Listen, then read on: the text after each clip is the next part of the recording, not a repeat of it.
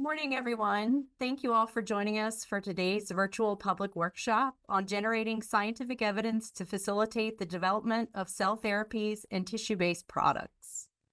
Today's workshop is hosted by the Office of Therapeutic Products, or OTP for short, within the Center for Biologics Evaluation and Research at the U.S. Food and Drug Administration.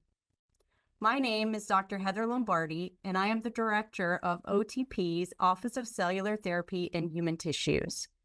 I am also the facilitator for today's workshop. Next slide, please.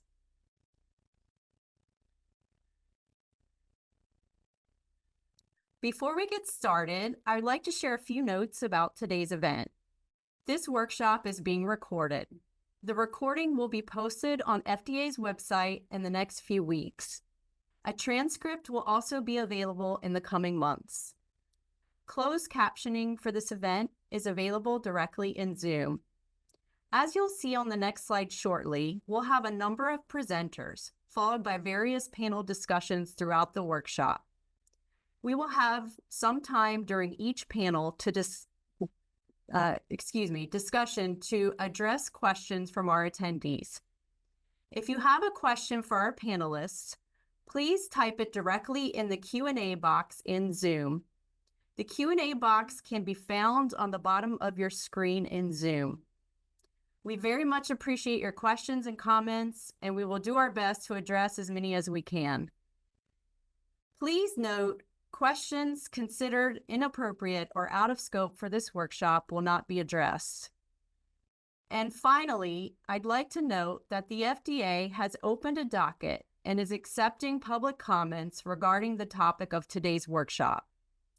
To access the docket and submit your comments, please visit regulations.gov and type in the docket number you see here on the screen, which is FDA-2025-N-0121. The comment period closes on March 18th, 2025. Please note, any comments we receive in the chat box for today's workshop will not be considered part of the public record for this event. If you do have a comment you would like to submit, we encourage you to do so via the docket. Next slide, please.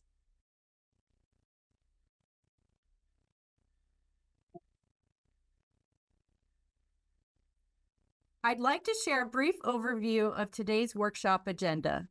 In just a few moments, I will pass it over to my colleagues, CBER Director Dr. Peter Marks and OTP Director Dr. Nicole Verdun, to provide FDA's opening remarks.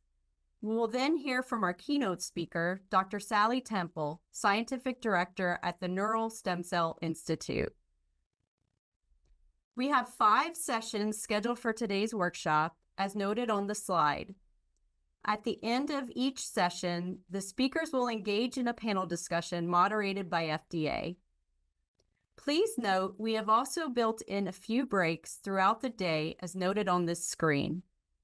I will now pass it over to Dr. Marks and Dr. Verdun to provide some opening remarks. Dr. Marks, over to you. Thanks very much.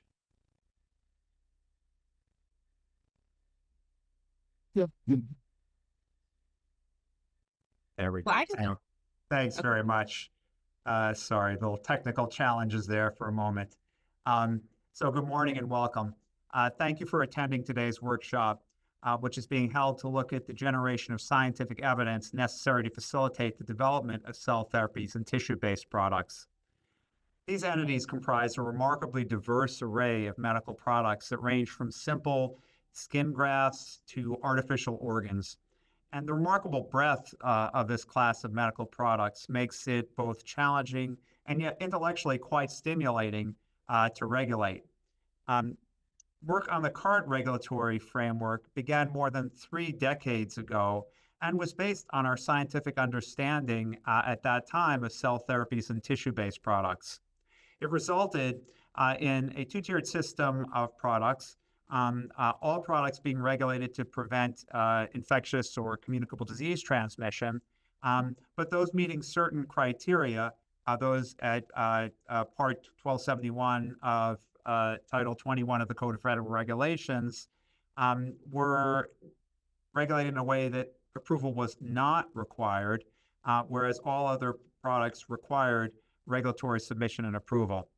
And although that framework was perhaps appropriate for the state of the science in the mid-1990s, the science has so greatly evolved along with the products that are being brought forward that we now have a much more complex set of products that are very complex across the whole spectrum of manufacturing and clinical data requirements. Some, though, requiring very little data, perhaps in those areas, some perhaps requiring a lot more for us to understand that they are safe and effective for their intended uses.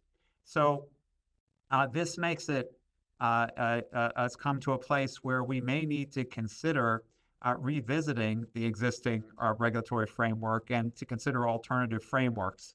And we're pretty early along in the process. So today's workshop will hopefully help us to consider more of the science and to help us move further along on the journey towards optimally bringing scientific advances to patients through cell and tissue-based therapies. So with that said, I want to thank you for joining us and turn this over to Dr. Verdun, who's the director of our Office of Tissues and Advanced Therapies. Well, thank you. Thank you, Dr. Marks, and thank you everyone for attending. As was mentioned, I'm Nicole Verdun. I'm the Super Office Director in the Office of Therapeutic Products. And it's really been an exciting time and an exciting year for us last year in this space. So really the purpose of this workshop is to identify and to discuss the current state of the science, development, and regulation for cellular therapies and tissue-based products. And this workshop does fulfill a requirement under the Food and Drug Omnibus Reform Act of 2022, Section 3205. And we really welcome today external speakers from research, from academia, and from a variety of clinical backgrounds. And they will all be presenting on a variety of topics relevant to this mission, which is to advance the development for cell therapy and tissue-based products. As Dr. Lombardi mentioned, we do have a docket that is open and accepting public comments, and we really do encourage you to do so. And really the current landscape here, it's been an exciting time. As I mentioned, we in the Office of Therapeutic Products currently oversee more than 3,000 active investigational products. We have several cellular therapy approvals and a lot of first-in-class approvals that we've been very excited about. And this workshop really just builds on that and continues the momentum here. So on behalf of FDA, on behalf of our office, we welcome you. We're really excited about this, and I will turn it back over to the organizers. So thank you so much for being here. Thank you so much, Dr. Marks and Dr. Verdun. And before we continue, I'd also like to echo what we heard from Dr. Verdun and take a moment to thank today's speakers. We really appreciate your time and your participation, and we're looking forward to a very engaging and informative event. I'd also like to thank all of our attendees for joining us today to discuss this important topic. And we hope the information covered in today's workshop will help provide some insights to support the advancement and development of this field. I'd now like to introduce our keynote speaker, Dr. Sally Temple. Dr. Temple is the scientific director of the nonprofit Neural Stem Cell Institute located in Albany, New York. Her research focuses on the role of stem cells in the development, maintenance, and repair of the central nervous system, or CNS, which includes the brain, retina, and spinal cord. Dr. Temple's early work established that the CNS forms from multipotent neural stem and progenitor cells that can be greatly expanded in tissue culture, providing opportunities for cell replacement. Today, Dr. Temple's group leverages patient-derived stem cells to uncover the causes of neurodegenerative diseases and test potential treatments. Her laboratory has developed human cell models to examine genetic contributions to the progression of Alzheimer's disease and related dementias, and to age-related macular degeneration. In addition, Dr. Temple is deeply involved in translational research and in collaboration with Dr. Jeffrey Stern, has led a clinical trial of a stem cell-based therapy for age-related macular degeneration. Dr. Temple has been awarded a MacArthur Fellowship, served as the president of the International Society for Stem Cell Research, and was elected to the National Academy of Medicine. Dr. Temple, thank you so much for joining us today, and I'll now turn it over to you. Thank you. Thank you so much. And I will just share my screen if I can. That would be great.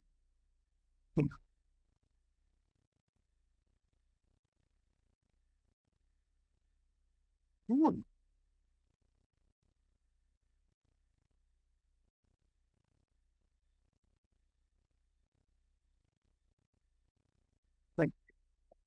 So I'm absolutely delighted to participate in this really timely workshop and to give an overview of the scientific advances in product development over the past decade and, of course, looking towards the future. And here are my disclosures. Now, cell products have great potential to replace cells and restore function to help patients suffering from numerous currently incurable conditions. And of course, the first step in cell product development is to determine the cell source. So pluripotent stem cells can regenerate all tissues of the body. The cells are essentially immortalized, so they provide an unlimited source of cells, but they are also tumorigenic, raising safety concerns. There are two classes, embryonic stem cells and induced pluripotent stem cells, which are derived typically from skin or blood cells that are reprogrammed to an embryonic-like state.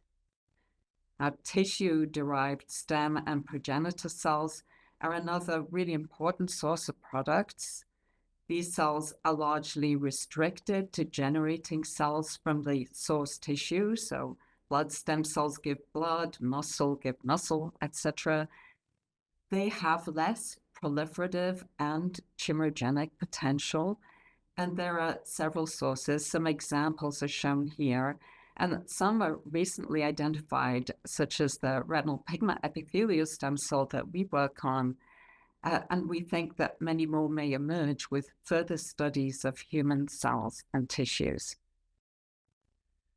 The cell product development strategy follows the pathway that's well established for other drugs, from research discoveries through the establishment of manufacturing processes for clinical use, with important release criteria describing key features of the product, such as identity, purity, and potency.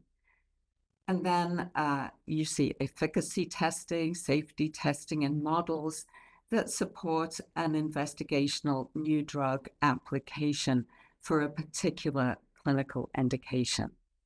And then following IND allowance, the product can then move through clinical trial stages.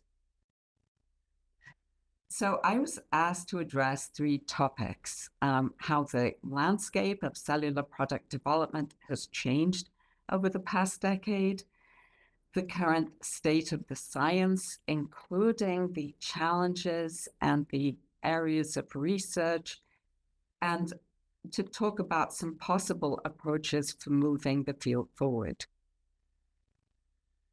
So just starting with this overview and looking at how the landscape has changed. And of course, there was a prior workshop in 2016, so it's timely to consider this. Now, a decade ago is really the beginning of pluripotent stem cell trials, and there were just a handful at that time. And they were largely focused on the central nervous system because these regions, the brain, retina, and spinal cord, have some immune privilege, and they're more amenable to allogeneic therapies. And now today, there are 4 more stem cell-based therapies being developed for many different disease conditions. And this figure summarizes most of the current US-based trials for both pluripotent stem cells, shown in black text, and tissue or stem and progenitor cells in blue text. And just note that 2 of the latter have been recently approved, which is very exciting. I'm sure we're going to hear more. So now, focusing on pluripotent stem cell product trials, I really want to highlight this excellent review that was published recently in Cell Stem Cell. The US is running about 40% of the total 116 current pluripotent stem cell trials, and approximately half of these are focused on these 4 diseases. So notably, looking across all of the trials that have been done, about 1,200 participants have been dosed with 83 products, over 10 to the 11 cells in total. And very importantly, there have been no generalizable safety concerns. So this safety profile really bodes well for pluripotent products. Now, over the last 10 years, we've really advanced many of the issues that were raised in that 2016 workshop. We've seen improvements in differentiation protocols, in product characterization, in the combination of cell and gene products, in creating cells that can evade the immune system, and also we've seen advances in manufacturing. And with this, we do see some exciting emerging clinical data from these cell replacement strategies. So I'm going to illustrate these points now with some select examples. The past decade has really seen a burgeoning in protocols to make different cell types in the body. And we also have a wealth of data characterizing human cells and tissues in these human cell atlases. An example is linked here. These are very important because they provide the ground truth for comparisons of the manufactured product to the real-life product. Differentiation protocols for pluripotent stem cells are complex. They're multi-step because you have to ensure that the cells are entering the right lineages. For tissue-derived stem and progenitor cells, nature has done the key specification steps to commit these cells to specific lineages, which tends to mean simpler manufacturing protocols. So as an example, we can consider retinal pigment epithelial products, valuable and being tested for patients with blinding disease, age-related macular degeneration. So the 2 classes of stem cells really require different manufacturing processes. Pluripotent stem cells are guided towards the RPE fate by applying a sequence of small molecules and growth factors, and then the cells have to be purified, expanded, and then they can be cryopreserved. In contrast, the adult RPE stem cells, like the ones that we're using at Luxa Biotech, have been naturally patterned through gestation and maturation. And so we just had to find conditions to enable them to do what they would normally do, to proliferate and then make more RPE cells. Now, both the pluripotent stem cell product and adult cell products are showing promise in early clinical trials for patients with age-related macular degeneration. And I think we all recognize that it's very important to advance multiple products through clinical development because each of these may preferentially benefit a subset of patients.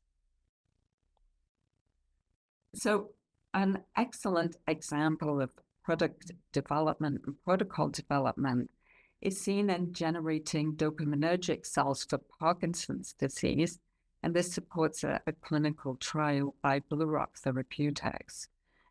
So over a decade of optimization went into the development of a protocol that was published in 2021. This protocol better mimics normal development. It improves the reliability and scalability, and it produces a cryopreserved product that was shown to be safe and effective in animal models of Parkinson's disease. And then following promising early clinical results, a registrational phase 3 double-blind trial is expected to start this year. So stem cell protocols take time to optimize. They benefit from a deep knowledge of developmental biology and comparison to the in vivo human cell atlas data that I mentioned earlier. Each round of experiments with these cells can take many months, but large improvements are possible, which ultimately will benefit patients.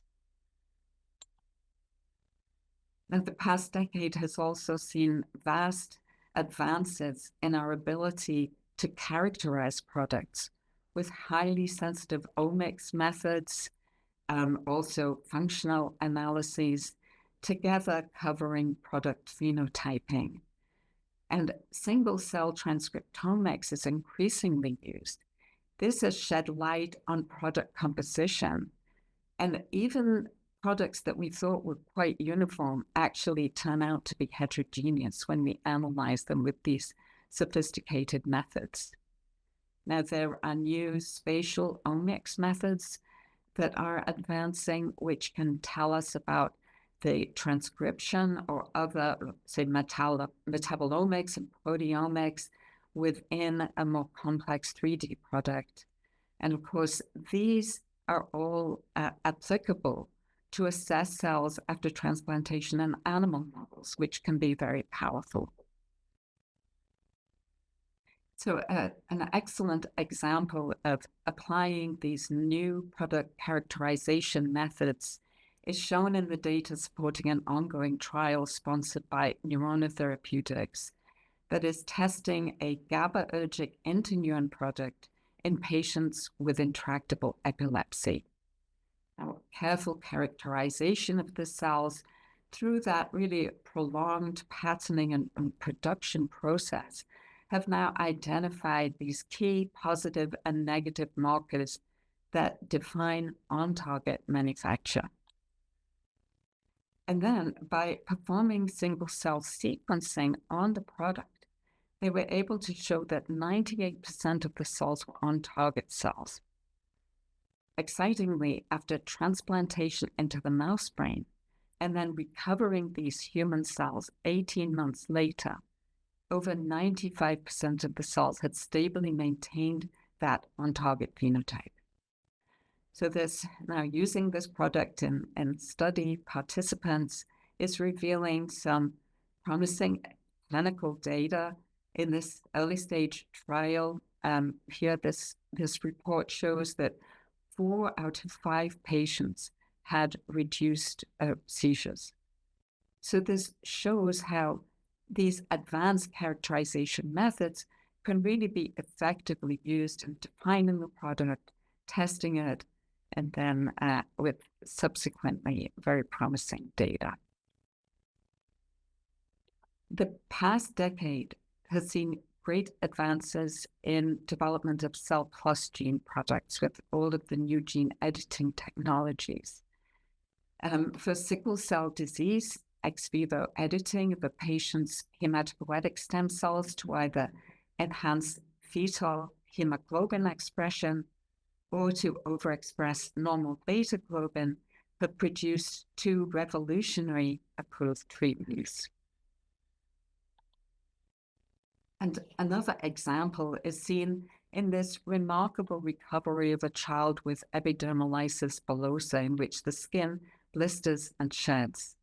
So this work, led by Michela De Luca and colleagues in Italy, depended on taking a small skin biopsy from the patient, adding the normal LAMP3 gene, expanding the cells, and then transplanting approximately 1 square meter of skin back to the patient.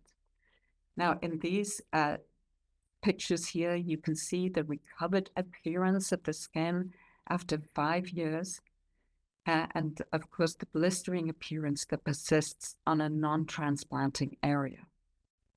So I think there's really great potential for long-term therapies that correct cell and gene defects. Now, outside of the central nervous system that has some immune privilege, immune rejection remains a significant problem. Induced pluripotent stem cells offer the opportunity for autologous transplantation, and later today we'll hear from Dr. Kapil Bhatti and Dr. Jean Loring, who are pioneering autologous strategies. Alternatively, several groups are advancing genetically modified cells that are protected from the immune system. So in this example from Sana Biotech, healthy donor pancreatic cells were modified to block both the adaptive and innate immune system. These cells showed long-term engraftment and sustained function in animals, and then early clinical data from a single participant shows that while there was no detectable C-peptide prior to transplantation, this was detectable and stable over a 4-week period. So this study and others testing hypoimmune cells really will be carefully watched, as these approaches could revolutionize regenerative therapies. So this figure summarizes the main manufacturing processes involved in making a cell product. Some challenges are the complex manufacturing processes, which I mentioned previously. Also, ensuring that you can effectively purify the product away from any tumor-competent stem cells. Of course, some of the challenges have been the lack of GMP and xeno-free reagents, which are being addressed, establishing secure shipment as well, especially for live cell products. So headway has been made in each of these manufacturing steps, but certainly many processes, for example, scaled manufacturing, remain hurdles as cells move to more advanced stages of the clinical trial process. So more recent manufacturing developments incorporate automation at the different production steps. For example, it's possible to automatically image and then use artificial intelligence, machine learning approaches to monitor production, and even to laser select to remove unwanted cells, as shown here. And of course, several companies are developing novel scalable configurations, as shown in this example of the advanced technologies developed by Celino. So now turning to the current state of the science, the challenges that we see and the areas of research for stem cell products that are coming down the pipe. One really well-recognized issues with pluripotent products is that they do not fully mature in vitro. Most of them are stalled at a fetal stage of development. Now, tissue products can mature and they can become vascularized if they're transplanted in vivo, as in this example here. I think you can see in this movie the blood actually going through one of the vessels that has infiltrated into the transplant. And that really bodes well for replacement therapies. You can also advance maturation in vitro, as in this example, in which a triculture of cardiomyocytes, cardiac endothelial cells, and fibroblasts, when they're put together, generates a more mature cardiac product. And a very recent progress from Dr. Lorenz Studer's lab has shown that pluripotent stem cell-derived neuron maturation can be enhanced by resetting the epigenetic status of the cells.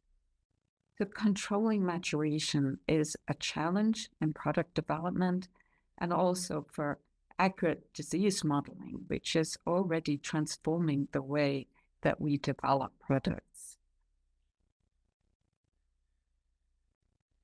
So one of the most exciting current areas of stem cell research is the production of these complex 3D tissues, often called organoids.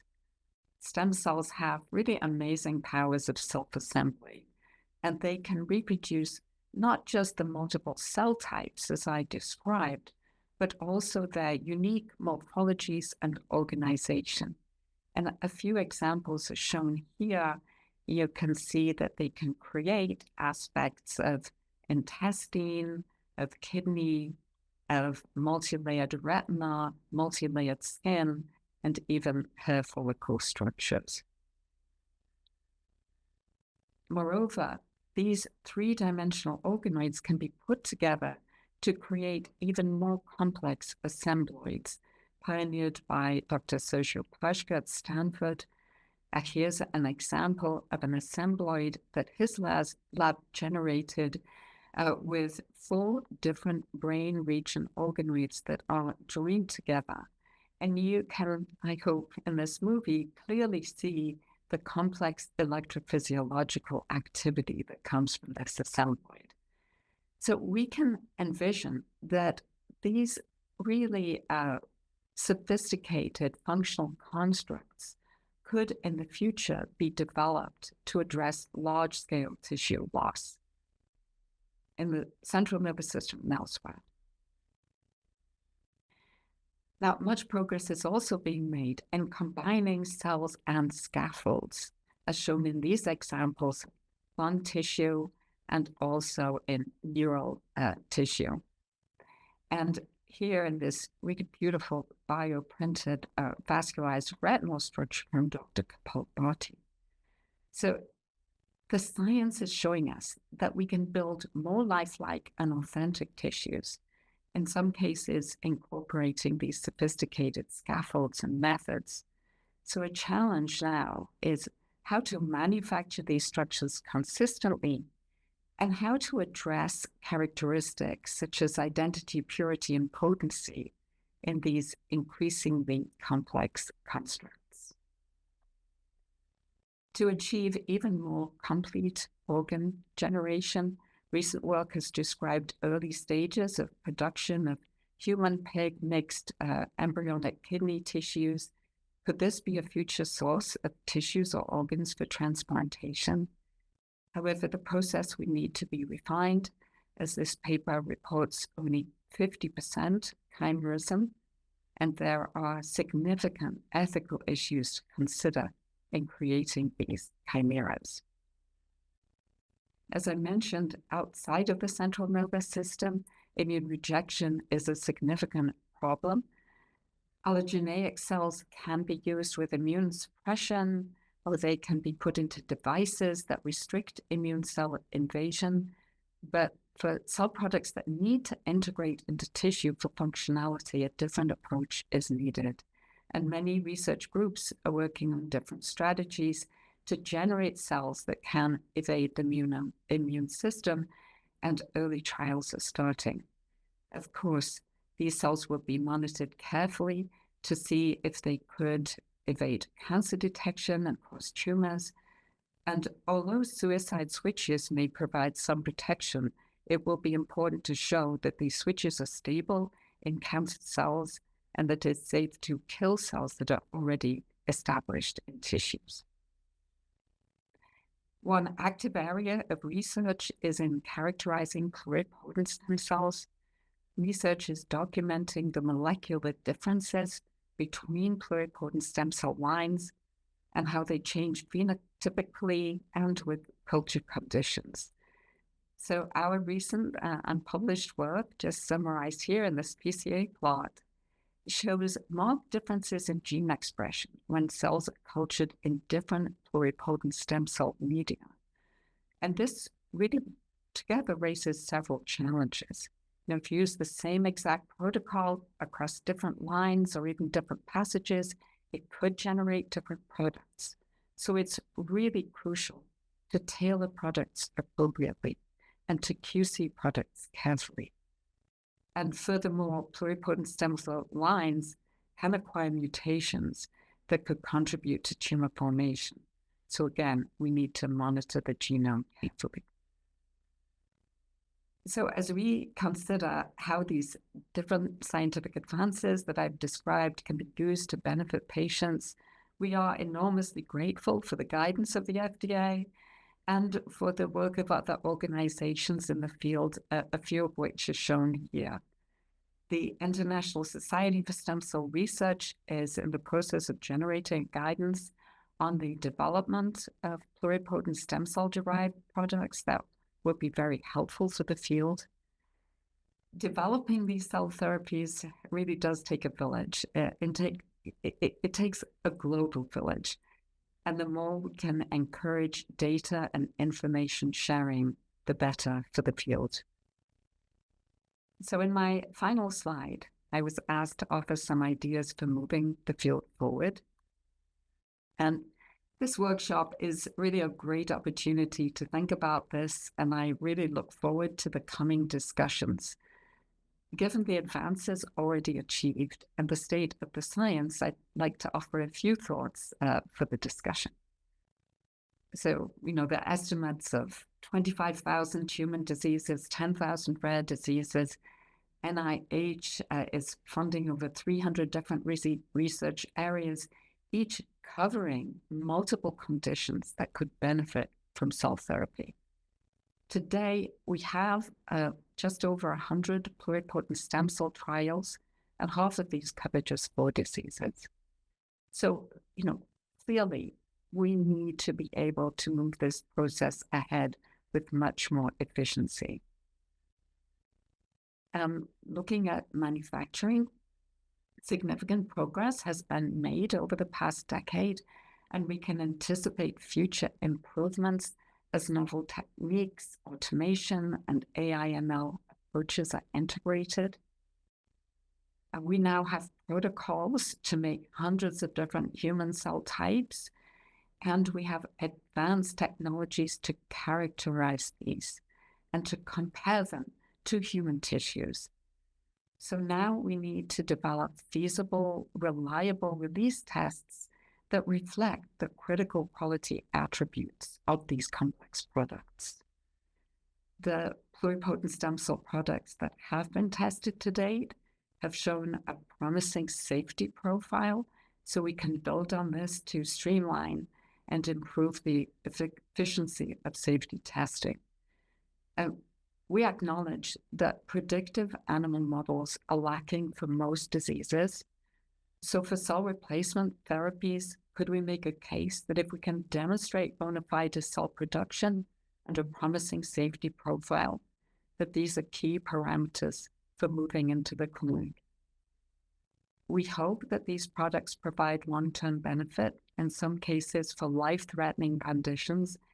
And so clinical trial design should encompass a holistic risk-benefit analysis, including the risk of non-treatment, which can be very serious, and of course, while keeping a rigorous design that gives us clear answers. So when I asked experienced colleagues what the biggest hurdles were for moving the field forward, the answer I got was a variation on it takes too long and it costs too much. And as raised in that 2016 workshop, funding is still probably the biggest hurdle in getting a product into and through clinical testing, and to avoid a product being stalled at a critical juncture. So it's really timely for stakeholders to come together and address this considerable burden across all aspects of product development and testing. And this is really essential so that over the next decade, we can establish a fluent path for developing these transformative regenerative therapies, of course, holding patient safety and welfare uppermost. Thank you.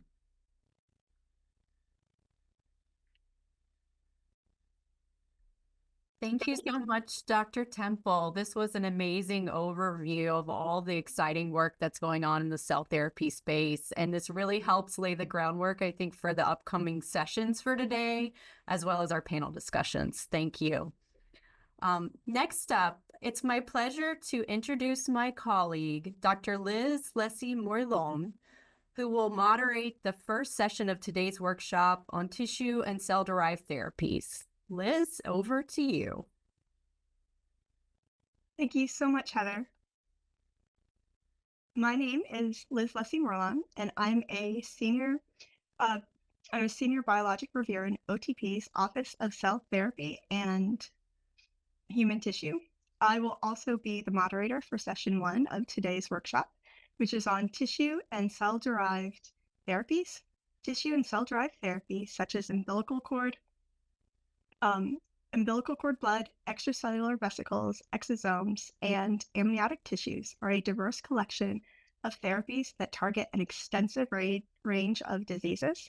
This session will consider the current state of the science behind tissue and cell-derived therapies and what challenges remain.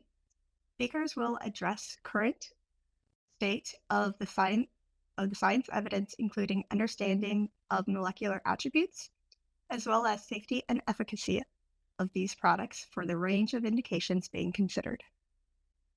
Additionally, the session will address current product development challenges, including manufacturing logistics considerations, as well as inherent product limitations such as small lot size and complex mechanisms of action. I'm pleased to introduce our 3 speakers who have joined us for today's session. Our first speaker is Dr. Amanda Olson, Associate Professor of Medicine at MD Anderson Cancer Center. Dr. Olson completed her Hematology and Oncology Fellowship at Memorial Sloan Kettering Cancer Center in 2013, where her research focus was on optimization of umbilical cord blood transplantation and infectious complications following hematopoietic stem cell transplantation in adults. She is currently an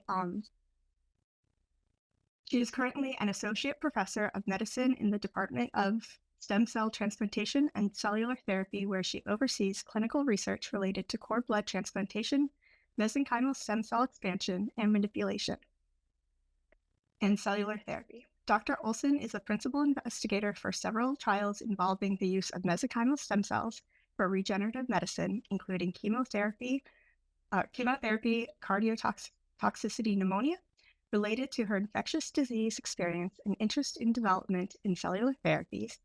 She is the PI of a trial using cytotoxic lymphocytes generated by gamma catch for the treatment of BK cystitis, BK nephritis, and progressive multifocal leukoencephalopathy.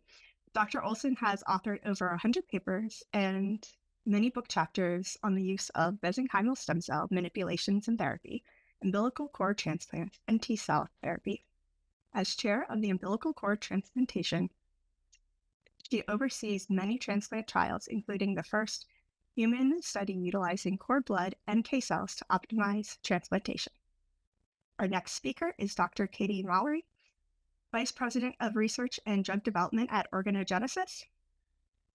She completed her Master's and Doctor of Philosophy degrees in Biomedical Engineering at the University of Alabama in Birmingham, where her research was focused on tissue engineering, developing drug delivery approaches for peptides, recombinant proteins, capsids, and viral vectors.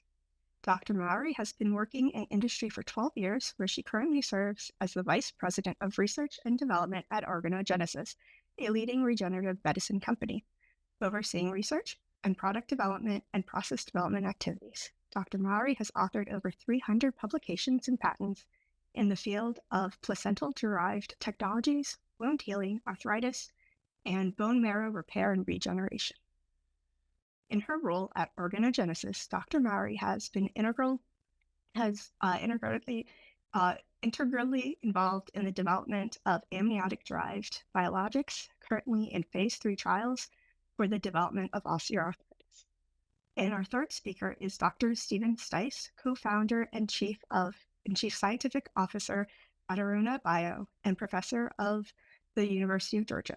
Dr. Stice is a D.W. Brooks Distinguished Professor at the University of Georgia, elected Fellow of the American Institute for Medical and Biological Engineering, and Director of the Regenerative Bioscience Center, who holds a Georgia Research Alliance Eminent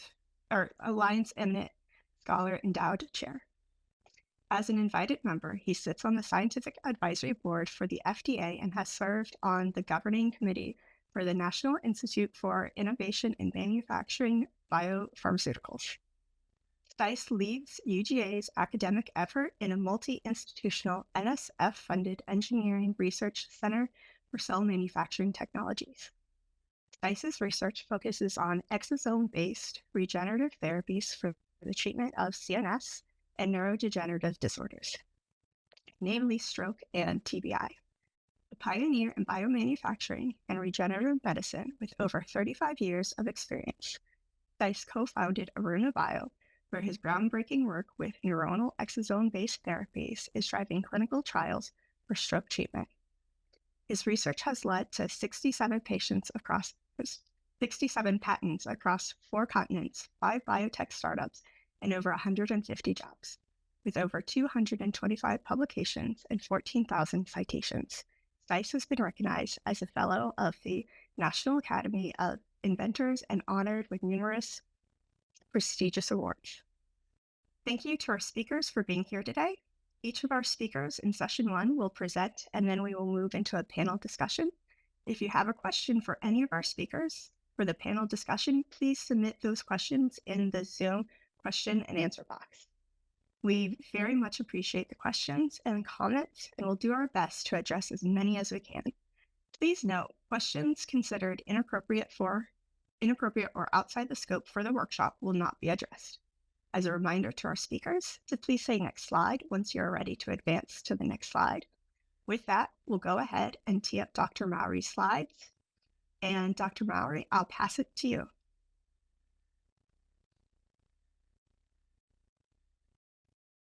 Thank you so much. My name is Katie Mowry. I'm going to be presenting about the development of a biologic for osteoarthritis. Next slide. Just to cover my disclosures. Next slide, please. Just to cover my disclosures, as covered, I'm the VP of Research and Development at Organogenesis. And then from a relevancy perspective, we have a biologic under development in phase 3 studies for the treatment of symptomatic osteoarthritis. So the approach I'm going to take for my presentation is to give you a little bit of background, really trying to limit it to what you need to understand the rest of the presentation, and then walk through some of these key challenges that have occurred along the way and sort of how we've overcome those. So I hope you enjoy it, and I look forward to the questions that come through the chat. So next slide. I'm going to talk a little bit about osteoarthritis here. So obviously this is an oversimplification, but in the interest of time, you see there's a normal knee, you've got this intact cartilage. There's a lot of things that cause OA, but some combination of joint injury, genetics, and biomechanical factors is thought to play a major role. OA is the leading cause of adult disability, with pain and tenderness really being the chief complaints. Again, these factors can act in tandem, sort of kicking off the disease. And what you get in a very oversimplified fashion is joint degradation, inflammatory and cytokine release. This involves the tissues of the knee, including the cartilage, the synovium, and the other tissues there. And so that gives you joint damage. And to the right, you see a fairly severe sort of cartoon of what this joint damage would look like. The important piece being that cushion that protected the knee joint is degraded, and you see the degradation of that cartilage. So why OA? Why is it so important? OA is really, there's about 30 million Americans in the US who have symptomatic knee OA. And through your lifetime, there's about a 47% lifetime risk of developing symptomatic knee OA. So it's going to affect a lot of us. And so it would be really helpful to have some therapy. So that's really what's driving this development project for us. Next slide.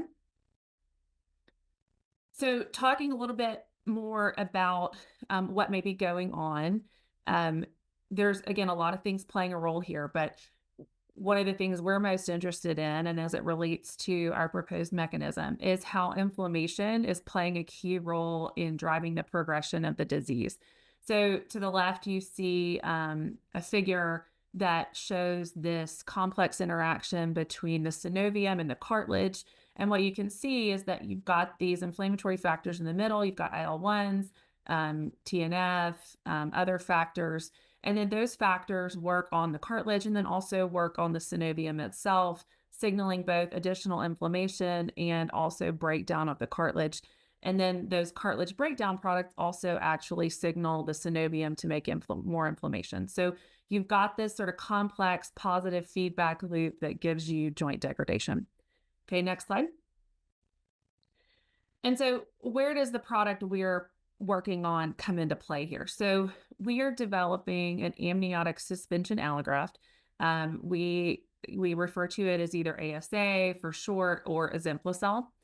And so it consists of micronized amniotic membrane and then the cells from amniotic fluid.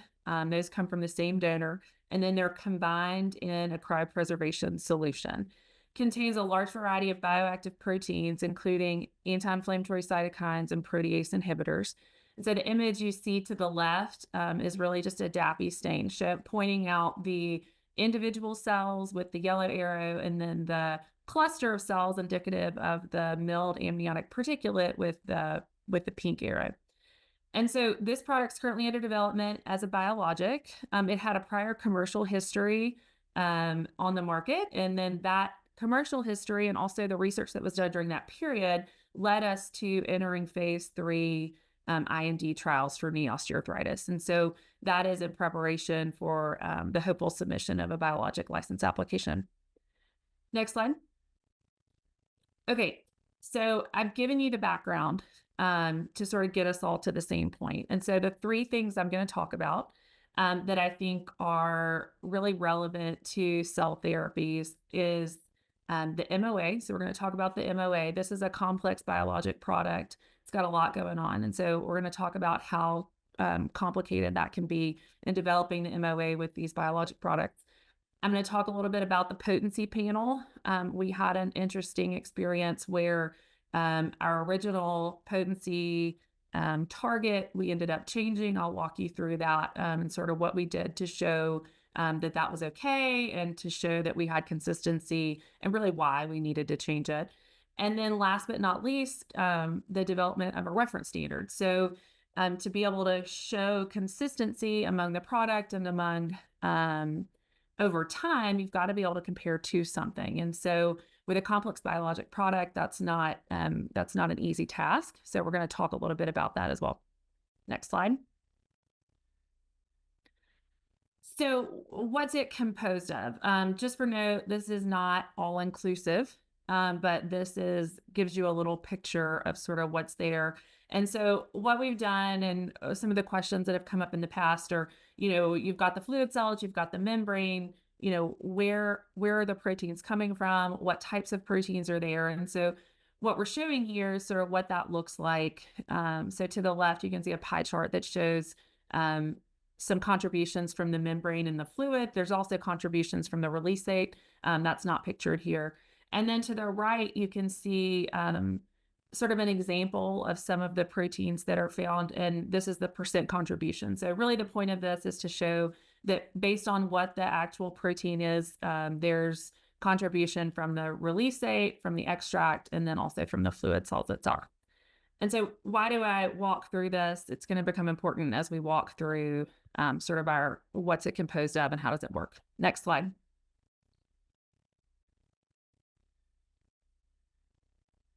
Next slide.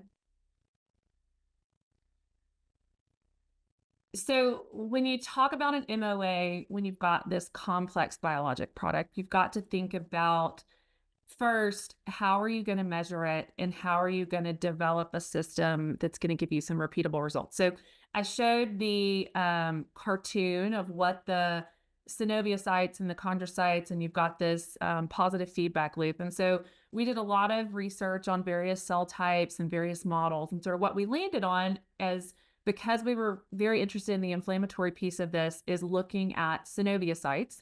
And so what we've done, I've sort of simplified this, but we have synoviocytes and assay media, and that's where your basal condition.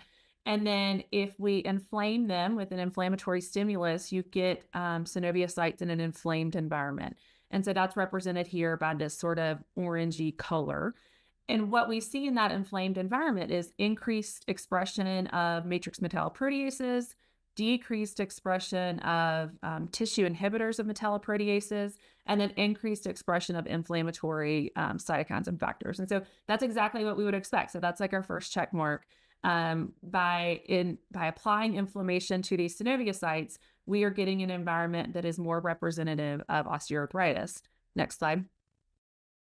And so the next step here is to see what happens when you treat with a Zimplecel, or the product we're talking about here. And so in general, what you see is that it becomes more like that assay media. It makes that shift back to the less inflamed environment. And so I'm going to show you some results from that in the next slide. And so again, this isn't comprehensive, but this is giving you a look at some of these important targets. In the top graphs, you see gene expression. In the bottom graphs, you see the corresponding protein content expression. And so over the course of time, when we look at this, again, we've done time course studies and various things, but this is through all of the points when we narrow it down. You see the assay media is the gray square. So that is representative of the basal condition. The yellow square is the the yellow bar is the inflammatory condition. So that's what we're defining as being that inflammatory environment. And then the blue is what happens when we treat with the Zimplecel. So in the top panel, you can see that the blue bar, the Zimplecel treatment, is giving you a significant reduction in IL-1 beta, TNF-alpha, IL-6, and MMP3. And so that's really great. That's what we would expect as you're seeing this shift back to more of the basal condition. And then in the bottom graphs here, you see that is also represented in the protein levels. So we're looking at reduction of actual protein downstream of gene expression. Again, this can be dependent on time courses, so this isn't the whole of the data, but I think it's enough to show you that when we treat with inflammation, we get these factors that are expected going up, and then when we treat with the product in the context of inflammation, you're getting these factors reduced. So next slide. So what exactly is happening? So we talked about the environment where we're using an inflammatory environment, we're seeing these changes, and then we apply the product, we're seeing the changes we expect. And so because this isn't a single molecule, there's a lot going on. And so to really walk through and define what the mechanism of action is, what we took was sort of a broad approach. And we used some screening tools to point to pathways of interest. And then we walked through and actually validated those pathways of interest in single target Western blots. And so what you're seeing, and I won't spend a ton of time here, but I wanted to give you sort of an idea of how complicated this is, but also sort of the logical approach that was taken, is when you look at this, you can see sort of as expected in the targets that we have identified here, in these pathways, when you are looking at it relative to the assay media, or AM, that's the basal level, the inflammation is giving you increased signaling in these pathways. And then when you treat with the Zimplecel, you're seeing a decrease in that signaling. So when you line all this up together, what you're seeing is gene expression changes that are expected. And then probably most importantly, we saw those translate to changes in protein level. And then really looking at trying to understand how and why and the inner workings, we see that corresponds with some of these pathways that we think are important, really validating the overall MOA results. And so that's a little taste of the mechanism of action work that we're working on. Again, this is not comprehensive. We've got a lot of things happening, but this is enough, I think, to give you an idea of the complexity of the system and sort of the approach that we've taken, really trying to walk down a logical path. Next slide. And so shifting topics here, I talked you through a little bit on our inflammatory model. So that's the model that we're using from a potency perspective in broad strokes. And so one of the most important things as we entered the clinical trial phase was really having a potency assay that was predictive of the potency of the product. And so we spent a lot of time on the development of this assay. We had a lot of targets that were potential targets. So we had, you can see here, target A, B, and C. And I know this is a busy slide, but just follow the colors here. So what you're seeing is a linear reduction in the level of inflammation. So this is calculated as percent reduction from inflammation compared to the inflammatory target for all of these. And then you're seeing the readouts of target A is all of the green bars, target C is the yellow bars, target D is the gray bar, and then target B is the blue bar. And so the reason I'm showing it this way is as we walked through this process and then with our interactions with the FDA, what we proposed and eventually landed on is that target A, as you see, is the bottom of all of these figures at the bottom, is really predictive of these other targets. So I spent a little while talking to you before about how complicated the system is, and you see all these changes. Well, when we really got down to looking at the key targets, what we saw was that target A really predicted performance for all the other targets. And so we landed on moving forward with target A, and that's the way we carried forward for some period of time. Next slide, please. And so I'm going to walk you through a little bit of like what this looks like. So we look at least 3 doses. So that's what you're seeing here. 100%, 75%, and 50%. So these are just relative to give you an idea of a high, medium, and low dose of what we're looking at. And so target A, you're measuring the inflammatory levels in that condition. And so you can see the way it's the reason there's 3 bars is we looked at this plate wise. So we were setting up on individual plates to make sure there was no plate effect with these assays. And so what you can see is on this graph, you have your inflammatory levels at around 4,000 units per mil. And then when you treated with ASA or Zymplocel at these levels, you see a linear dose response. So with the 100% product, you see the strongest reduction in this inflammatory factor. At the mid-level, that 75%, you see a percent reduction that's a little bit lower. And then in the last one, you see you're getting, again, this linear response. And then to the right, we've calculated it actually as the percent reduction from inflammation. So you can see you get this nice linear response. We were very happy. Next slide. And then we used this to really characterize our potency overall. So that was, we had 2 main potency readouts. We had our analytical protein content assay. So you see that to the left. And what you're seeing is a smattering of data across lots. You can see some are sort of outside, and that's good to see that you've got this detectable levels. And then to the right, you can see our relative potency. So I'll tell you a little bit how we're calculating relative potency in a moment, but take my word for it here. So what you're seeing is you've got relative potency, and then you've got that pretty well controlled around the 100% dose, showing that we've got consistent potency throughout our manufacturing program at this stage. Next slide, please. So we were really happy with these results. We moved forward with this for quite some time. But interestingly, in our interactions with the FDA, they see a lot of things. So they suggested that we continue to potentially look at other things and keep the door open. And so we did. We continued to look at some other factors and continued to do research along the way. And so as we were preparing to validate target A, we walked through a path of making doses that were outside of our nominal doses. So I showed you that, in the 150, 75% ranges, we had linear reproducibility. We did this a lot of times. We saw great results. But when we went forward and what we tried to make was exaggerated doses, so a 50% dose, so 100, a 200, a 300% dose, once we got to that point, we actually lost our linearity. So if you look in the graph to the left, the red dots are representing that target A response. So you can see that when you look at the actual versus expected, you're seeing a flat line. So we're not actually picking up that linear detection that we would expect. The good news is that we continue to look at these other targets. And when you look at some of the other targets, you actually do still have that linear response. So target B, you see you have a linear response in that actual versus expected range.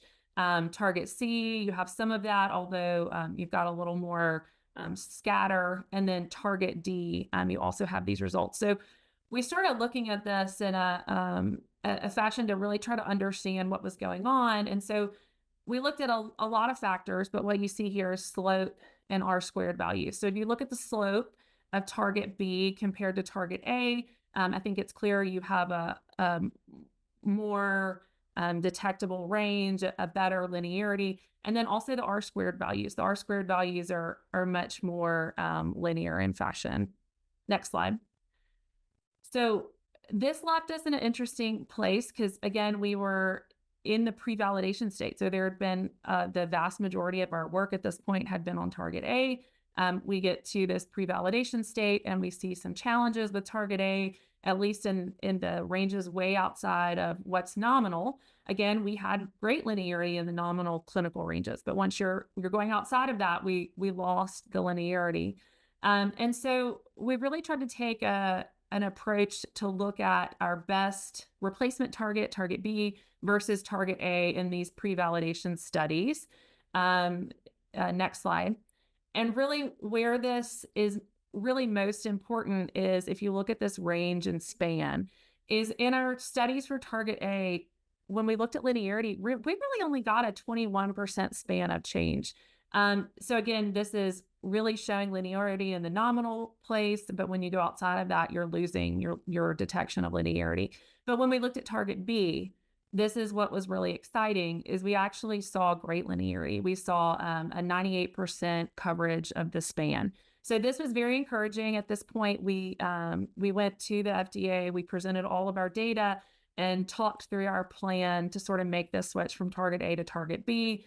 We did a lot of testing to support this switch, but I think this is a really scary challenge. And so I wanted to cover this to sort of give a look into how to maybe support this if this is something you run into along the way. Next slide. And then as promised, last but not least, we wanted to talk through reference standards. So again, this is a complex tissue product, a complex cell-based product. So there's not a representative single protein that we can use to really, or at least not one we found yet, to really characterize the response. So that would be what's typical as you're walking through this. You need some sort of stake in the ground so that you can compare your consistency over time and make sure that your potency doesn't shift as you're walking through this process. So what we have developed is a pooled positive control. And so the basics here is we take samples from multiple lots that have passed the release testing, and we combine them together, mix them together. We have parameters around this. I'm not going to disclose that at this time, but we mix that together and freeze. And then we have something that is not having the problem of donor-to-donor variability, and we have sort of that stake in the ground to measure back to. Next slide. And so what does this look like? So one of the things that's important is to really show that your positive control is representative of your test article. And so when you look here, we did a very robust curve here. You can see all of the log doses of ASA and then what that reduction from inflammation looks like. To the left, you see the 4PL fit of the full curve. This curve shift analysis gave us a potency of 103%. And so this is great, but it's pretty complex. And so we did some other analyses to see if we could get something representative of this in a little bit more of a simple fashion. And so what we were able to see through a lot of experimentation is using the 3-point parallel line analysis model, we were able to recapitulate this potency. So the same data using our perceived doses sort of marked out with the purple lines here, we were able to see a 102% potency. So utilizing only this range. So this was a way for us to get to a more manageable potency assay to support release of clinical and commercial product. I think we're running short on time. Okay. Do I have a minute left? If you can wrap up quickly. Yeah, let's go to the last slide, the summary. Go ahead, next slide. So I guess what we've shown here is that in this model, we showed reduced gene expression and protein levels of these key targets, and these relate to the MOA and that positive feedback loop. Next slide. And then for potency testing, really most interestingly, we use this target A and we're able to accurately measure potency in the nominal ranges. But we found a problem in the pre-validation activity. So that's pretty far along in the development pathway. And so we were able to actually find another target and that had analytical superiority and propose that as a shift. Next slide. And then covering this positive control perspective, it's a complex product. And so we were able to develop a control strategy that involved pooling the product to fully represent the product. And again, what I didn't show, but is that the pooled control is well controlled and robust for both targets A and B. Thank you so much for your time. Thank you. We will go ahead and move on to Dr. Olson. We will tee up your slides right now. And I will pass it to you once we get them up. Okay, thank you so much for inviting me to speak today. I'm going to talk mainly about cord blood MSCs, and MSC exosomes. Next slide. No disclosures. Next slide. And I'm going to move a little bit fast. So I'll go through kind of cord blood transplant in general. That's what I've been tasked to do. And then I'll go into some of the more interesting novel therapies that we're using with cord blood derived MSCs.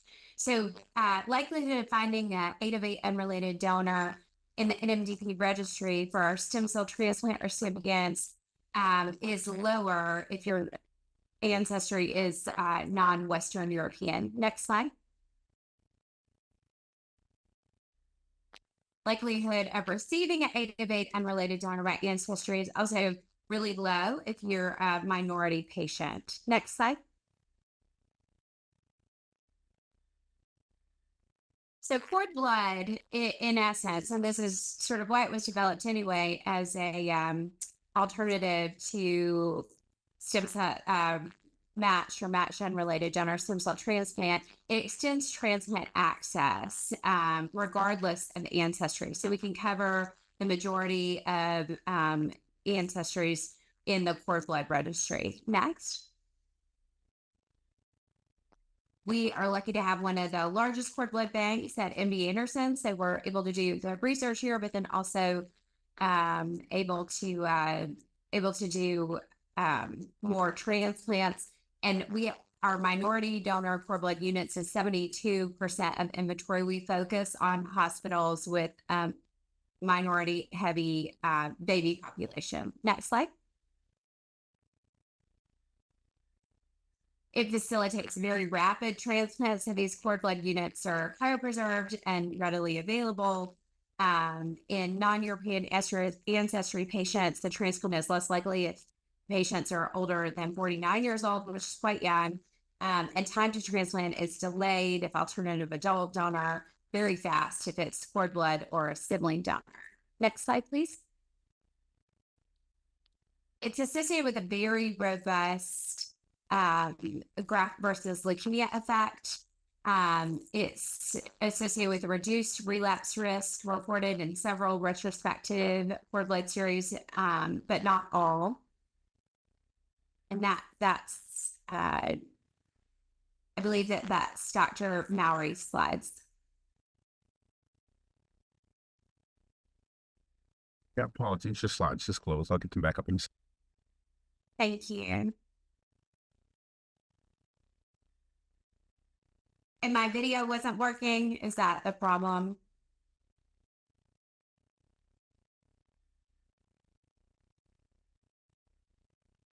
I think the audio is slightly choppy, so we're trying to help with the bandwidth. You're helping with the bandwidth. Okay, perfect. Well, I'm happy to keep it off. That is totally fine. So hold off the video, or I'm sorry that the audio is choppy. I'm not sure what the problem is, but I'm happy to come back on video whenever. Next slide, please. Next. Next. Next.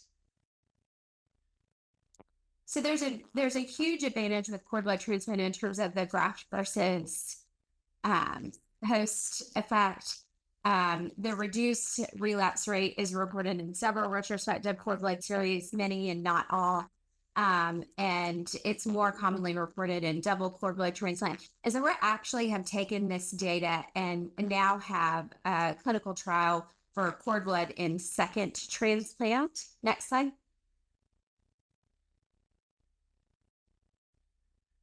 There's a lower relapse rate seen here versus matched-related, matched-unrelated, or mismatched unrelated donor transplant recipients. Next slide.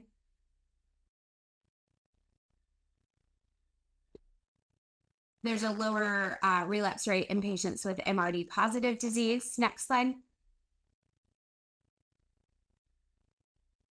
There's promising progression-free survival in patients with MRD positive disease.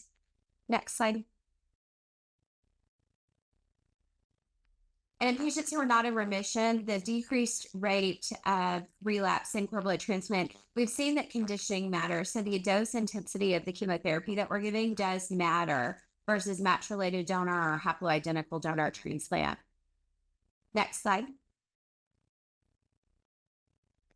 Cord blood transplant, and so TP53 mutated AML and MDS is sort of the worst player when it comes to leukemia. And in the cord blood series, we've seen excellent results in patients with very aggressive leukemia. So this is why we're interested in looking at cord blood transplant for relapse refractory, second transplant, et cetera. Next slide.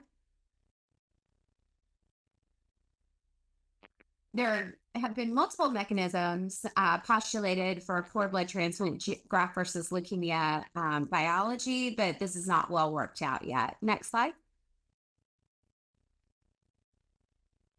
There's incredible immune reconstitution after time with cord blood transplant. So it takes a little bit longer for the cord blood transplant recipients to engraft, but once they are engrafted, their immune reconstitution is robust.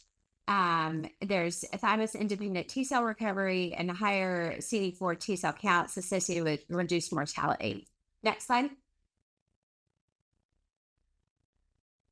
This is our more recent experience showing excellent results post cord blood transplant. Next slide. As you'll notice, the majority of patients are not European ancestry. And their 1 year relapse is 4%. Their 1 year TRM is 0%. And they do have some graft versus host disease to contend with, but that I think is the result of also having the very robust graft versus leukemia effect. Next slide.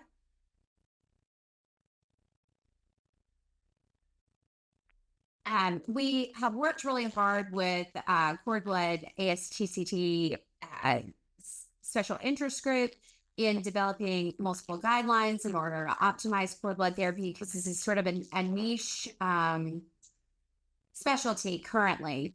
And so we're trying to expand this to be able to help other centers optimize cord blood therapy, as we've done at the larger centers like MD Anderson, Memorial Sloan Kettering, and the Hutch. Next slide. Okay, so now I'm switching gears to MSCs. These are stem cells that are found in the bone marrow niche, and they serve as sort of the structural component. Importantly for us, for our purposes, and the research that we're doing at MD Anderson, immunomodulation and anti-inflammatory effects. Next slide. We previously used bone marrow-derived MSCs, but as we all know, there's a decline in the number and differentiation potential with age, and even in 20-year-old donors. Compared with cord tissue MSCs, where the collection is totally non-invasive, we can potentially expand to higher numbers, and they may have an enhanced capacities for clinical use. Next slide. We have developed a robust GMP compliant procedure for core tissue collection and MSC expansion using the quantum bioreactor at MD Anderson. You can see in the comparison of marrow MSCs versus core tissue MSCs that there is a shorter doubling time. There's less time in culture, so less time for contamination. There's also a higher expansion potential, and we can develop many more MSCs for clinical and research uses. Next slide. The first study that I'll talk about is MSCs for steroid refractory graft versus host disease. So GVH is the major cause of morbidity and mortality following transplant. 20% of patients will develop high risk, high grade graft versus host disease. This is a problem in particular in haploidentical and cord blood transplants in general. Next slide. We use MSCs in graft versus host disease. So this is old data from when Osiris had MSCs. We actually, next slide. We did trials and it did show a potential benefit in GI graft versus host disease, particularly in the pediatric population. And so we've now developed a clinical trial that Berto Cabaret is running at our center. Next slide.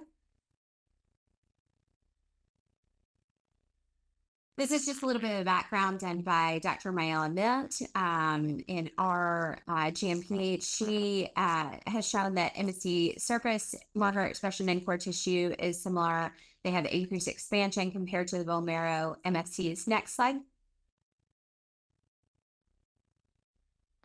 The proliferation and cytokine secretion of the T cells decreased following co-culture with bone marrow or core tissue MSCs.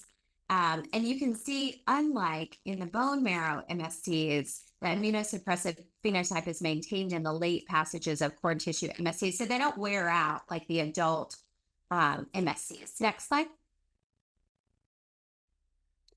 The persistence and biodistribution differences are shown here. So core tissue have increased persistence and slightly larger biodistribution in the mouse xenograft model. Next slide. They secrete immunoregulatory cytokines and eradicate graft versus host disease in mice. So this set us up for our protocol that I'll discuss now. Next slide. Next slide.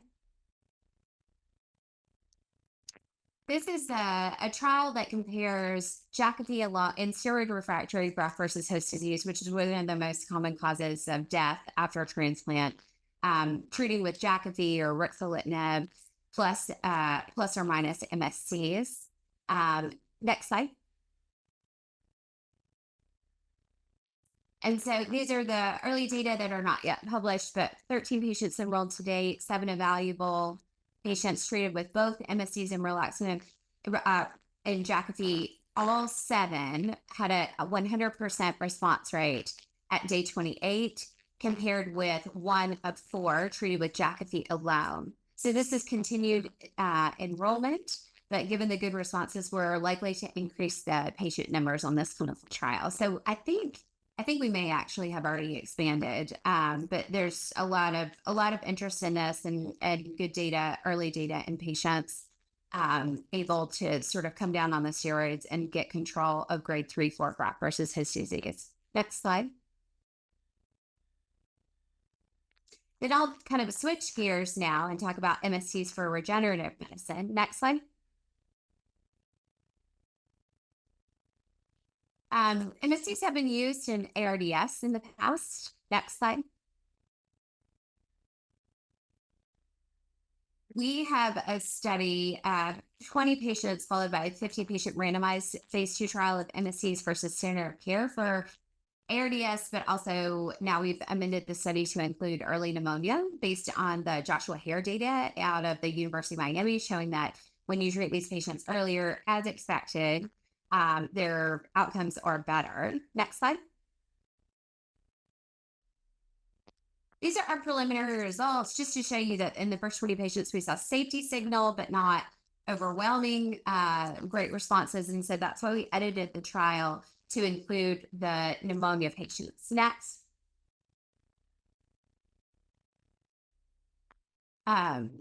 These are the patients that have been treated after the pneumonia edit. Next slide. We're now also collecting cytokine panels. So there's new clinical studies in non-cancer patients, but there's a critical need in studies with cancer patients with higher mortality from ARDS and pneumonia. And so our study certainly shows safety, and now we're enrolling patients earlier in their clinical course. What we found was that patients with ARDS have fibrosis and their lungs are already to the point where the MSCs were not particularly helpful. But now we're enrolling patients on just a small amount of supplemental oxygen, slight hypoxemia, and those patients are doing wonderfully after having received MSCs. So we're enthusiastic now that we've sort of shifted the patient population to the earlier in the lung disease course. Next slide. This is another study of MSCs for regenerative medicine. It's in patients with anthracycline-associated cardiomyopathy, and this is in collaboration with Texas Heart Institute. Next slide. Anthracycline-induced cardiotoxicity is sort of a bad problem to have for our cancer survivors. It can occur up to 20 years after exposure to the chemotherapy agent, so it's very interesting, and up to 20% of patients. Next slide. This is sort of it goes through the natural history. So half of patients treated on the three-pronged therapy with ACE inhibitors, beta blockers, and ARBs, and now we have Entresto and other agents, will respond to medical therapy alone. But the other half of patients, almost half of patients, will go on to receive a cardiac transplant eventually. So not good prognosis for them. The morbidity and mortality for these patients is quite high. Next slide. It's become sort of more important as we've gotten better at treating cancers like breast cancer and lymphoma. These patients receive tons of anthracyclines and then, up to 20 years later present with heart failure. So this is the catheter that's used. It's based on electromagnetic imaging. Next slide.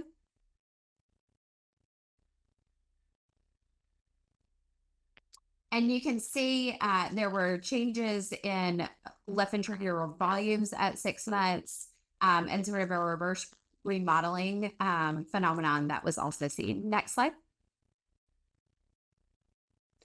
So in a previous trial that was just IV infusion versus standard of care, now our trial involves transendocardial using the NOGA catheter versus IV versus standard of care. Next slide.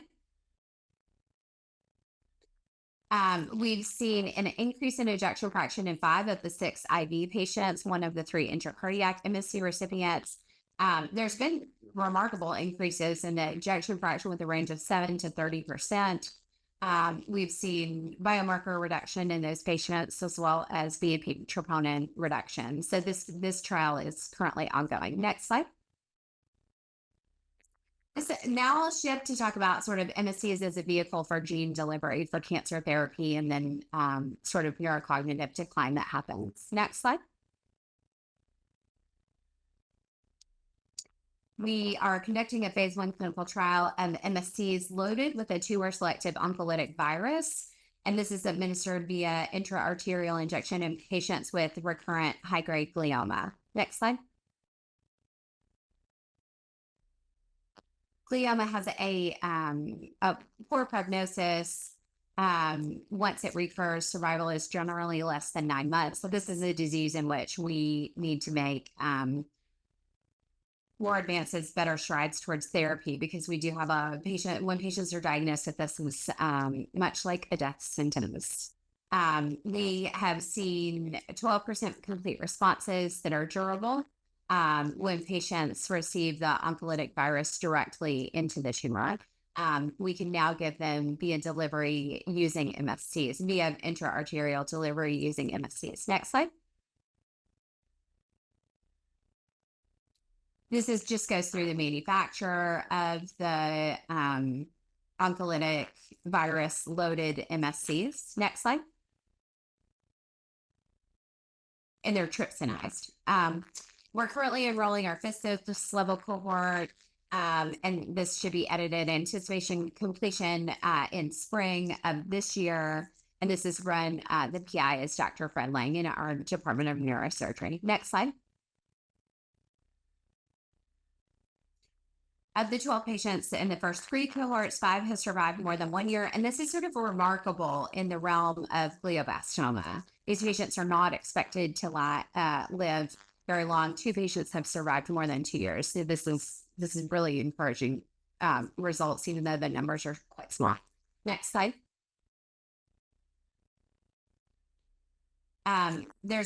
We've now developed a method to look at the post-surgical specimens. You can see infiltration and dramatic increase of the CD8 positive T cells, increase in the polyfunctional T cells in the blood, indicating recruitment of the recipient native immune system as well. Next slide.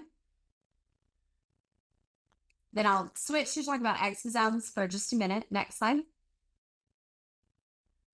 MSCs have somewhat limited capacity to migrate to tissues and limited persistence. Next slide. And so exosomes are a sort of a way around this. They carry RNA between cells. Hypothesis is that they might be useful in gene therapy to deliver siRNA or microRNA to tumor targets. Next slide.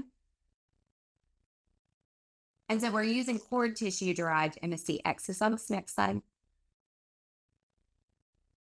They show similar characteristics compared with bone marrow-derived exosomes with a higher migration potential to the brain. So same sort of story as the MSCs for the GBH that I showed. This is Myela's data as well. Next slide. These patients also suffer a massive cognitive function decline after treatment with adjuvant therapy because of the whole brain radiation. So 30% of patients have evidence of global cognitive decline, which is quantitatively detected on neurocognitive testing within the first 3 months of adjuvant therapy. This affects their quality of life incredibly. Next slide. There is a suggestion that transplantation of the exosomes can restore brain and cognition through increased neurogenesis and white matter remodeling in our mouse model of cisplatin-induced cognitive impairment. Next slide. And so this is our mouse model of cis-induced cognitive impairment. It uses the puzzle box test and the novel object and place recognition test. Next slide. In our mouse model, when we give intranasal or IV administration of cord blood derived MSC-derived exosomes, resulted in dose-dependent reversal of cognitive dysfunction 1 month after chemoradiation. This is in our mouse model. Next slide. They can reverse structural damage to the brain, including changes in the white matter we're seeing in the mice, synaptic density, mitochondrial morphology. Next slide. Dr. Olson, just a time check. I think we need to wrap it up in a minute or two. Thank you. Sounds good. This is sort of where I'm pulling it together now. So these MSC exosomes are efficiently distributed through the brain. Next slide. And so what we're doing now to sort of tie it together is using these exosomes to carry the anti-tumor to treat glioma. So it's a 2-for-1 in that the patients would have potential for less neurocognitive decline, but also treatment of their glioma all at one time using the MSC exosomes. Next slide. Next slide. And so mitigating neurotoxicity and eradicating gliomas via this. This is our newest upcoming trial. Next slide. Next slide. Next slide. Okay, so cord tissue and cord tissue derived exosomes are being evaluated with increasing frequency. We're using them in sort of these novel ways, both to treat cancer, but also to mitigate toxicities that are seen with our therapy. We have procedures in place to generate clinical doses, and we have early clinical data. And I'm excited to see where the future takes us. I apologize again for my my glitchy video. I'm happy to take questions after everybody's done. Thank you, Dr. Olson. And now we have our final speaker for this session, Dr. Stephen Stice. Stice, we are pulling up your slides right now. And once we have them up, we can pass it over to you. Well, thank you, Elizabeth. Appreciate the invite and happy to talk with you about neural stem cell derived exosomes. So was a great introduction by Dr. Olson around exosomes, and that will be the complete focus of this presentation. I am the Chief Scientific Officer as well as the co-founder of Aruna Bio, and I'm also the Director of the Regenerative Bioscience Center here at the University of Georgia. Next slide. Just my disclosure, I'm a part of Aruna. Thank you. Next slide. So this is sort of a overview of what I'm going to talk about this morning. And we're calling our extracellular vesicles or exosomes or as AB126. And I'm going to talk about these native extracellular vesicles. We're not adding anything to them, but they are derived from a specialized cell, a neural stem cell that we derived over 20 years ago. We've shown, and multiple people have shown, that these exosomes, in our case, migrate specifically to sites of injury within the brain where there's inflammation, and that they're pleiotropic in the sense that they modify multiple pathways so that now we can start to try and address multiple complex diseases. So these are complex entities that can be directed towards complex problems. Some of the key highlights I'm going to talk about are travels and tribulations through FDA IND clearance. AB126 is the only EV therapy that we're aware of that's an open IND targeting this particular area of CNS diseases like stroke. So we'll be testing safety primarily, and then efficacy and exploratory in acute ischemic stroke. I won't touch on the patents, but we do have them. I am going to talk a bit about our proprietary manufacturing process and how we think it's really key to overcoming many of the challenges in an EV therapy space. Next slide. So I think it's really important to understand the cells that you're generating the EVs from. And for us, we've had over 20 years of experience with neural stem cells, first deriving them and have intellectual property around them in 2005. Aruna started out as basically providing cells for researchers, but also as a service organization. About 10 years ago, we went full blast into exosome production and purification and testing them in preclinical models. And so we generated significant data around them, numerous publications. I won't have time to go through all of them today. But the last couple of years has been spent mainly around our manufacturing process and getting the IND clearance for our product. Next slide. So EVs really are what we think are nature's targeted therapy, and we know that they have a vital role in cell-to-cell communication. EVs are produced by all cells in our body, and they have many different effects, both good and bad, but they're characterized by basically the size, the exterior or lipid bilayer with really specific markers specifically for small EVs or exosomes. The interior is quite complex. They have multiple molecules, including proteins and RNAs that have therapeutic benefits as well. And we feel that some of the advantages over cell therapy is, as I mentioned, can cross the blood-brain barrier, and are non-cellular. So they do reduce some of the risks associated with immune rejection. And we've found that they're easy to administer through both IV and intranasal administration and can provide a very cost-effective therapy for many applications. Next slide. So I don't have to say this to this audience, but I do to many other audiences that complex diseases require new approaches. And we know that some single target drugs have worked in some areas, but really not for CNS disorders. Most often these approaches have failed. And that's likely because CNS is very complex, and many of the diseases and injuries associated with them involve multiple pathways, multiple mechanisms, from neural inflammation, oxidative stress, neural loss, vascular components, as far as BBB disruption.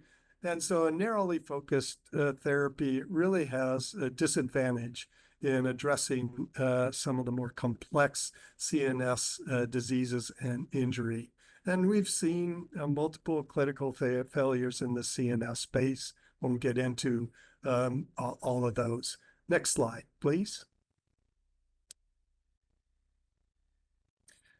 As I mentioned, AB126 does cross the blood-brain barrier. This is EVs, our specific neural stem cell-derived EVs, labeled with indium-111, so we can use SPECT analysis over time and look at the biodistribution as well as the clearance of these EVs. And if we give them as an IV dose and we can follow them, and they do in stroked animals, and this is in the stroked animals, that they go to multiple organs within the body. And for us, we think that's absolutely critical and an advantage. But they do also cross the injured blood-brain barrier. In this case, in a stroked animal, on the right side, you see that's red circle area is the stroke bed of a stroked animal with the embolism. So this animal has received AB126 60 minutes prior to this imaging, and we see that there is a distribution of those labeled AB126 within the stroke bed. So it does target inflammation within the brain of these animals. Next slide. I've mentioned that they've had pleiotropic effects and inflammatory pathways. I won't mention all of them, but that we've looked at thus far, but I'll highlight a few of these. It's an evolving understanding as the EV field is very young. We're learning a lot more about how they work every day. But some of the in vitro studies, we've shown that in the presence of ATP, which is a damp when there's a neural injury, such as a stroke, so there's lots of release of ATP from injured cells from the mitochondria. And in the presence of AB126 and a dose response, we can significantly reduce the levels of ATP and conversion of those ATP molecules to adenosine, which actually has regenerative and anti-inflammatory activity. So we know that there's certain ways in which AB126 can convert ATP to AMP or to adenosine as well. We've also looked at reduction of CCL2 and activated microglia. So looking at cell-based assay on the right side, when you give LPS to these cells, you see an increase in CCL2 secretion. In the presence of our NSCEVs in the dose response, we can dampen that response considerably. So we believe it's not only having an effect on ATP, but also other targets as well. And I won't be able to get into all of them, but this is just an example of two of them. Next slide. So if you look at our AB126 and compare them to MSC EVs, they're quite strikingly different. If we look at RNA-seq, we see a lot of difference in the general population of composition of AB126. And that's not surprising. EVs take on the characteristics of the cells that they're generated from. And so a neural stem cell derived EV is going to be different than an MSC EV. So, but we've characterized some of those components of AB126 and compared those to MSC EVs as well. You look at the next slide, please. You can look at some of the different mRNA families that we've identified. And we look in the center column, that's the fold change over that of MSCs. And we see that anywhere from 150 to 100-fold increase of many critical mRNAs in these microRNAs within the EVs. And many of these are associated with very specific neurological pathways and vascular pathways as well. So we're quite confident that these the NSC EVs have some real striking differences from those of MSC EV. And that corresponds in the next slide to what we've found in vitro. So we've published, in vivo, we've published a number of studies. And in this particular study, we compared directly in a stroke model in rats and mice. In this particular mice, where we showed that in animals having a stroke, that they increase, of course, their functional M2 response with both MSC EVs and AB126, but we saw a larger effect with AB126. And that is the same case for Tregs, where we saw a significant increase in Tregs in the circulation. So we're having a systemic effect with these AB126 exosomes. And we're also dampening the inflammatory response and demonstrated through the T cells, the Th17 positive T cells. We also showed, and I don't have the data here, but a difference in the response of these stroked animals to the size of the infarct as well, with these different types of EVs. Next slide. So the next thing we thought was very important is to go to a larger animal species, and we published this work as well. We went into a pig model for stroke. This is a permanent occlusion model, but again, the pigs have a similar gyrocephalic brain to that of human, as well as gray to white matter ratio. So really a valuable translational model. So again, we with a skilled neurosurgeon at the University of Georgia, we developed this model in pigs. In the next slide, we can show you, next slide, please. You can see the MRIs of these pigs after they've had this permanent occlusion stroke. In the control animals with an MRI, you can see a huge amount of edema, which is causing that midline shift in these animals, that blue line. Also, 7 out of 8 of these controlled animals converted to a hemorrhagic stroke and herniation of the brain due to the inflammation and as well as the edema established in these animals. This is just one day after stroke, and these animals received in the study side, the AB126 animals received 2 doses of this AB126 IV, and they have a stroke bed, of course, but we see much reduction in the edema and inflammation in these animals, even at 24 hours later. And then 3 months later, the typical follow-up for stroke patients, you can see that there's a huge amount of necrosis that's going on in the controlled animals. The ones that did survive, these are very severe strokes. We still see damage with AB126, but certainly not the severity that we saw with the control arm in these animals. So that's great. We can show that we can have benefit in reducing the infarct size in these animals, significantly reducing white matter damage in these animals. But what we really want to do is get patients out of the bed and get them walking again and functioning on their own. So what we did was establish some a gait mat. In the next slide has that data where the untreated animals on the gait mat here, some of them walked, most of them couldn't walk at 6 days post stroke. But with the AB126 animals that got 3 doses within about a 24-hour span, these animals have in fact got up to pre-stroke conditions just 6 days after receiving AB126. This is really our aha moment for this treatment. We've never seen this before in any cell-based therapies that we tried previously. And we were really, really encouraged by this. So this got us rolling towards a clinical trial or an IND application, I should say.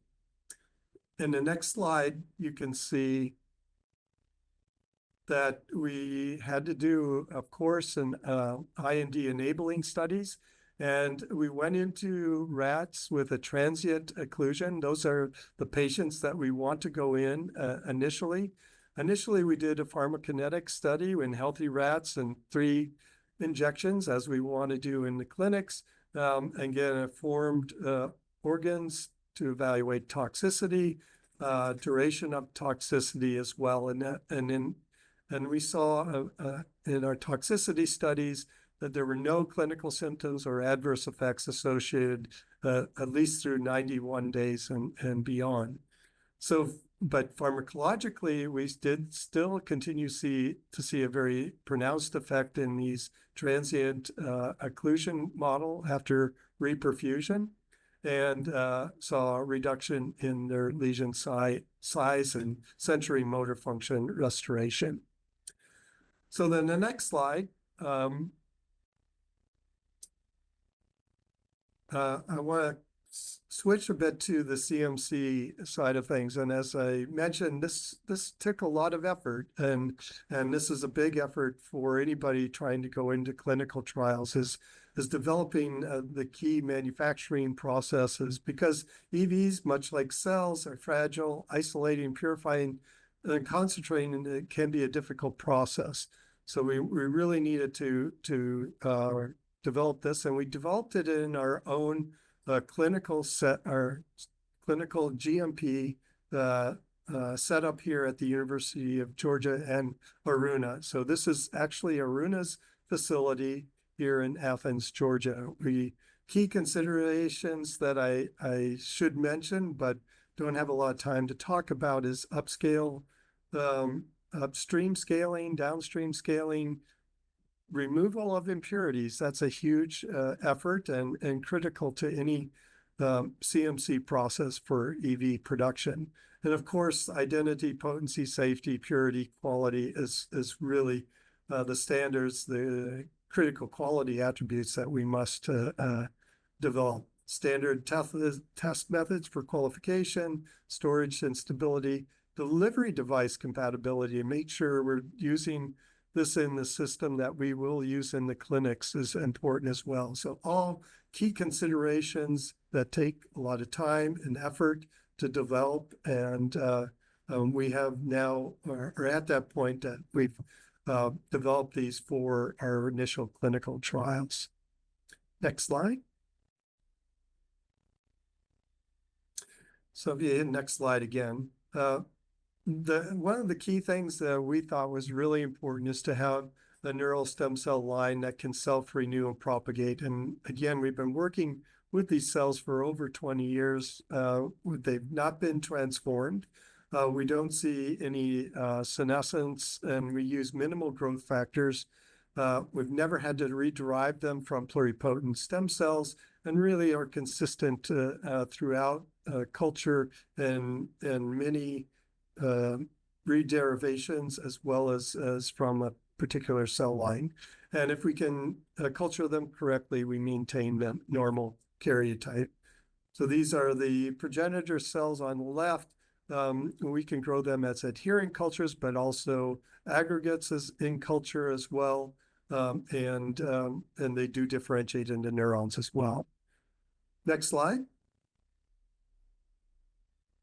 So this is our current process in general overview. We culture the HNPs as aggregates in a stirred tank setup. We collect that EV preparation from those aggregate cultures. We can freeze them down and then go through a major process of concentration, diafiltration, amniotic exchange, chromatography, and then a final buffer exchange as well. So we have a continuous production of AB126, rapid scale up, and again, that eliminates our batch processing and very consistent EV harvest yield. This is a 3D production system.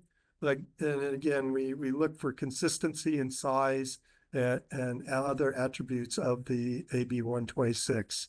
So we believe we have a process that will satisfy our manufacturing needs into phase 2 clinical trials.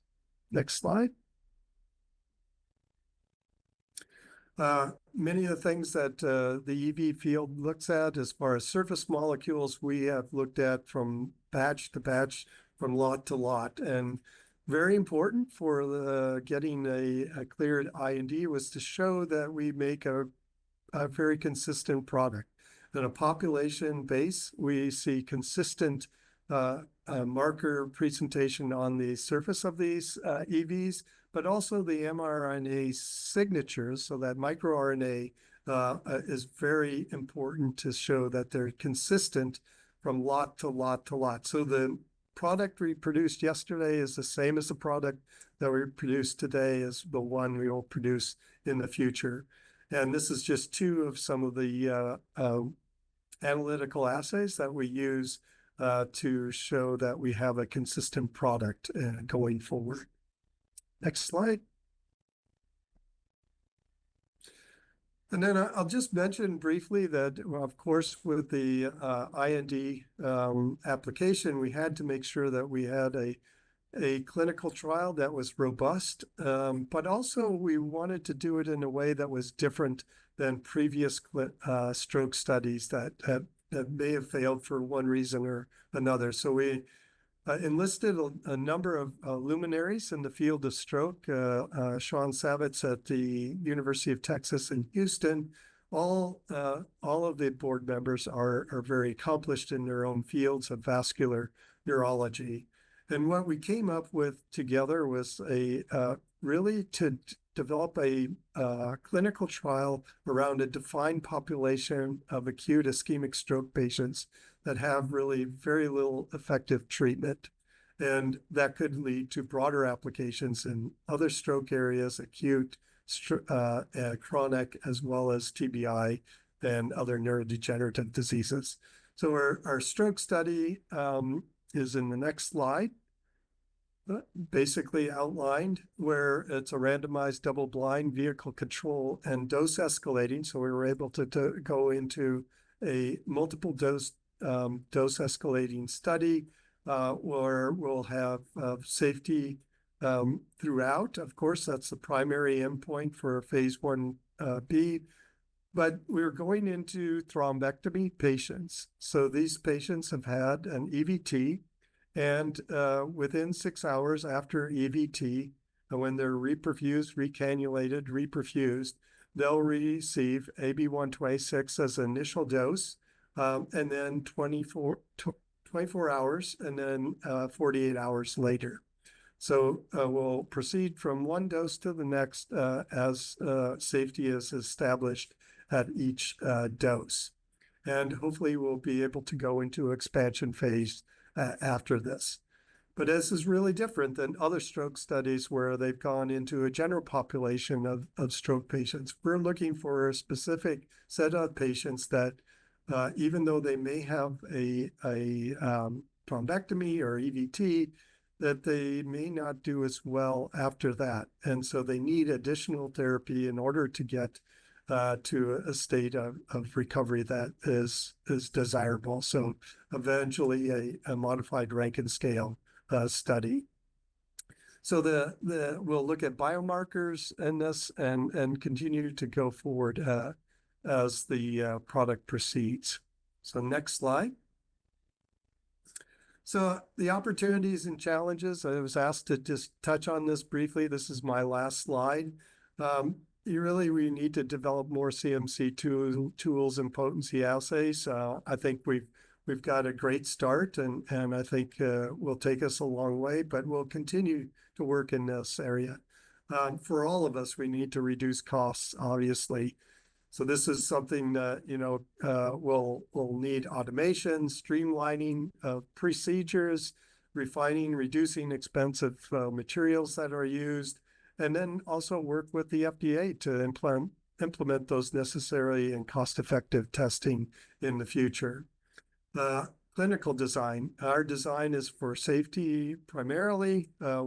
Efficacy is exploratory, but we also need to target patient populations. We believe we can't just go into a general, wide, open population of patients. We need to define our patient population specifically and go after those key areas where we think we can have benefit, and generate those robust biomarkers in the form of imaging and other areas to show the beneficial effects. Ultimately, and much more difficult, is to go past acute indications like acute ischemic stroke and go into chronic phases as well. With that, my last slide is just to thank you and my contact information. Happy to talk at the end here, but also please contact me with any questions as we go forward. Thank you. Thank you, Dr. Stice, and thank you so much to all of our speakers and their presentation. We will now move into a brief panel discussion and answer some of the questions that have been submitted. The first question is for Dr. Mowry. When you selected target A because it was predictive of the other 3 targets, did you consider whether there might be situations where the correlation failed and that failure was associated with a specific product failure mode? So that's a very interesting question. I will say that we did not go to selecting target A lightly. We looked at gene expression, we looked at protein expression, and then we looked at degradation pathways as we looked at, what might be impacted. And so our decision to move forward with target A was really the right decision based on all of the data we had at the time. I shared our experience here because it was very scary to walk through. And I would say that one of our biggest learnings through this process for us that I would hope is something everybody can sort of take from this is to see what the data is telling you and don't be afraid to make a pivot. In our experience with the agency, when we submitted the vast amounts of data that we collected to support this change, we were well supported. So that's what I'm hoping to leave the group with related to how we made that switch. Thank you for your response. Dr. Olson, you mentioned a 1% survival of allogenic MSCs in vivo. How was that value determined? And if the value is that low, how can this therapy result in a durable effect? Great question. So the MSCs don't persist. We know that because they're an allo product, they don't persist in the human body. The exosomes may persist at a slightly longer rate. It depends on the degree of immunosuppression of the recipient. But what the MSCs do, and this has been worked out in the models in ARDS, is in the lung disease, for instance, they augment the pulmonary macrophages. They donate mitochondria via these bridging microtunnels, sort of tubules, that they're able to donate mitochondria, and they augment the function of the macrophages. This was seen in the early data with ARDS and MSCs. The mechanism hasn't been as well worked out in the heart, but we do not expect these MSCs to persist. So the whole goal is that they go in, they decrease the inflammation, particularly in graft versus host disease. They help heal the gut milieu, and then the patient is subsequently responding. But the intention is never for the MSCs to persist or to turn into other things. It's that they augment the host's natural response to anti-inflammation, anti-infection, and anti-cancer. Thank you for that clarification. Yeah. Dr. Stice, what are the most promising ways to establish the mechanism of action for an extracellular vesicle-based product, since they carry various cargoes? For instance, what was the potency assay for your product, and how have you addressed the impurities profile? Yeah, it's great question. I know we're constantly looking at the right potency assays. Obviously, what we have a very good animal model, and in our case, we're fortunate in the sense that we see a response very early. Within 72 hours, we can show that a reduction in the infarct size in these stroked rats. So we're looking at acute phases, and we can look at potency assays in conjunction with our animal models. So are they mirroring what is happening in vivo in our animal models as well? So I think that's important and an important advantage for us in this particular indication. Reducing impurities, big issue. We all know that EVs are sticky. A lot of things come along with the EVs as you get to purify them through various ways of purification. And I don't think there's any one purification method that really outshines the other. It's a matter of throughput and other things in consideration that we looked at as when we went to TFF for our filtration process. But it requires, we believe, not only the filtration, but the ion exchange in order to really clean them up in a number of different treatments in order to get them to a point where we don't have the DNA, RNA attaching to these exosomes and other impurities associated with them. So we have a very lengthy and precise method for cleaning up these EVs. And it's just really important. You can't just try and filter EVs and think that that's the end all be all system. Thank you. The next question is for all the panelists. Of the challenges presented today, what do you think are some of the biggest challenges, and how might they best be overcome to have safe and effective cell-derived therapies on the market in your respective specialty areas? Well, I'll start, and I'll just echo what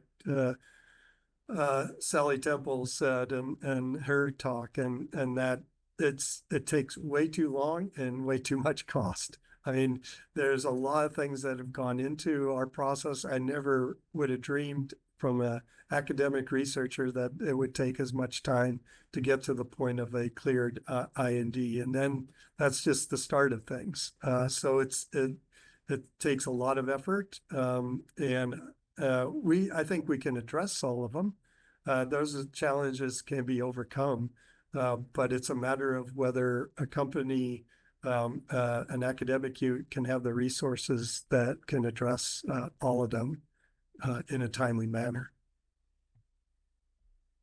I'll sort of echo your remarks. I think grant funding right now is sort of top of mind for all of us who have government funding. And so I think in sort of an increased emphasis on grant funding and funding the science that's going to push us forward, because without the funding, we're not able to sort of complete our, particularly the investigator-initiated clinical trials. A lot of the ones that I reviewed are supported by both government and sort of intramural grants as well.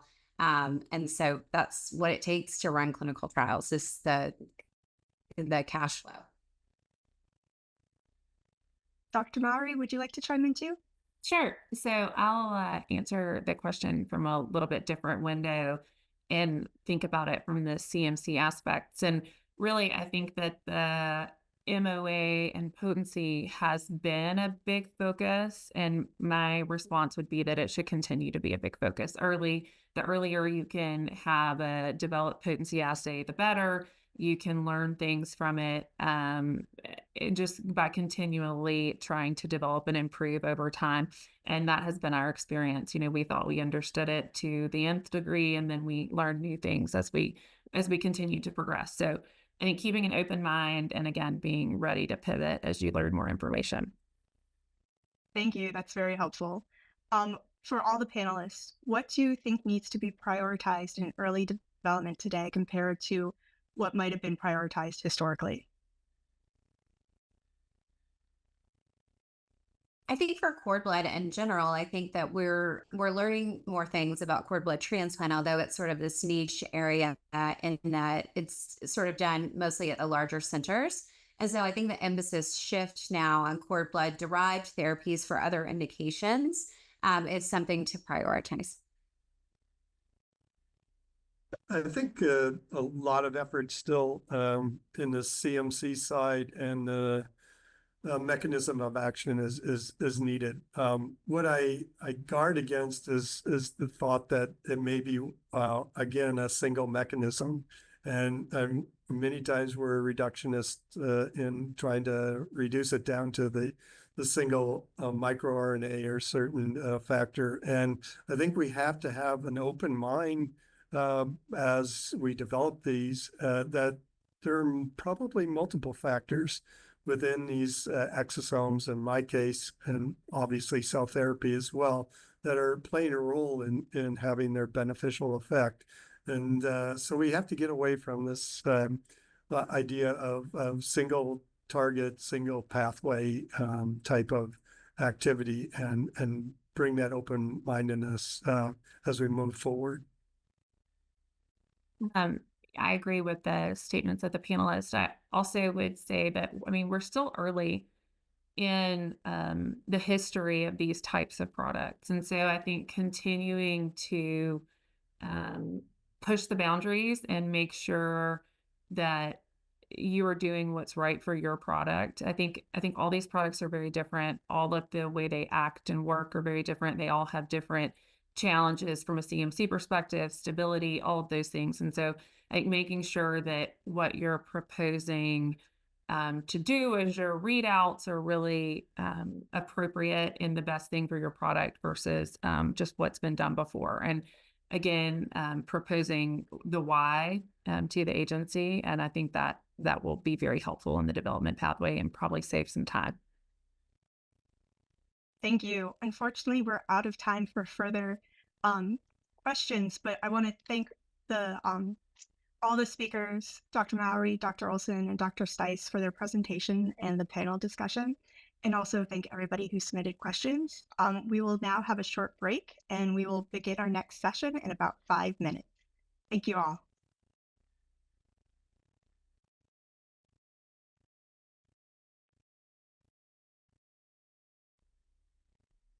Welcome back from the break, everyone, and thank you so much for joining today's workshop on generating scientific evidence to facilitate development of cell therapies and tissue-based products. My name is Maria Torres Juarez. I am a fellow in OTP's Office of Pharmacology and Toxicology, and I will also be the moderator for the next session, which is on non-clinical considerations for cell therapy product development. During this session, our three speakers will present and discuss non-clinical work to assess the safety of cell therapy products and support of product development. I'm pleased to introduce our three speakers who have joined us for today's session. Our first speaker, Dr. Jean Loring, is a world-renowned stem cell scientist and co-founder of Aspen Neuroscience. Dr. Loring's work provided the expertise in intellectual property in genomics, pluripotent stem cells, and neurobiology that enables Aspen's autologous cell therapy approach. Dr. Loring was the founding director of the Center for Regenerative Medicine at Scripps Research and is currently professor emeritus in Scripps Department of Molecular Medicine, where she was a principal investigator for 16 years. She serves on the board of directors of Summit for Stem Cell Foundation, is senior scientific advisor for the National Stem Cell Foundation, research fellow of the San Diego Zoo, and adjunct professor in the School of Public Health at San Diego State University. Apart from being the founding chief scientific officer of Aspen, she has held research and management positions at Hanna Biologics, GenPharm International, Molecular Dynamics, and Insight Genomics, before founding the human pluripotent stem cell company, Arcos Bioscience. She is author of more than 250 highly cited scientific publications, which demonstrate her pioneering work in the characterization of induced pluripotent stem cells in both animals and, interestingly, in endangered species. Our second speaker will be Dr. Leslie Thompson, a Donald Brent professor in the departments of psychiatry and human behavior and neurobiology and behavior at the University of California, Irvine. Dr. Thompson has studied Huntington's disease for most of her scientific career and was a member of the international consortium that identified the causative gene for Huntington's in 1993. She also co-identified the mutation causing achondroplasia, the most common genetic form of short-lived dwarfism. Since that time, the Thompson Laboratory has been investigating the fundamental molecular and cellular events underlying amyotrophic lateral sclerosis, X-linked dystonia Parkinsonism, and Huntington's with the goal of developing new treatments, including cell and gene therapies.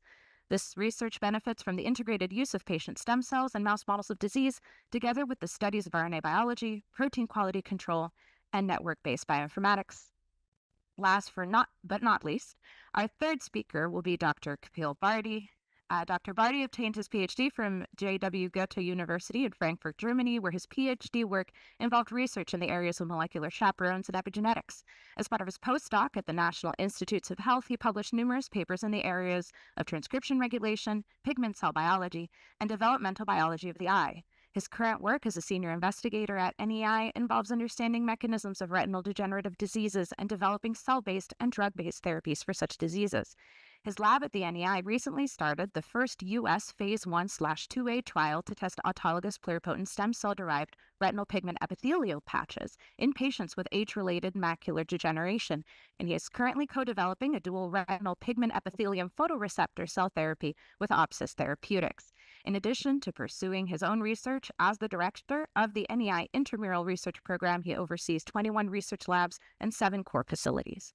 Among his many accolades are the NIH Director's Award, the Karl Kupfer Visionary Award, and the Sayre Vision Research Lecture at NEI. Thank you so much to our speakers for being here today. Each of our speakers in session 2 will present, and then we will move into a panel discussion. If you have a question for any of our speakers for the panel discussion, please submit those questions in the Zoom Q&A box instead of the chat. We very much appreciate questions and comments, and we will do our best to address as many as we can. But please note that questions that are considered inappropriate or out of scope for the workshop will not be addressed. A quick reminder to our speakers to please say next slide once you are ready for the next slide. And with that, we'll go ahead and tee up Dr. Loring's slides. And whenever you're ready. Thank you. Thank you very much. I appreciate the opportunity to talk about the development of a cell therapy. Next slide, please. Cell therapy for using autologous ductal neurons to replace those that have died in Parkinson's disease. And I have made really good use of ChatGPT to write haikus for me. And I want to introduce this talk with the haiku for 25 years of human pluripotent stem cell research. Unlocking life's code, 25 years of promise, stem cells light the path. Next slide, please. Next slide. Thank you. These are my disclosures. I am a founder, stockholder, and advisor to Aspen. I am also a scientific advisor and stockholder for multiple stem cell companies, and I serve on 2 now ethics boards. Thank you. Next, please. Okay, so in not exactly in contrast, but somewhat differently, the pluripotent stem cells, which are derived either from 5-day-old human embryos in IVF clinics or from induced pluripotent stem cells from adult cells by reprogramming. There are features of pluripotent stem cells that all of them have in common, and that is that they exist only in cell culture. They are not adult. They do not exist in our bodies. They existed in our bodies when we were 5-day-old embryos. They are able to differentiate into cell type in the body, and they're the only non-cancer cells that don't senesce and have unlimited proliferation. Next slide, please.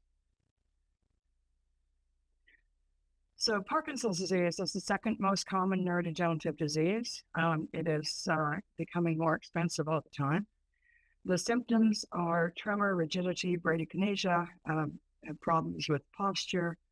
And in addition to the motor symptoms, the non-motor symptoms are mood disorders and cognitive impairment, especially in the late stages of the disease. Risk factors are mostly age. There are some early onset cases that are caused by known genetic factors. Next slide, please.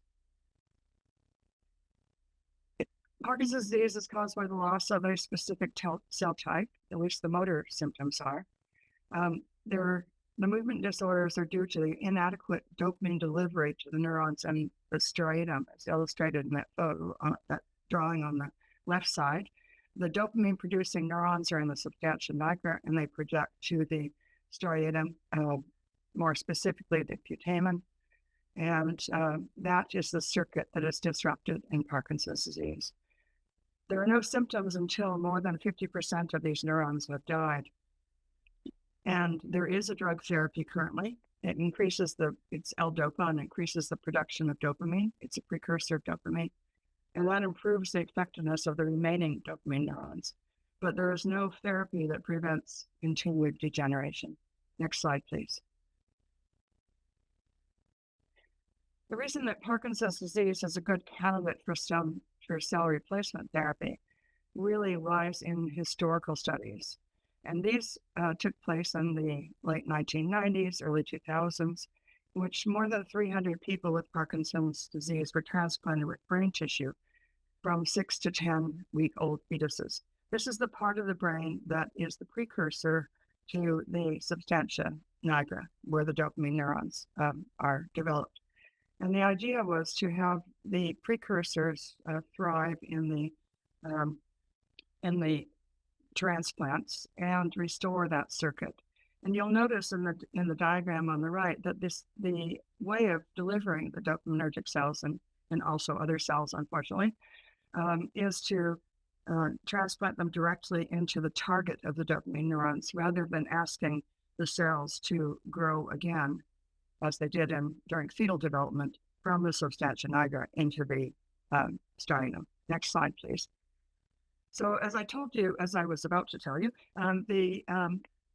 not very many people benefited from this therapy, but the fact that some did and some were free of symptoms for up to 20 years was very encouraging. And that led us to believe that if we use pluripotent stem cells for the source of the dopamine neurons, that we might be able to get a more consistent result.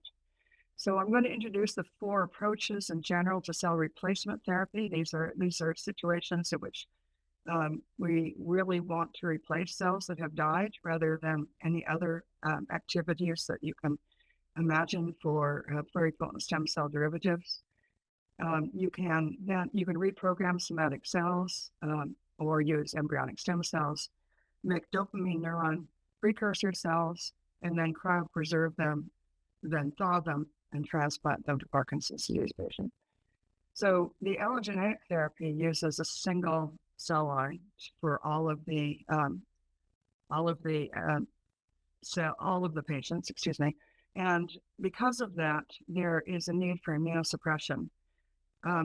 About a year of immunosuppression has been chosen, really fairly arbitrarily, because we don't have a lot of information about the effects of immunosuppression on cell transplants in the brain.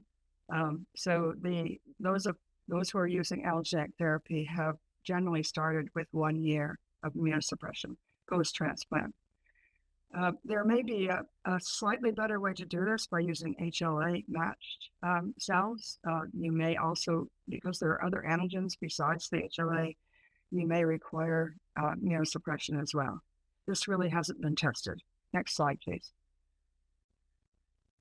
The autologous therapy has the advantage of not requiring immunosuppression, and it is a direct approach in which the cells are derived from the patient as iPS cells, differentiated into the precursor cells, and then frozen and transplanted to the patient. There is another possible method in the works using hypoimmune cells, which Dr. Temple mentioned. In this case, the idea would be to take one single cell line and remove the immunogenic components of that cell line, and then proceed with that cell line without immunosuppression, hopefully without immunosuppression.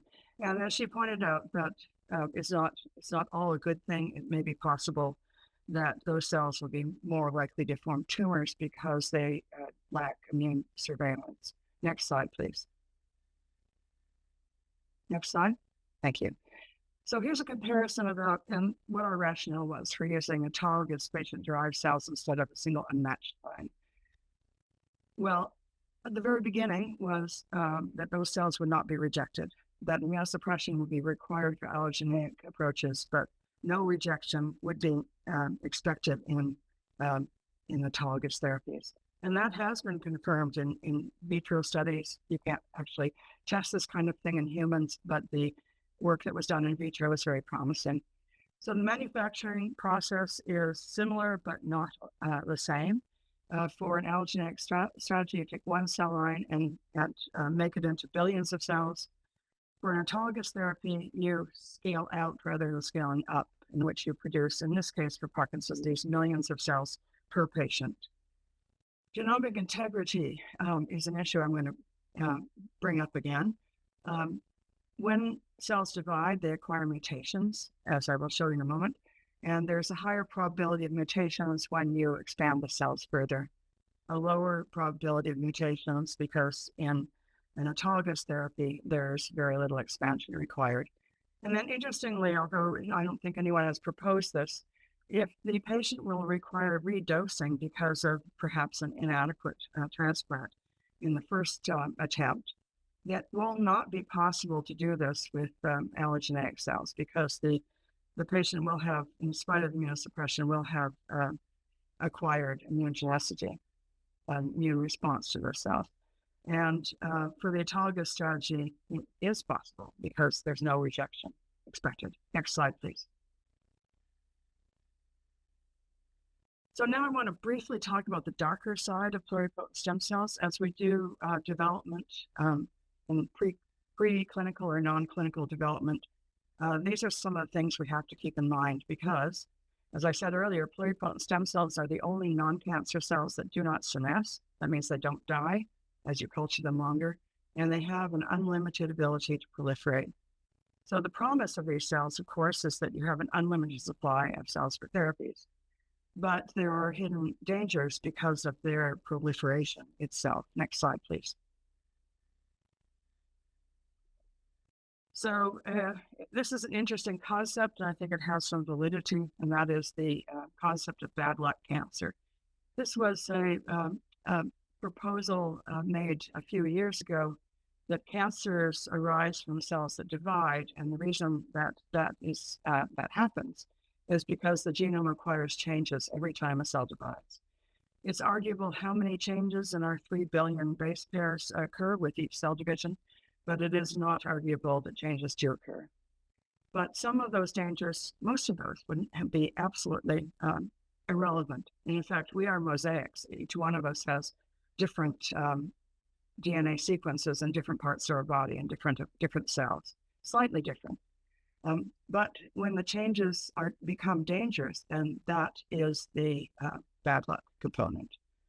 And these authors concluded that this bad luck component could explain a far greater number of cancers than hereditary or environmental factors. Next slide, please. A long time ago, and since then, in 2011, we published a paper examining about almost 200 pluripotent stem cell samples, EF cells, and iPS cells using SNP genotyping, single nucleotide polymorphism genotyping, a method that, for example, 23andMe and Ancestry.com uses. And we looked at these cells to find out what sort of copy number variations, how they had changed in culture. And what we discovered was quite astounding. And if you look at the graph on the right, you can see that each one of those red lines represents a duplication in one of the cell lines. So duplications were extremely common. And in fact, we found very few cell lines, and in this case, no cell lines that had no duplications. Now, we have to keep in mind whether those duplications are important or dangerous, but we do have to accept that these cells will change in culture. Next slide, please. So how do they acquire mutations? It's actually an interesting concept because it's really very much like the way evolution works. And I call it evolution in the incubator. Because as cells divide in time and culture, if you have a cell that arises that has a selective advantage over the other cells, then with time and culture, it will take over the entire culture. And the reason this doesn't happen all the time in our bodies is that these cells often have antigenic signatures that allows our immune systems to kill them off before they continue to take over. Because it's culture diverse, there is no immune system to get rid of these cells. And so there is currently no way to get rid of these cells. And so what we need to do is to be vigilant and make sure that as few cells like this arise in our cultures as possible. There's the historical context was first discovered in 2015 when cells that had lost the tumor suppressor, p53, were commonly acquired this mutation after they were cultured for long periods of time in culture. And then in 2017, I think this was a striking discovery that such mutations of P53 were found in embryonic stem cell banks all over the world. Not in all of them, and not in necessarily in having taken over all of the cells in a cryovial, but they were found to be very frequent. So loss of P53 gives the cells a selective advantage, which we showed in 2017. Next slide, please. So how can we improve our luck? We can avoid extensive expansion of iPS cells or ES cells. We can avoid gene editing. I'm not going to go into this, but gene editing, like with CRISPR editing, has a high expectation of creating mutations and especially copy number variables and structural variants. So if you have to edit the cells, you need to look at these cells with every tool you have available, not only sequencing from the genome, but also looking for structural aberrations by using some technology with high resolution like optical genome mapping. You need to monitor the cells frequently, at least by SNP genotyping, assess the genomic integrity with whole genome sequencing, comparing in the product or cell bank with the starting cell line to identify the acquired mutations. Those are the important ones. And then use curated databases like the cancer database, COSMIC, to gauge the level of concern for your acquired mutations. Next slide, please. So this is how we solve the problem of bad luck using autologous iPS cell neural precursors. This was a method, or this was a scheme that was developed in my lab at Scripps and then was taken up by Aspen Neuroscience. I'll just show you briefly. We start with the skin biopsy. We use SNP genotyping of the fibroblasts in order to make sure they match the person they were taken from. And that continues throughout the process of producing the cells for transplant, so that you always know that you're transplanting the right cells into the right person. These cells are analyzed by whole genome sequencing, so that can be compared with the later stages. The cells are reprogrammed, and then they are made into iPS cells, expanded somewhat, not a great deal, and then analyzed by RNA-seq. That's a way of determining the fate of a cell type. It's called pluritest, and the next stage also has a similar assay using RNA sequencing to determine whether the cells are at the right stage to be able to transplant them. Whole genome sequencing is done again, excuse me, at the product stage, so that to make sure that the cells pass their genomic integrity test. Next slide, please. This is an example of what we did early on to show that you could get the same result with different iPS cell lines. That was important because no one really knew how predictable individual iPS cell lines would be. And we show in this picture, in this diagram, that these cells in a rat model in which the striatum has been destroyed, which you can see on the left. If you transplant human cells from either one person or another, dopamine neuron precursors, as you see on the right, there's a transplant, which you can see inside the striatum. Right? It corrects the rotations, as you can see in the graph in the center. Next slide, please. So I want to introduce this concept of using RNA sequencing to predict the fate of cells. The first assay that we developed for this was for pluripotency of new iPS cells and new ES cell lines. It's called pluritest. It is patented, and it has also been licensed to Thermo Fisher as an assay for determining the pluripotence of your cells. So the important aspects of this are that you have a very large database of pluripotent stem cells, or cells at your first stage, and then you demonstrate that those cells either can or cannot do whatever it is you are asking them to do. In this case, making 3 germ layers, making teratomas in vitro, embryo bodies, etc. So once you have a group of cell lines that do that, and some cells that don't do that, Then you can build a database and develop machine learning algorithms to predict, on the basis of gene expression profile, which cells will go on to what fate. Next slide, please. And this shows how that was applied to a later stage, which we call the determined stage.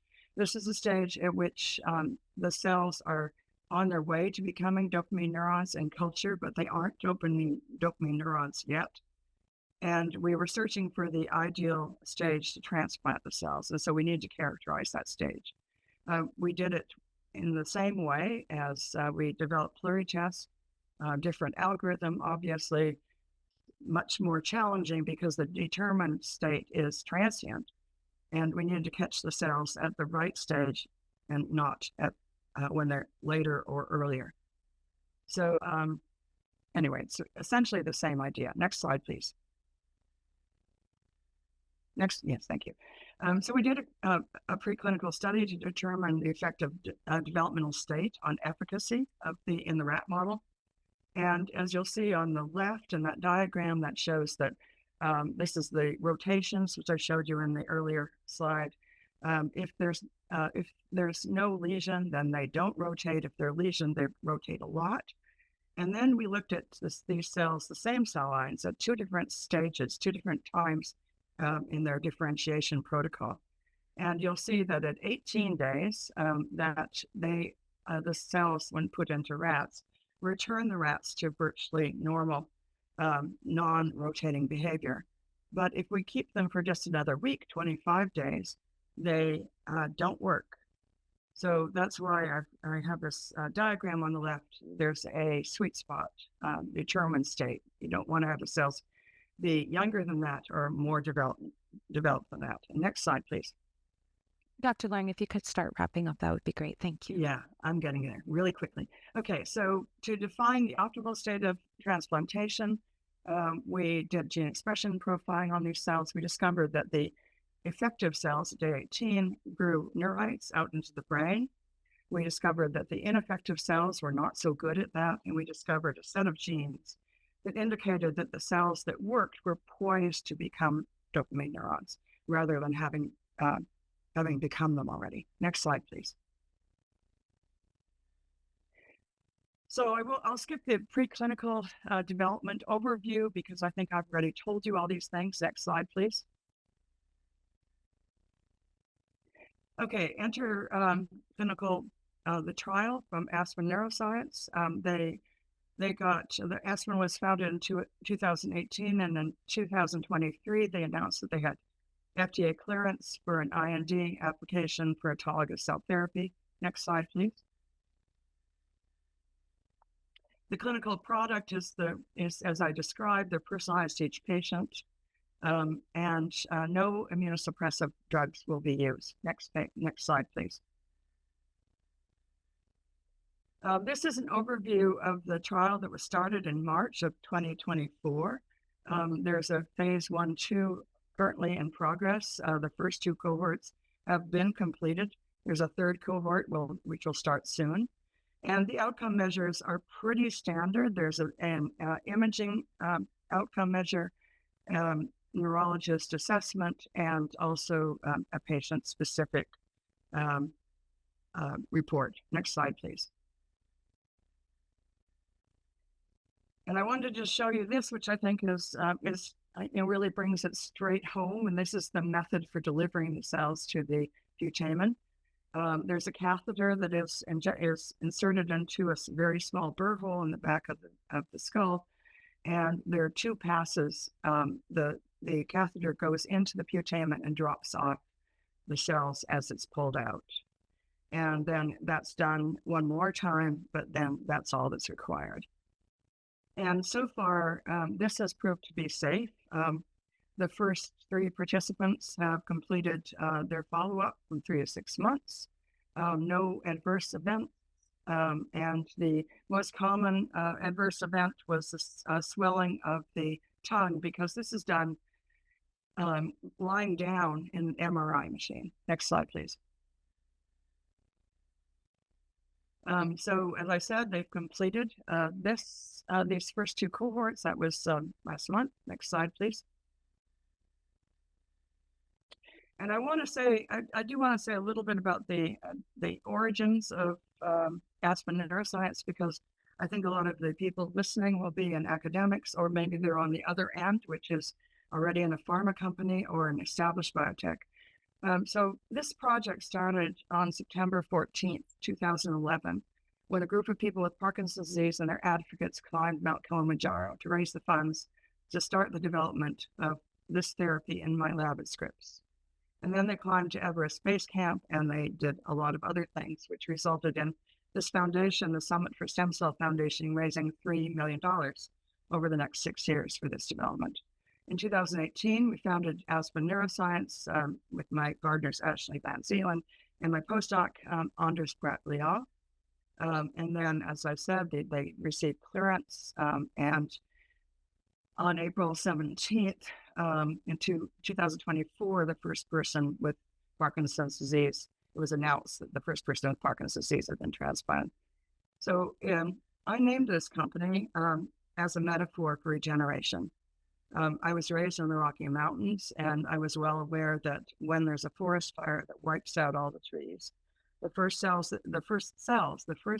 trees that come back are aspens. So they're a metaphor for regeneration after death. Next slide, please. I'm going to close with my closing haiku, which is for neural replacement therapy for Parkinson's disease. Neurons bloom anew. FDA's blessing ignites hope. Parkinson's may fade. Thank you. Thank you very much, Dr. Loring, for your presentation. And our next speaker is Dr. Thompson. Whenever you're ready. Yep. Thanks, Jean. That was great.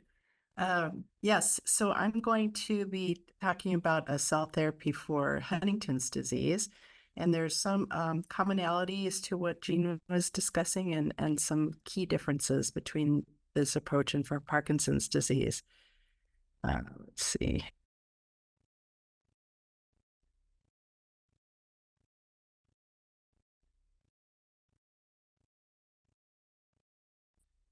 Oh, did it mute? Sorry. I don't know if you heard any of that. Would you advance the next slide, please?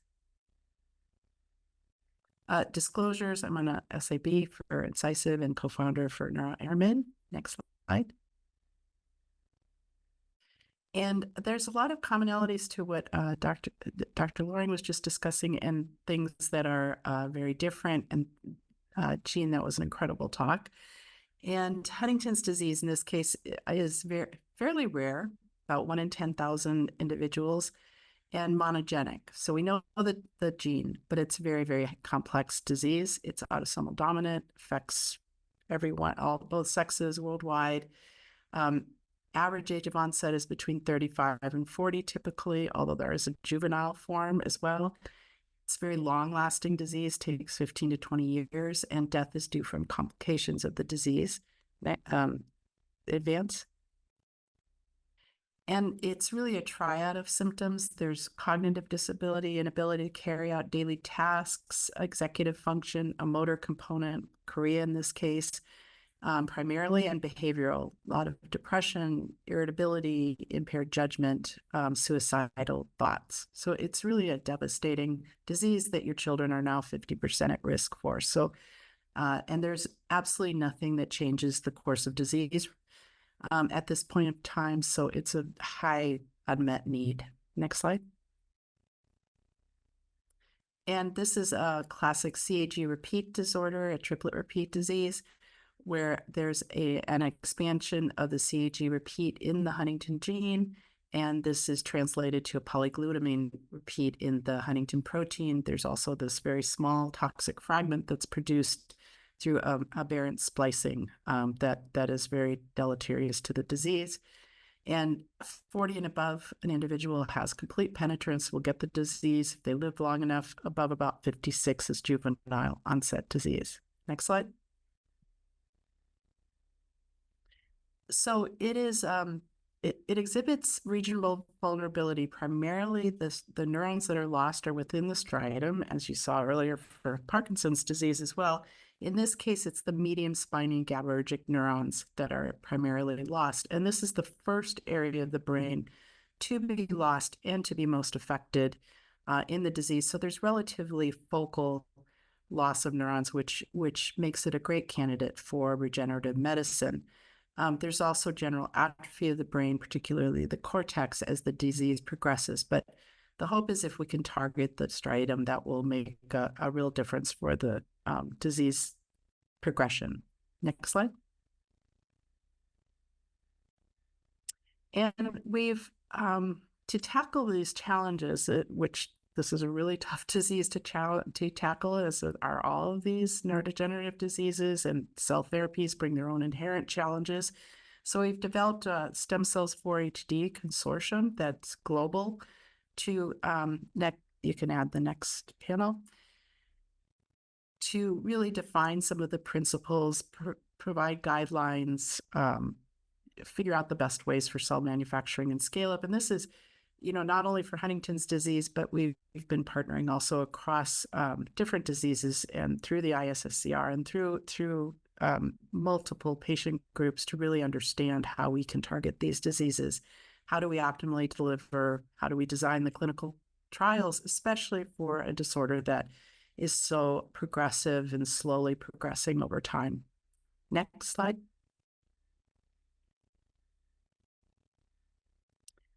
So we have been using neural stem cells. So these are stem cells that can then differentiate to any neural cell type, to neurons, to oligodendrocytes, to astrocytes. Excuse me, and I'll get into that a bit more. These are derived from a human embryonic stem cell line, HESI-017, and they go through a process where they're expanded. We generate EBs. There's rosettes that are picked through manual dissection and then to NSCs and expanded and highly characterized. And this was all generated through the UC Davis GMP facility with Gerhard Bauer and Brian Fury there, with many of the QC metrics that you've heard about already, monitoring pluripotency, flow, qPCR. Nestin is our anchor, karyotype, sterility, stability, release criteria has all been done for this, and we now have a drug substance bank for the clinical trial. Next slide. So what is the potential for these therapies in particularly for Huntington's disease? So as I'll show you in the preclinical work, we found that we can have these NSCs survive, that they differentiate along a neuronal lineage, and that they release BDNF, brain-derived neurotrophic factor, in HD mice when we've taken those over 8-month period. And we really started this project with the idea that we would be providing trophic support, that we knew that these could release BDNF and other trophic factors. But what we've been finding is that there may be an opportunity for some cell replacement and repair of circuitry. And again, we're really targeting the deep striatum, the putamen and caudate in the brain. And as I mentioned, they've also gone along this. We start with these NSCs, but they differentiate along a neuronal lineage. And one thing I wanted to point out is in this case, we can't use patient iPS cells because every cell in the body in an HD individual carries the mutation. So we've started with non-patient cells. Next slide. So just to get a little bit into some of the manufacturing, we've done a number of characterizations, including using flow analysis, and this is Jonathan Van Dyke at the UC Davis Flow Core, and identifying really that nestin is our anchor marker, understanding that there's very, very, very few ESCs in the population of the NSCs, and it's primarily this nestin population, including we've done single cell RNA sequencing and also find the same thing in this. Just shows some different lots of the NSCs, and the ESC starting material is largely OCT4. Next slide. And we began with 3 different Huntington's disease mice. The first one was this Q140. So this is a knock-in mouse model where it has the CAG repeat expansion knocked into the endogenous mouse locus. So they are a longer living mouse model. And this is one of the first experiments we did. And I should mention that Jack Riedling in my group has really led all this preclinical work. And in this case, we found some benefit on behavior and cognition, including some of the tests like novel object recognition. Next. And some effect on the running wheel. This is a measure of both learning and also ability to do the task. And the middle line here is showing this improvement over the baseline of the Q140 mice on the running wheel in these mice. Next slide.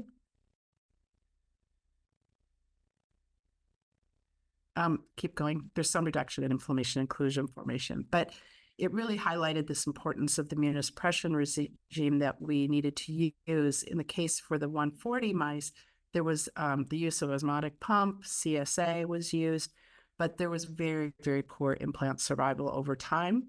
And we had adjusted then to using this immunosuppression of CD4 antibody and CSA combination. And this shows really excellent survival for the implants, both in the R62 mouse that I'll show you, and then also in the longer term mouse models. So that was a hurdle that we had to solve. It took a little while, but we now have a nice immunosuppression paradigm for these mice. Next slide. This was then the very rapidly progressing mouse model of Huntington's disease called R62. And in this, it has a transgene of that very toxic piece of Huntington that I mentioned.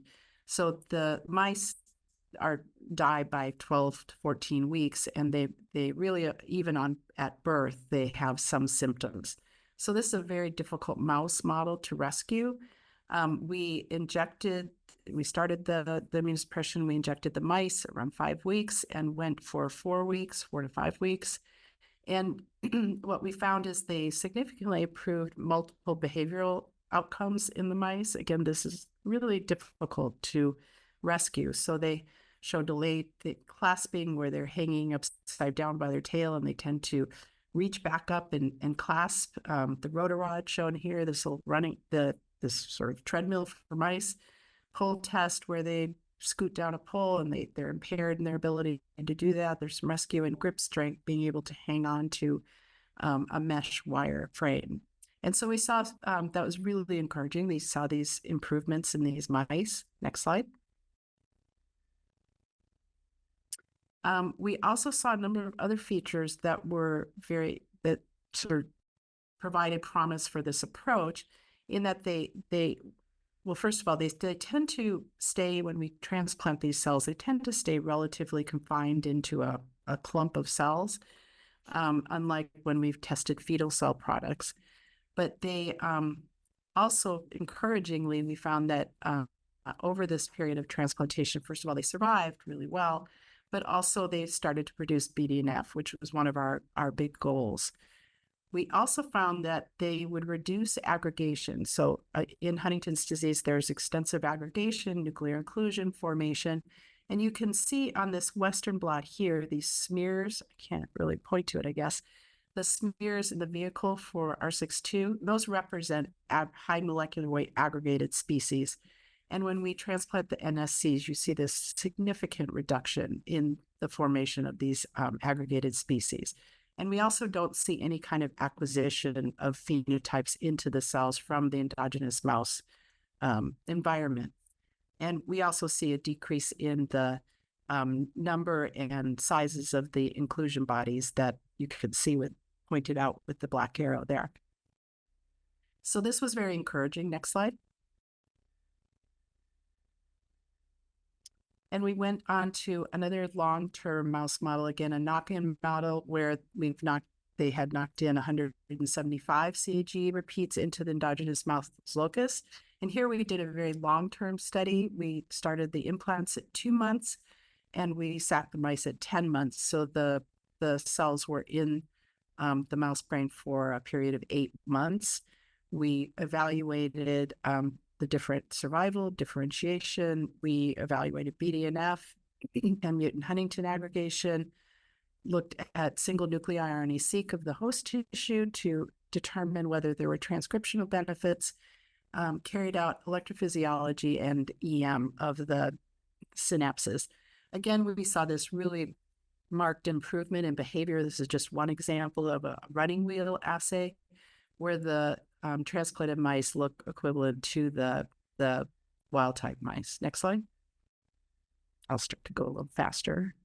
And we also see the same increase in BDNF. We also saw an increase in phospho-ERK and a reduction in the aggregating species. Next slide.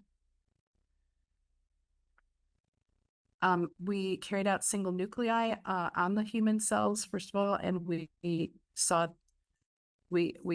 evaluated these, and they, again, primarily became neurons, GABAergic, glutamatergic. We saw interneurons, and we saw some DARP32 neurons, which are representative of the medium spiny neurons. We also saw a significant rescue of HD mouse genotype effects. This just shows the clustering, and there are overt genotype effects that you can see on the clustering and some restoration. And we also looked at scatter plots, and we really see this nice reversal back to wild type levels for many HD associated transcripts. Next slide. They nicely continue to differentiate, and they again express neuronal markers. Most of the human cells are new and positive, representative of human neurons, and then again some of them differentiate into this DARP32 positive neurons, which are the ones that are primarily lost. But even the interneurons, which are provide a lot of support for the neurons that are lost, are observed in this differentiation. Next slide. And they form connections by EM. You can see synapses between the mice and the humans. Next slide. I think I'm getting close to time. And then there's been a number of IND enabling activities. So we evaluated the preclinical safety of the transplants. So this was long-term safety and tumorigenicity, spiking that was required. And then we also did a delivery and placement study in non-human primates. Next slide.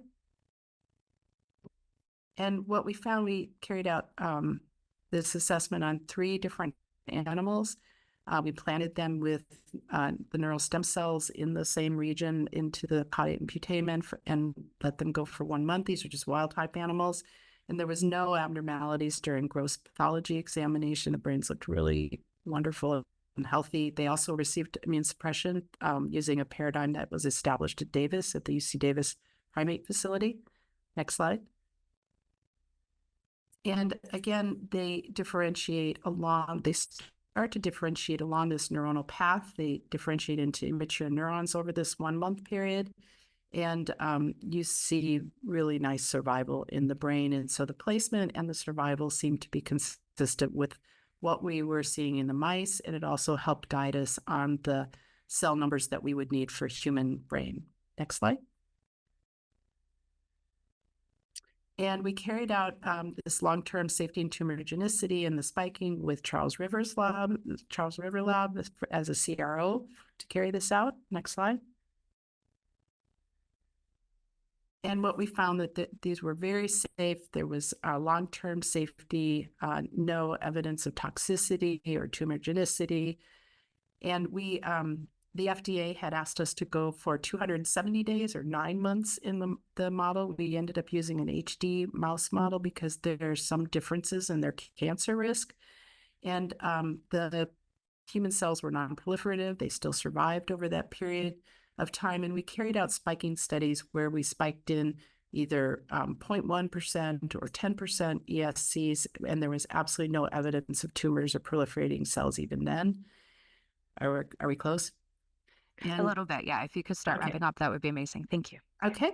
And we also tested 100% and did form tumors, just as a aside. So next slide. So they were very, very safe.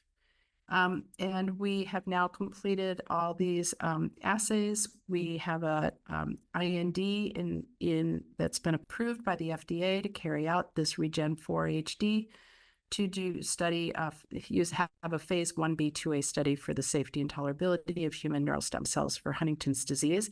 And as was mentioned earlier in a couple of talks, funding is one of the hurdles, and we're working on that hard to be able to start this up later in the year or early next year. Next slide. And as Sally mentioned too, it really does take a village. Even just for this project alone, there's a number of individuals from UCI, consultants in the HD field, the GMP facility, CERM. We've worked very closely with CERM and gotten great advice. UCLA for the electrophysiology that was done, so that cells are electrophysiologically active and it improves the endogenous electrophysiology. And the GMP facility at UC Davis and the EM facility at OHSU with Charles Mischel, who carried out the EM work on the mouse tissue. So thank you very much for your time, and happy to take questions during the break, during the discussion section. Thank you so much, Dr. Thompson, for your talk. And now our last speaker will be Dr. Kapil Bharti. If we could tee up his slides. Maria, thanks for the kind introductions, and I want to extend my thanks to Claire and the organizing committee for inviting me to talk about our ongoing work. Leslie and Jean, beautiful talks, really to the force of the work that you've shown. So what I'm going to show today is pivot to what Jean was talking about, is autologous cell therapies, and really show a model for treating age-related macular degeneration using iPSC-derived RPE. Can I have the next slide, please? Briefly, these are my financial disclosures. The technology that I'm about to present has been licensed to 2 companies. NEI and the inventors receive royalties from those licenses. However, my presentation is independent of these licenses and does not present a conflict of interest. Next slide, please. So age-related macular degeneration, or in short, AMD, is a disease that affects patients' central vision. What you can see on this slide is patients with AMD would be blind in the central part of their vision. So anywhere they would look around in a room, they would miss the central part of that room. And what really nicely illustrates in this picture is that because our central vision is always focused on looking at faces, that's the first thing that they miss. And you can imagine a disease that affects elderly people, the emotional impact of this is huge, and then they can't see their kids, their grandkids, and their faces. Worldwide, it affects about 30 million people, and the dry form of it, which I'm going to talk about primarily today, currently there's no treatment for that disease, especially a treatment that changes the visual function of the disease. Next slide, please. So if I take you to the back of the eye, and on the left side of the slide, you see a schematic of a normal retina. So for non-ocular people in the audience, what you're looking at, the yellow is neurons of the retina. The light is coming from top down. Blue are the photoreceptors, the light sensing cells. And the tissue that we're going to talk about is called the retinal pigment epithelium, RPE, that is sandwiched between the photoreceptors and the choroidal capillaries, so the blood supply.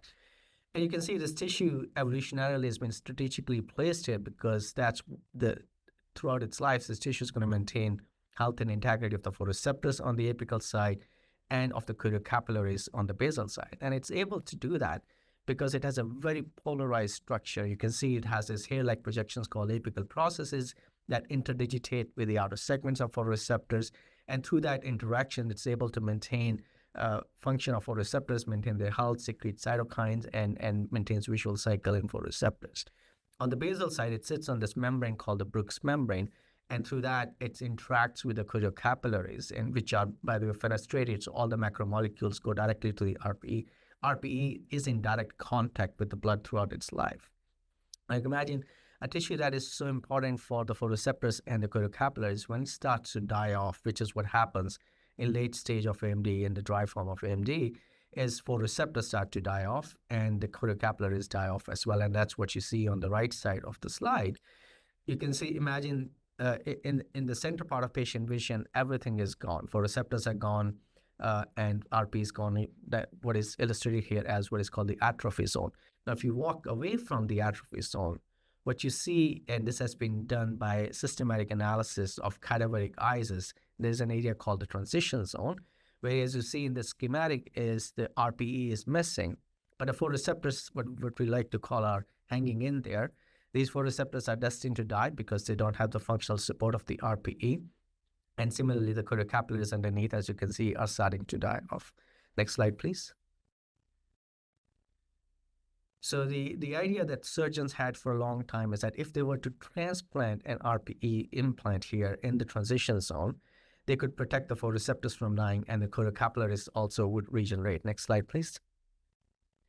So surgically, this has been tried by snipping out a piece of polarized RP monolayer from the same eye and translocating that into the macula. So really an example of an autologous transplantation coming from the same eye. Now, it's a diseased eye, old eye, and that surgery is complicated because when you cut out a piece of RPE and you have a blood supply underneath, you also damage that part of the eye.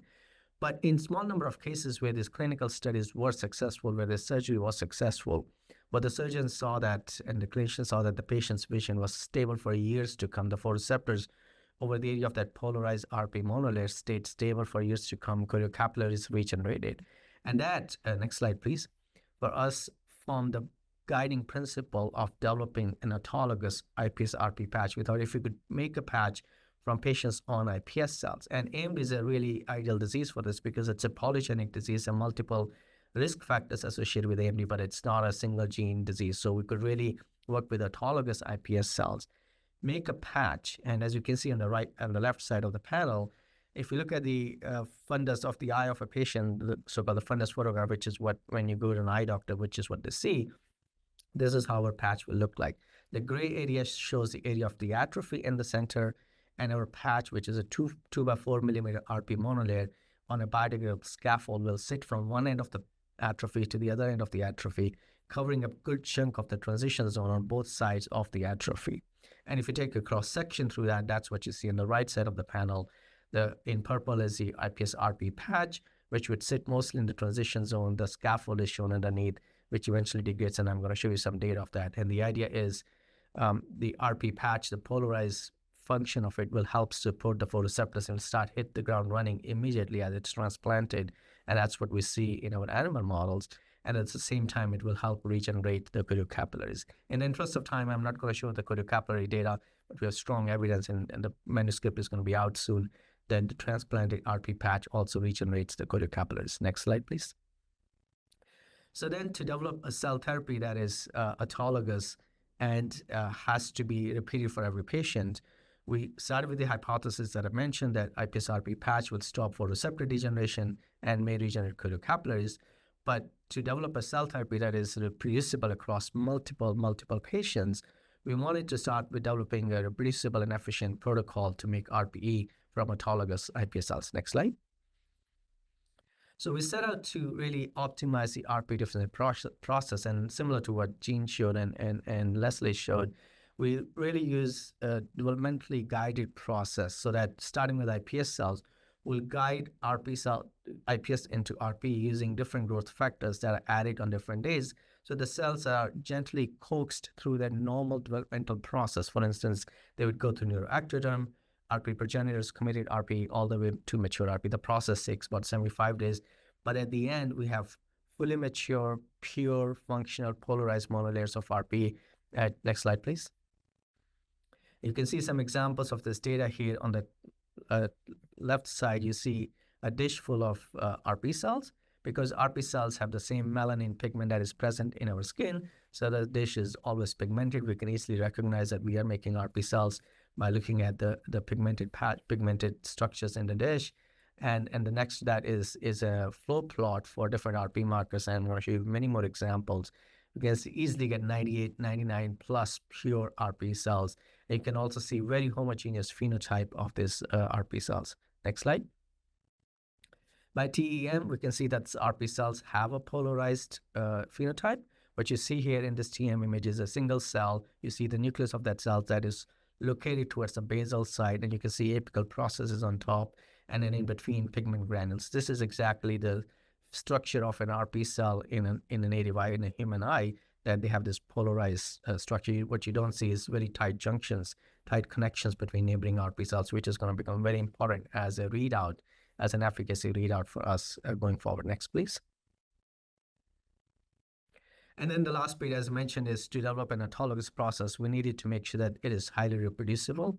So we optimize a process that now we have tested over 60 different donors, more than 100 different clones, 500 different station runs, different types of iPS cell lines, and multiple operators, many of those who are listed here.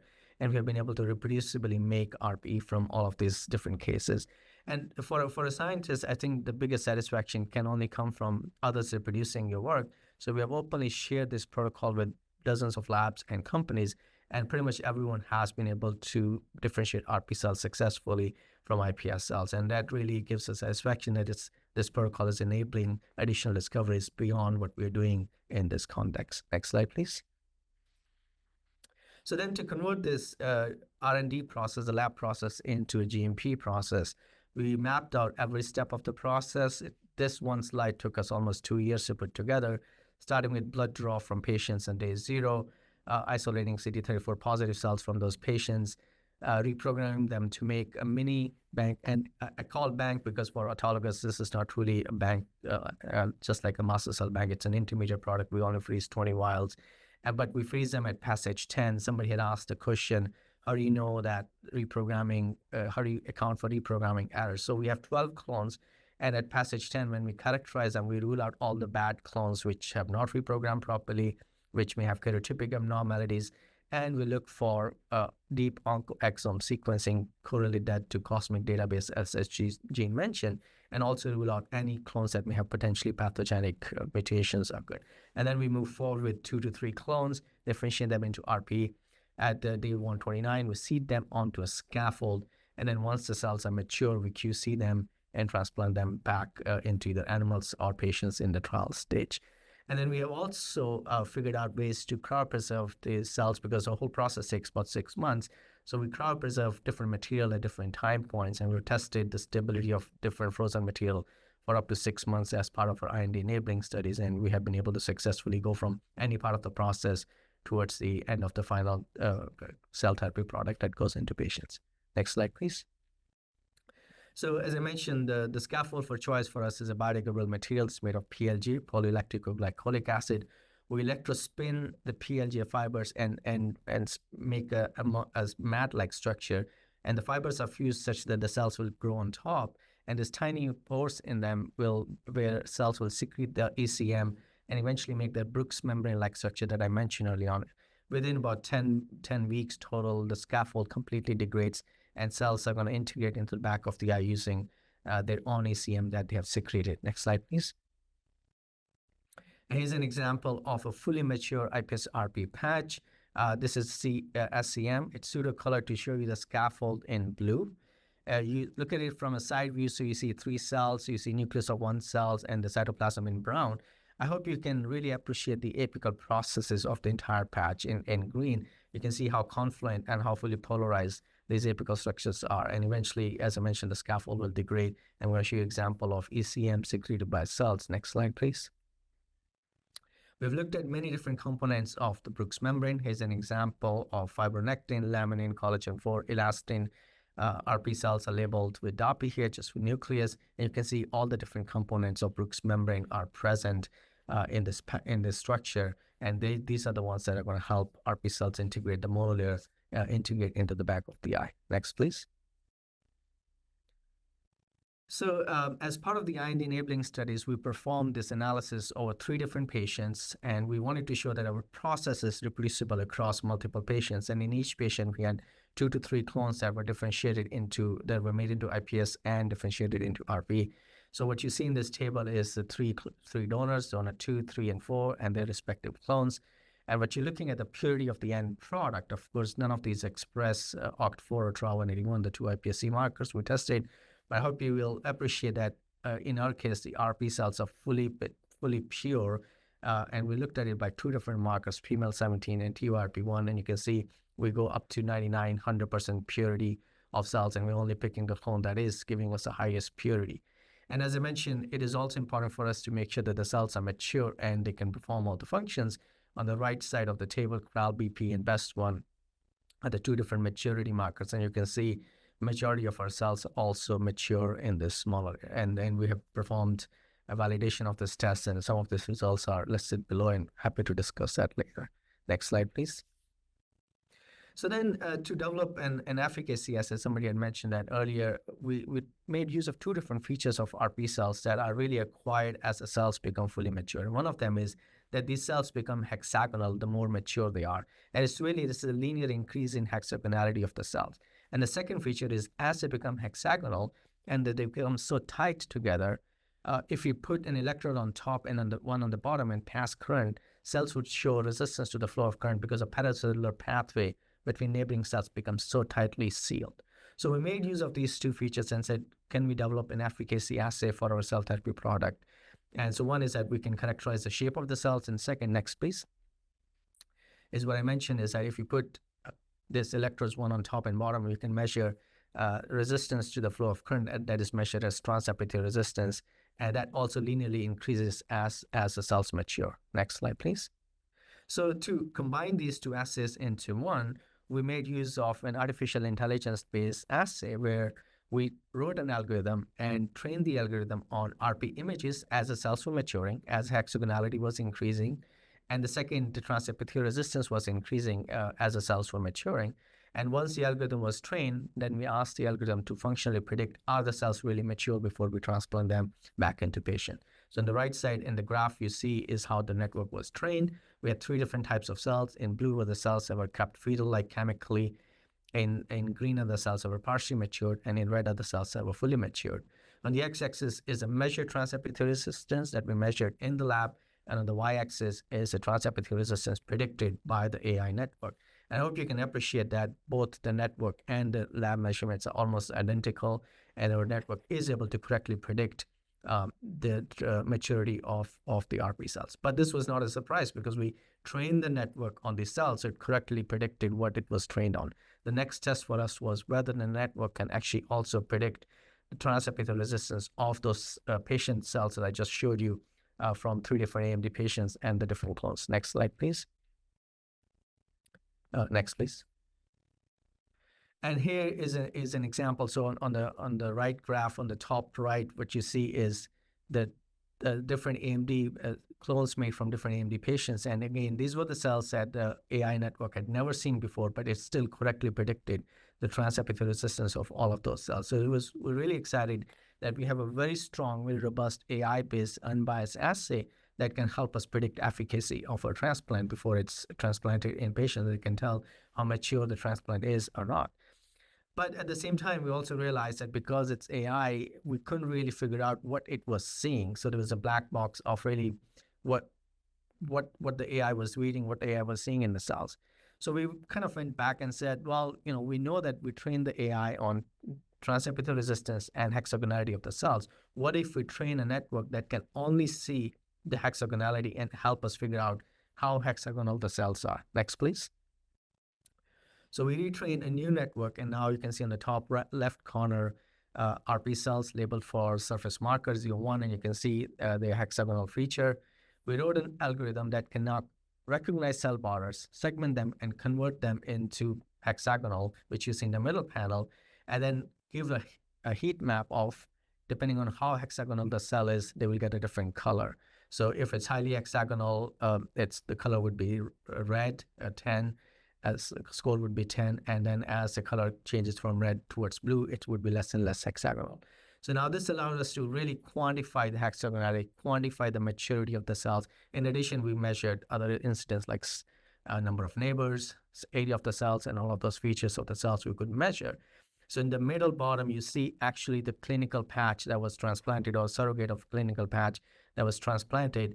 And now we could look at all the cells in the patch that were hexagonal, that were going to be transplanted, and get shape matrix feature of all of those cells. Next slide, please. Dr. Barty, if you could start wrapping up, that would be great. Thank you.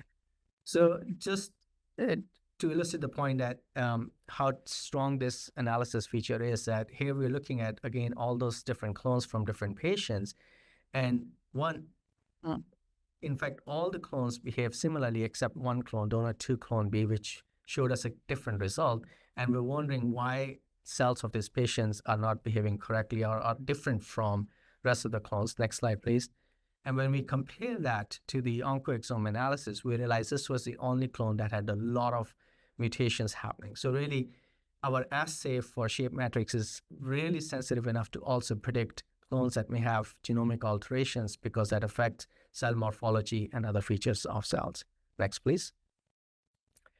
So just quickly to wrap up the preclinical studies, next please, we performed both safety studies, which I'm not going to talk about, but also briefly talk about the efficacy studies. We developed a pig model where we could transplant the entire 2x4 millimeter patch and look at its efficacy. And to do that, we laser ablate the pig RP cells. Next, please. And the idea is that if we laser ablate the RP cells, the photoreceptors will die. And you can see that in the bottom panel on the left side, laser damage to the RP cells in the histology. You can see also RP layer missing, dying photoreceptors. The idea would be to transplant the human RP patch here and have it protect the pig photoreceptors. Next, please. So I'm going to skip the surgery video. Next, please. Essentially, this is showing you transplanting two photoreceptors in the eye, two different patches, where we can go to the next slide. There you go. Thank you. So what we did here is transplant an empty patch, empty PLGS scaffold versus PLJ RP patch, and we're now comparing them side by side to figure out, is it the scaffold or is it the cells that are being efficacious? And we're looking at it by a technique called optical coherence tomography. So if you pay attention to the bottom half of the panel, so first of all, you see all the healthy layers of the retina and baseline. When we laser damage the RP, you can see in D, we see a lot of degeneration of our receptors and the retina. Now in E, you can see the PLG RP patch transplanted, which is marked by under the purple arrow.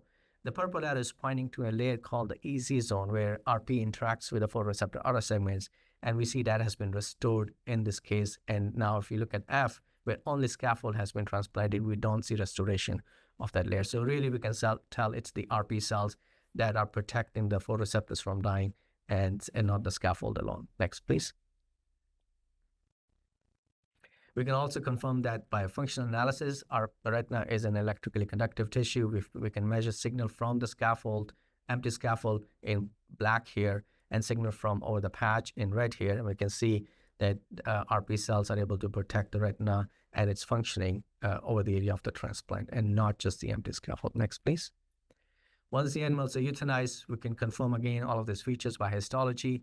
Two areas of the same eye, left side laser area, no transplant, right side laser area with the transplant, which is marked by the yellow line here. ONL is the outer nuclear layer of the photoreceptors. You can see its layer thickness is double as compared to area where there was no transplant delivered. So again, confirming that RP cells are able to protect photoreceptors from dying. Next, please.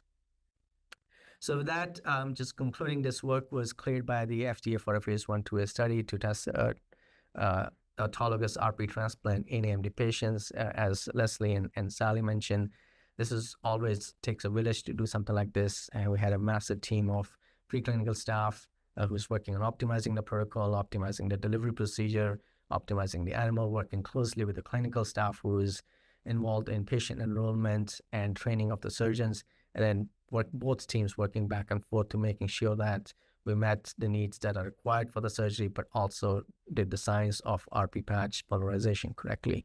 So I want to thank them all. Next slide, please. And here's all of them together. On the top left is the research team. On the bottom right in green scarps is the clinical and the preclinical team. In white next to them, white bunny suits, is the manufacturing team. And above them are listed QC, QA, and tech transfer folks. Thank you very much for your attention. Thank you very much for your presentation. And if all of our speakers for this session could come on camera, we'll move now onto a brief panel discussion and answer some of the questions that we got at the time of registration and during the course of your presentations. So our first question, which I think applies to all panelists, is what has been your experience in selecting dose levels for first-in-human studies, and has the presence or absence of relevant animal models been a barrier for you in your work? Leslie, I think. Oh, sorry. Go ahead. No, if we can start with Leslie. Go first. Yeah, Leslie can go first. Go ahead. Oh, no, all of us can go. For us, we've had a number of animal models, given this is a single gene mutation disorder, so it's been much easier from that standpoint. But what any of those readouts really mean in relation to human disease, we'll have to see. We really don't know the answer to that because there are no disease-modifying treatments yet. But using this sort of variety of assays, both behavioral and molecular and electrophysiology, all those together, the hope is that might. What was the first part of that question? Sorry. Selecting doses for first in human studies. Oh, selecting and translating that, I think, partly from the animal studies. We had selected the dose based on some previous data from Frank Laferla and Matt Blurton-Jones for Alzheimer's model, and then we had tested, doses above, doses below, and extrapolated also up to the non-human primates and human. That's a really helpful answer, I think, for a questioner. Dr. Loring, do you have something you'd like to add?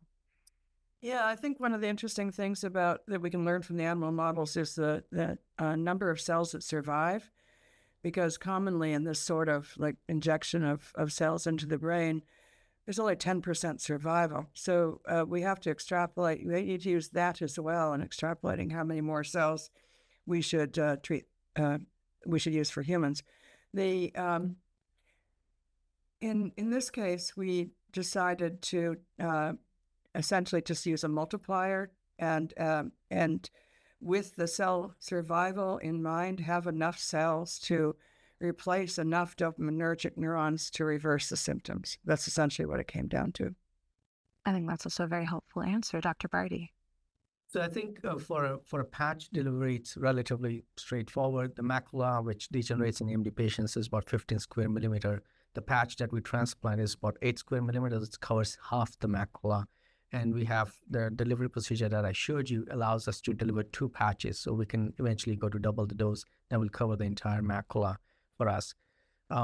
So that's straightforward for a cell dose. Animal model is similar to Leslie and maybe Jean's approach is challenging. There's no good animal model for AMD. So we developed this pig model with laser damage of the RPE. It's an injury model. It's not an AMD model, but it has the same manifestation of RPE degeneration, of inflammation, loss of photoreceptors, loss of capillaries. So we tested our transplant in this with the caveat that we do realize this is a acute injury model, and we'll see what happens in patients. Yeah, I think that makes a lot of sense. Thank you, everybody. I have another question that's for all of the panelists. At this time, we could start with Dr. Barty. What advice do you have regarding early interactions with the FDA that you wish to share? I would say as early as possible. I would just a fun fact: our IND was 12,410 pages long, and FDA was really patient in working with us and providing good feedback.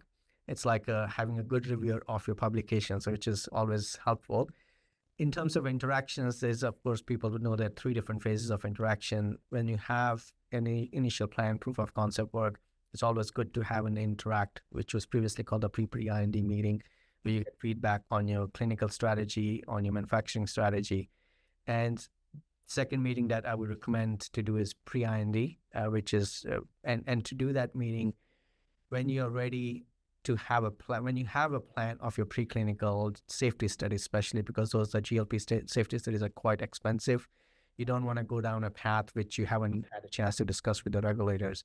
And usually, what I remember from our experience, I got really robust, good feedback that helped us redesign our preclinical studies to get information that was valuable for the IND enabling studies. And of course, the last bit is when you submit your IND, you get feedback from the FDA on your data. And it was a very interesting back and forth communication for the next few months that we had, eventually led to clearance of the IND. And then, of course, as the IND phase continues into phase 1, you're also submitting annual reports. And if you're making any amendments to the IND, that's additional places where you get feedback during your phase 1/2A studies. Great, thank you. Is there anything additional that Dr. Thompson you might want to add? Yeah, I just want to completely agree with that. We had the pre IND, but I just want to emphasize how amazingly helpful it was to discuss things with the FDA and how great they've been in cyber to interact and help guide us along the various paths and discuss various things that there were things about placebo controls and, all these kinds of things that we were able to then discuss with them. And it was great. Great. Dr. Lori, anything you might like to add?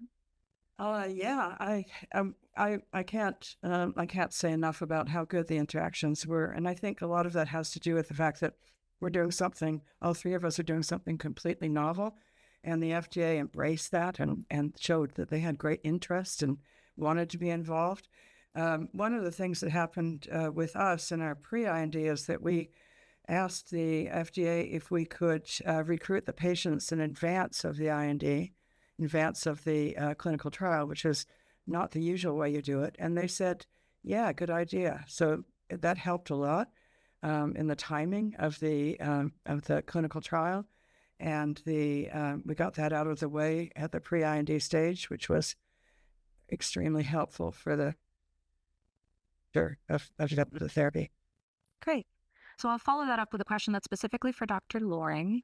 It seems to be a mix of questions, but I think you'll get the gist, which is what is the probability of errors in the reprogramming phase of autologous cells? How would you assess the safety risk of genetic mutations or chromosomal abnormalities arising in the iPSC master cell bank in genes of unknown function or intronic regions?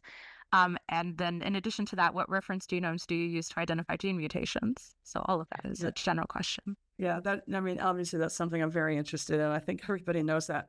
So I'm going to answer try to answer all of them at once. So the first thing was whether we see mutations during the reprogramming. And we published a paper, which is now kind of ancient. It's 9 years old, specifically to address that using different methods to reprogram the cells and then ask by really in-depth whole genome sequencing and also optical genome mapping to ask whether it made any difference. And the answer was no, that reprogramming itself is benign. It's the cell divisions that happen after reprogramming that are responsible for the acquisition of mutations. So we do use the COSMIC database. I mean, I realize, and I like to point out that these databases are constantly changing, which makes them incredibly useful for identifying things that you discover during whole genome sequencing.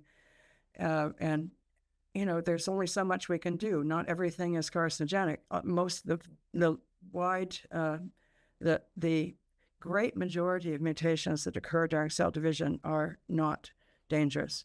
They're just a part of a cell dividing that happens over and over and over again.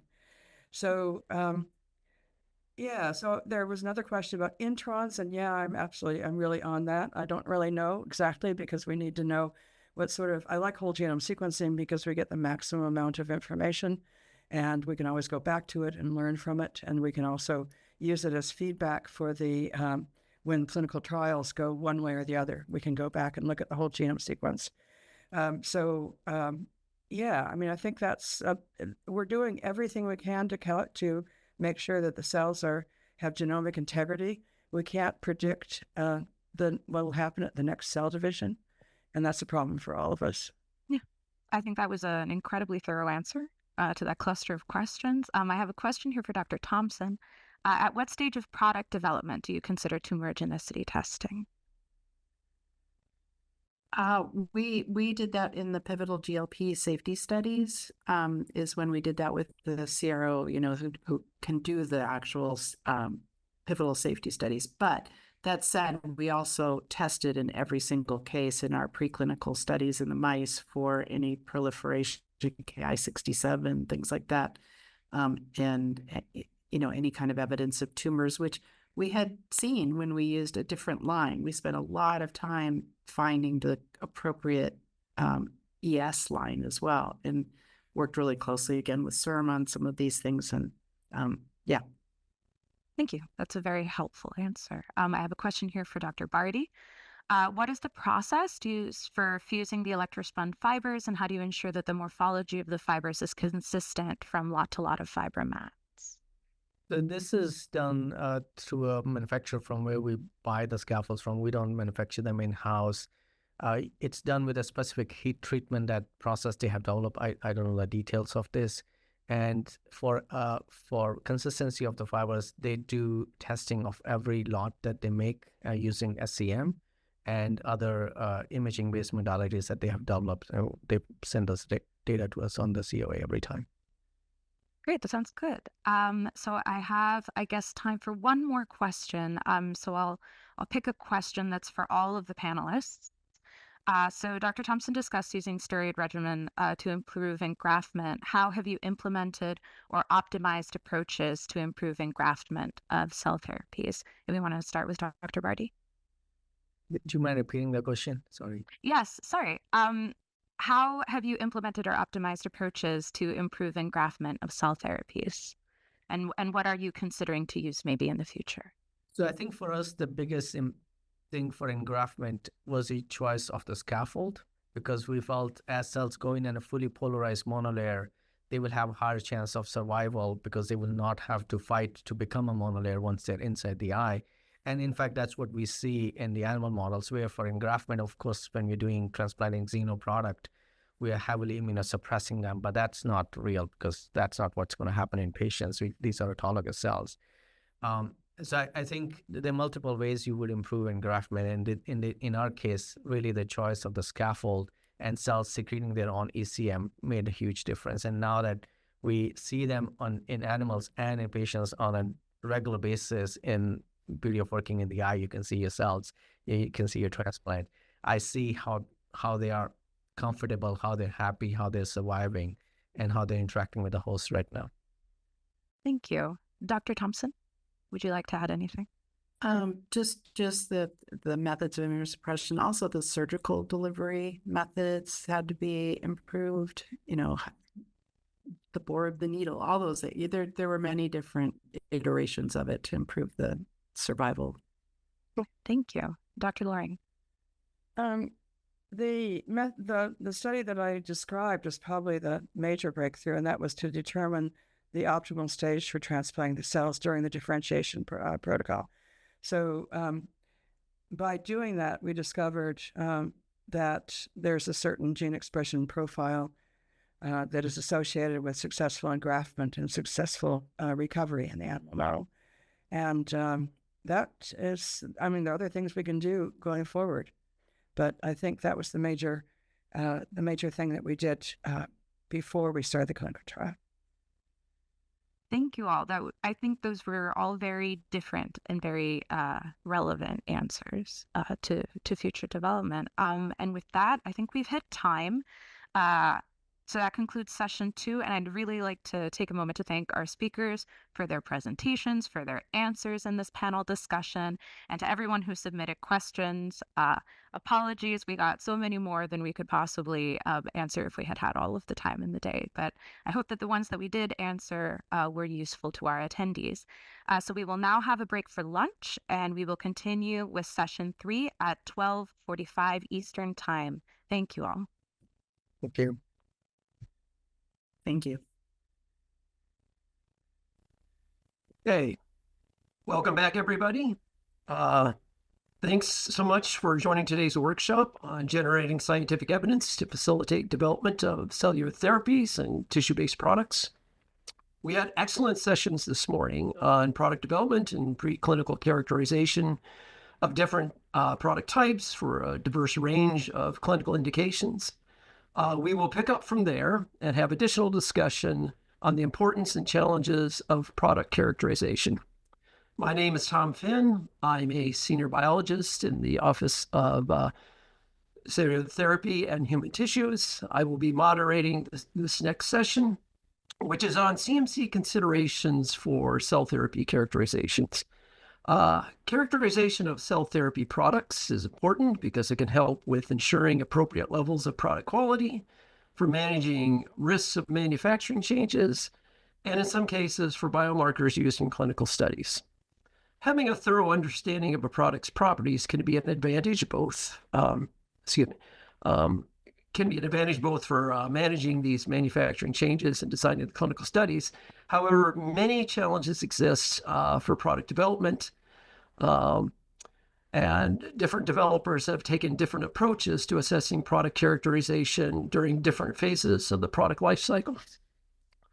with some performing extensive characterization early on in development and others adding assays as they approach licensure.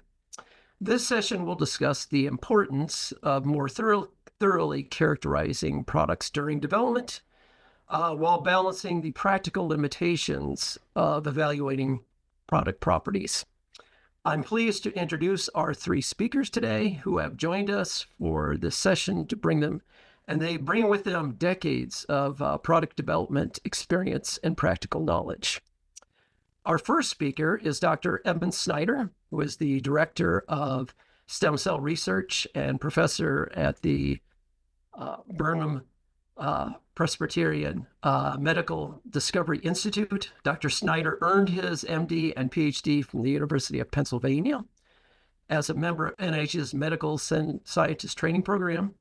After moving to Boston, he completed his residency in pediatrics and neurology, as well as a clinical fellowship in neonatal perinatal medicine at Children's Hospital Boston, Harvard Medical School, where he went on to become an attending physician in the Department of Pediatrics and the Department of Neurology. He's conducted postdoctoral research in the Department of Genetics at Harvard and was later promoted to assistant professor, where he maintained lab spaces at both Children's Hospital and at Harvard. In 2003, Dr. Snyder was recruited to the Sanford Burnham Presbyterian Biomedical Research Institute as professor and director of the program in stem cell and regenerative biology, where he has initiated and served as the founding director of the Stem Cell Research Center. He has also initiated the Southern California Stem Cell Consortium. Dr. Snyder is a fellow of the American Academy of Pediatrics, and he's published many publications on stem cell biology and regenerative medicine. Our next speaker is Dr. Deborah Hirsch, principal at Hirsch Cell Therapy Consulting. Dr. Hirsch is an expert on CMC issues for cell and gene therapies. She has a PhD in molecular, cellular, and developmental biology from Indiana University, and she did postgraduate work at Harvard and the NCI. She served as a CMC product reviewer and principal investigator of a research laboratory here at CBER at FDA for over 20 years. Her FDA research lab had studied issues relevant to the safety and effectiveness of cell therapy products. Upon her retirement in FDA in 2022, she started a private consulting business which specializes in cell therapy products, focusing primarily on products derived from pluripotent stem cells. She also currently serves on the Manufacturing, Clinical Translation, and Regulatory Committee of the International Society for Stem Cell Research. Our third speaker is Dr. Jane Lukowski, who is the president of Regenerative Patch Technologies. Dr. Lukowski received her PhD in biochemistry from the Princeton University and completed a postdoc fellowship at the Department of Genetics at Stanford. She was vice president of R&D at Applied Immune Sciences, where she directed activities to develop T-cell-based cancer immunotherapies for solid tumors, hematologic malignancies, and AIDS. She then led Geron's human embryonic stem cell program as senior vice president of regenerative medicine and chief scientific officer, where she was responsible for all research, preclinical, product manufacturing, and clinical development, including products to treat spinal cord injury and cardiovascular diseases. She served as chief scientist officer and president of R&D at Asterios Biotherapeutics, where she headed all preclinical product regulatory and clinical development of regenerative medicine and immunotherapy products. She is currently president of Regenerative Patch Technology that is developing bioengineered stem cell-based implants targeting improvement of function in patients with retinal degeneration. Dr. Lukowski has published over 80 peer-reviewed publications and has 19 patents. She's served on the board of directors of American Society for Gene and Cell Therapy and the International Society for Stem Cell Research, along with numerous scientific advisory boards and professional committees, and has also served as an alternate industry representative on FDA's Cellular Tissue and Gene Therapy Advisory Committee. I want to thank all three of our speakers for being here today and contributing to this discussion. Each of our speakers will have, in session 3, will present, and then we'll move on to a panel discussion. If you have questions for any of our speakers or for the panel as a whole, please submit those questions in the Zoom Q&A box. We very much appreciate questions and comments, and we'll do our best to address as many of those as we can. Please note, questions considered inappropriate or out of scope for the workshop will not be addressed in the interest of time. As a reminder to our speakers, for those that were presenting the slides, just say next slide when you are ready to advance to the next slide. And with that, I will turn it over to Dr. Snyder. You can share your slides on the screen now so we can all see your slides, and I will pass it over to you. Great. Thank you very much. Are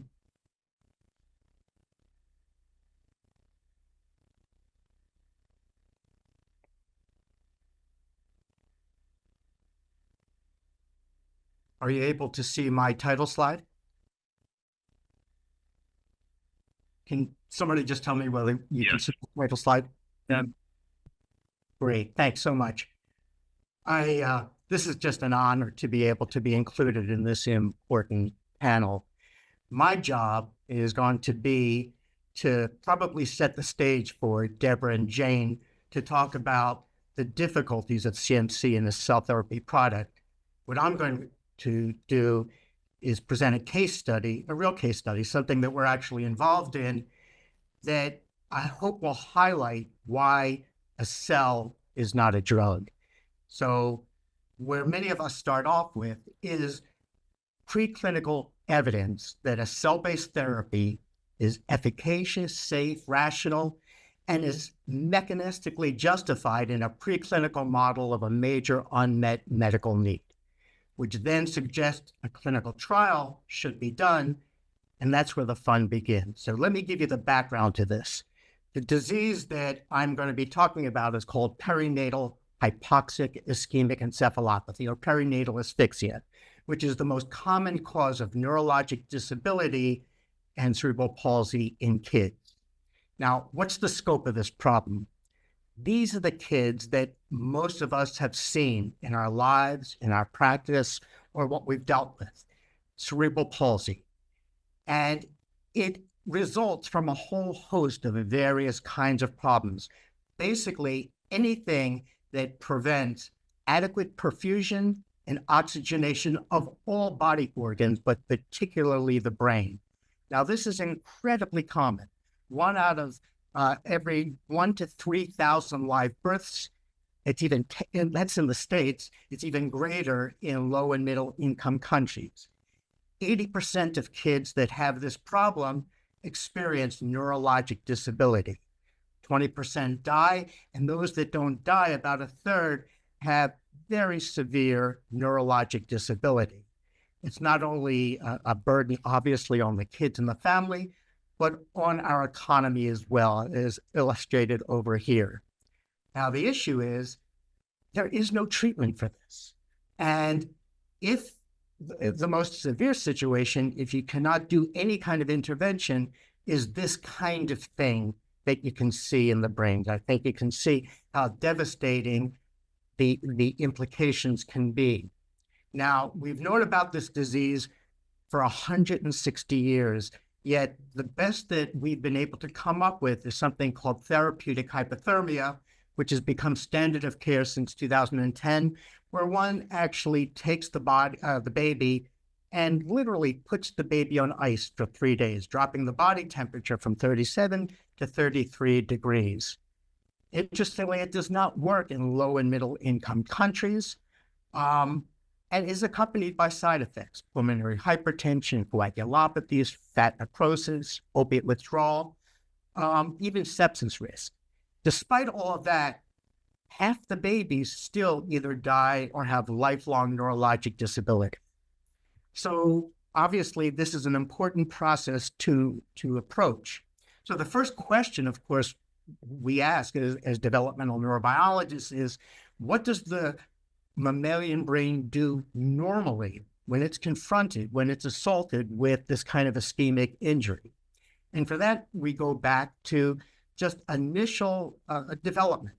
We took human neural stem cells and actually put it into the developing brain, right into the ventricles from which the brain is developing. And we found something kind of interesting, that one group of the cells, of the human neural stem cells, intermixing into cerebrogenesis of the fetal monkey, go out and help create the brain. And you can see the black donor-derived cell intermixed in the cortical lamina of the monkey.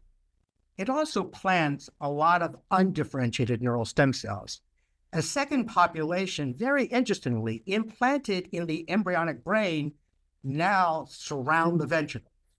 This many people know as the germinal zone for adult neural stem cells that will be active after birth and all throughout life. So what happens when this brain is confronted? And now we're going to be moving to rodents. We use the classic Rice-Venucci model, which is the regulatory gold standard for this kind of disease. You ligate the left common carotid artery, then you expose the animal to hypoxia, and you get a fairly representative injury, except for one thing. This now is very unilateral, whereas real hypoxic ischemic injury in real babies is more bilateral and much more global. But let's say we now take a rodent. What happens to the developmental programs when you do the Rice-Venucci model on this animal?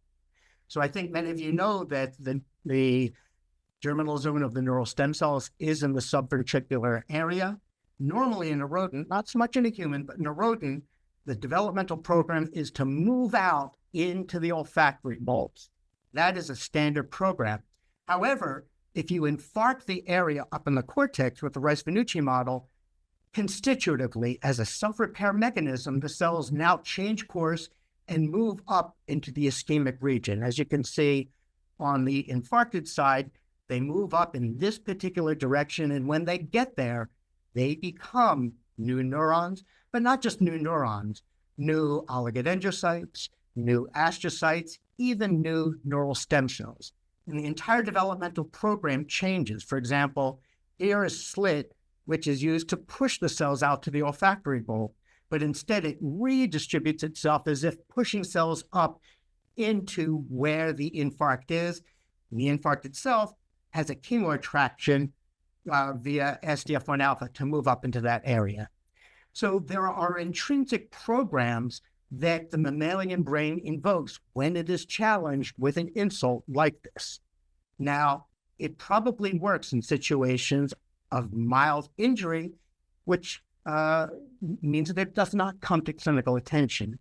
However, in those situations that bring a baby to the NICU, that make the baby a candidate for hypothermia, obviously the situation is not sufficient. And the thinking is maybe we should augment it. Now, this is a perfect situation. Stem cells are a developmental tool. This is a developmental brain in a developmental disease. So initially we began with just taking mouse neural stem cells and emulating what you would see in the Rice-Venucci model.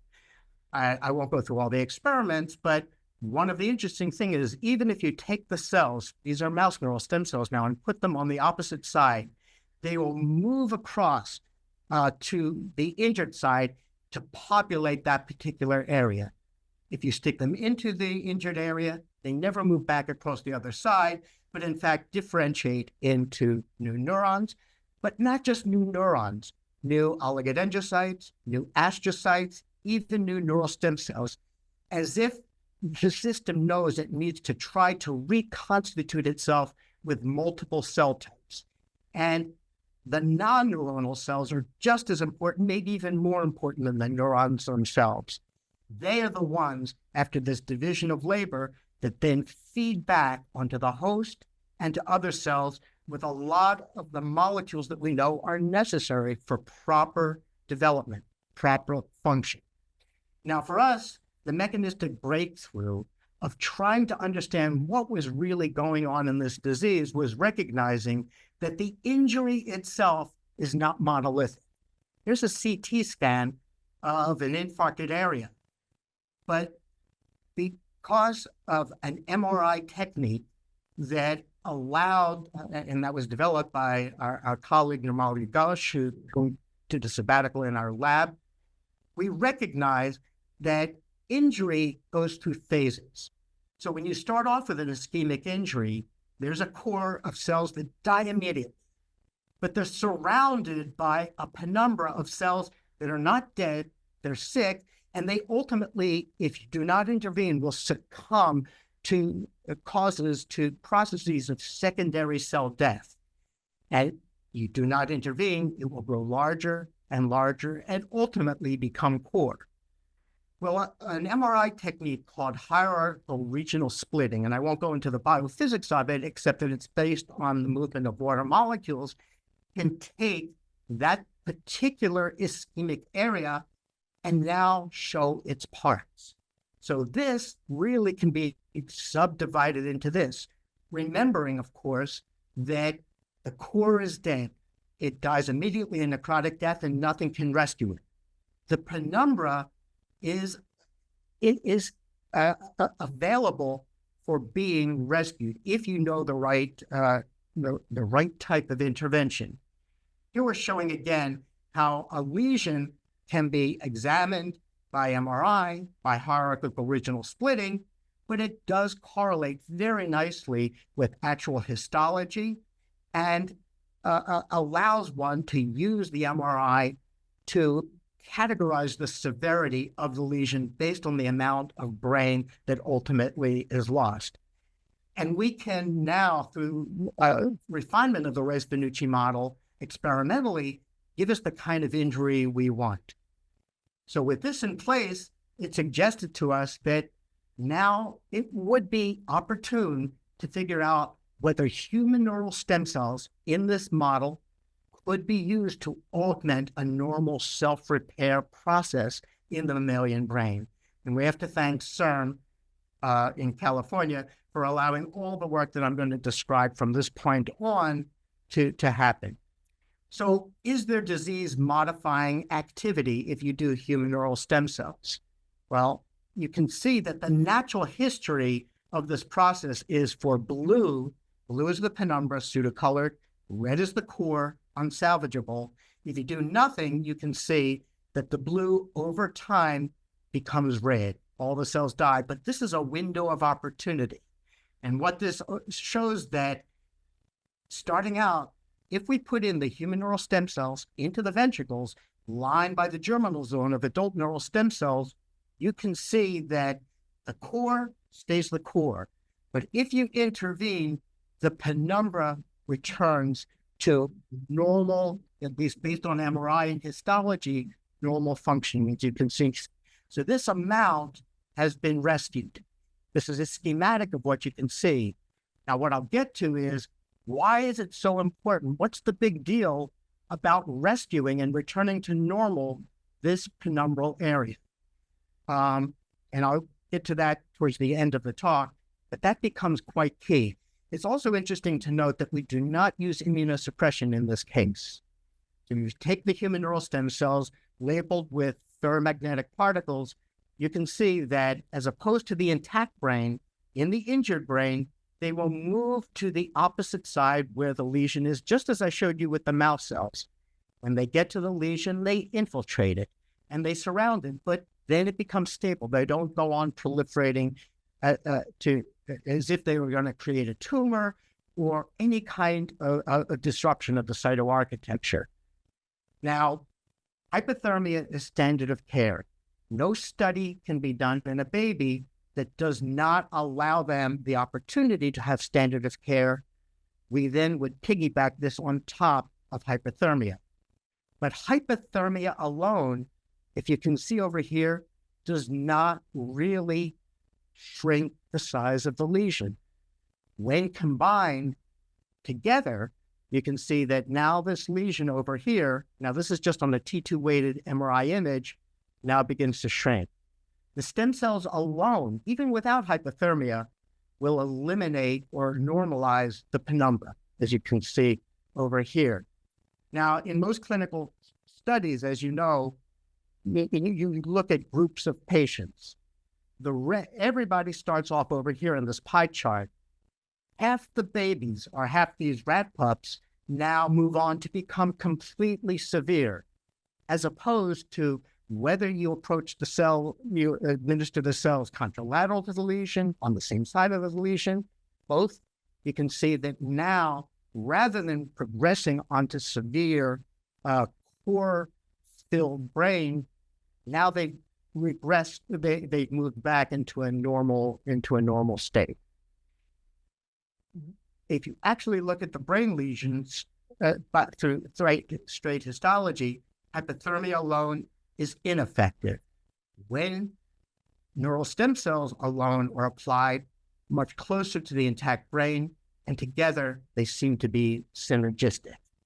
Dose response shows that at the final optimal timing, which is 3 days after the injury, at the optimal dose, the optimal route of administration, bilateral ventricles, the penumbra is basically eliminated and essentially returns to normal. Now, that means that the natural history that I showed you before is entirely reversed if one intervenes at the right time with the right dose and the cells. And complex behavior, for example, novel object recognition test, is also normalized. So let me get back to why is it important to rescue the penumbra? Well, the brain, even a newborn brain, has many fibers, complex connections between important centers already being connected. It's not just what is in the penumbra that's important. It's the many fibers de passage, the connections between these centers that need to be spared from exotomy. So imagine this is the Delta flight plan. There's a snowstorm in Chicago. It's not just Chicago that is disrupted. The entire country is disrupted. It's the same thing in the brain. Now, how are the cells doing this? And this starts becoming a challenge, of course, for CMC and for potency assays and things like that. So first, what we notice is that the cells, when you do a transplant into the ventricles, home not to the mild areas, not to the core, but to the penumbra. And that is where they're drawn to, and they heavily populate that area. When they get there, they become all the cardinal neural cell types, including new neural stem cells. What's in the penumbra? Now, what's interesting in the penumbra is you start seeing the expression of an embryonic fetal protein. In this case, it's HPS 27, but as I'll mention, there's a lot that starts being upregulated there that is reminiscent of a fetal brain, not a postnatal brain. Where this is being expressed, that's where the cells go to. When they go to, they too begin to express this cerebrogenic fetal marker. So what are the dynamics going on in the penumbra? It's almost like a fetal reversion, a reversion to a fetal state. So here's the MRI, here's the penumbra. We can do single cell spatial proteomics in situ. And what you start seeing is an upregulation or an expression now in the penumbra primarily of the markers that and the proteins that we know are so critical for cerebrogenesis. Now, of those, let me focus on the astrocytes, GFAP positive cells. Now, these are not reactive astrocytes.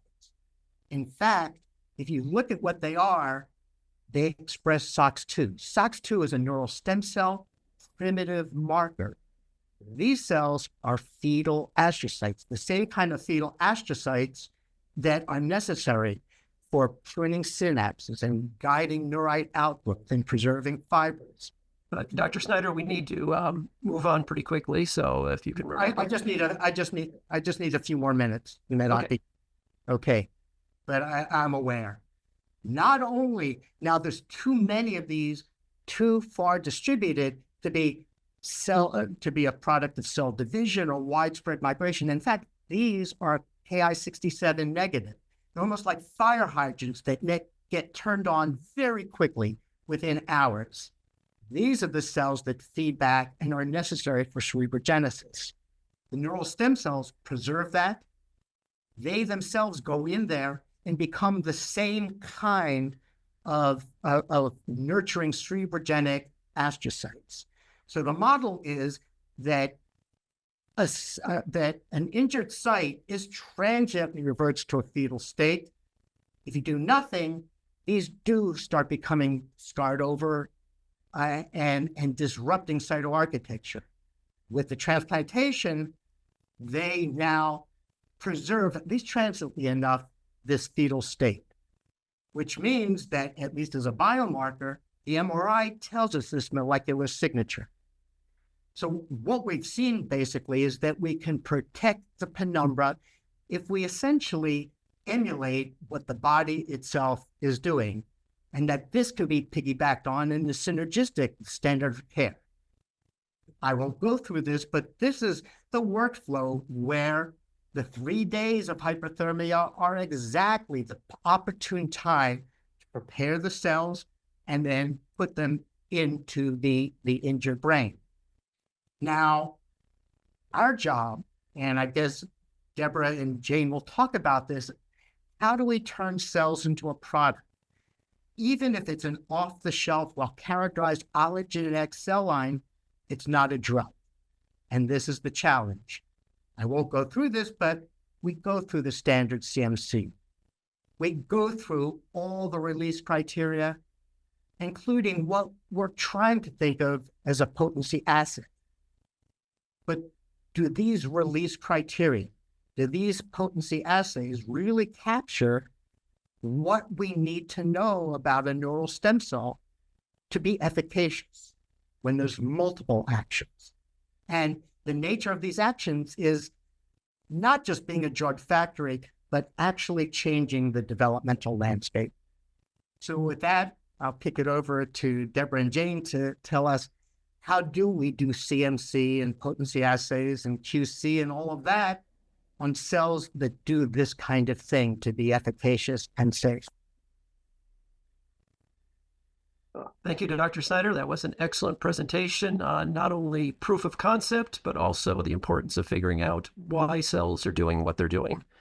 And with that, we'll move on to Deb Hirsch's presentation, where she will talk about CMC challenges.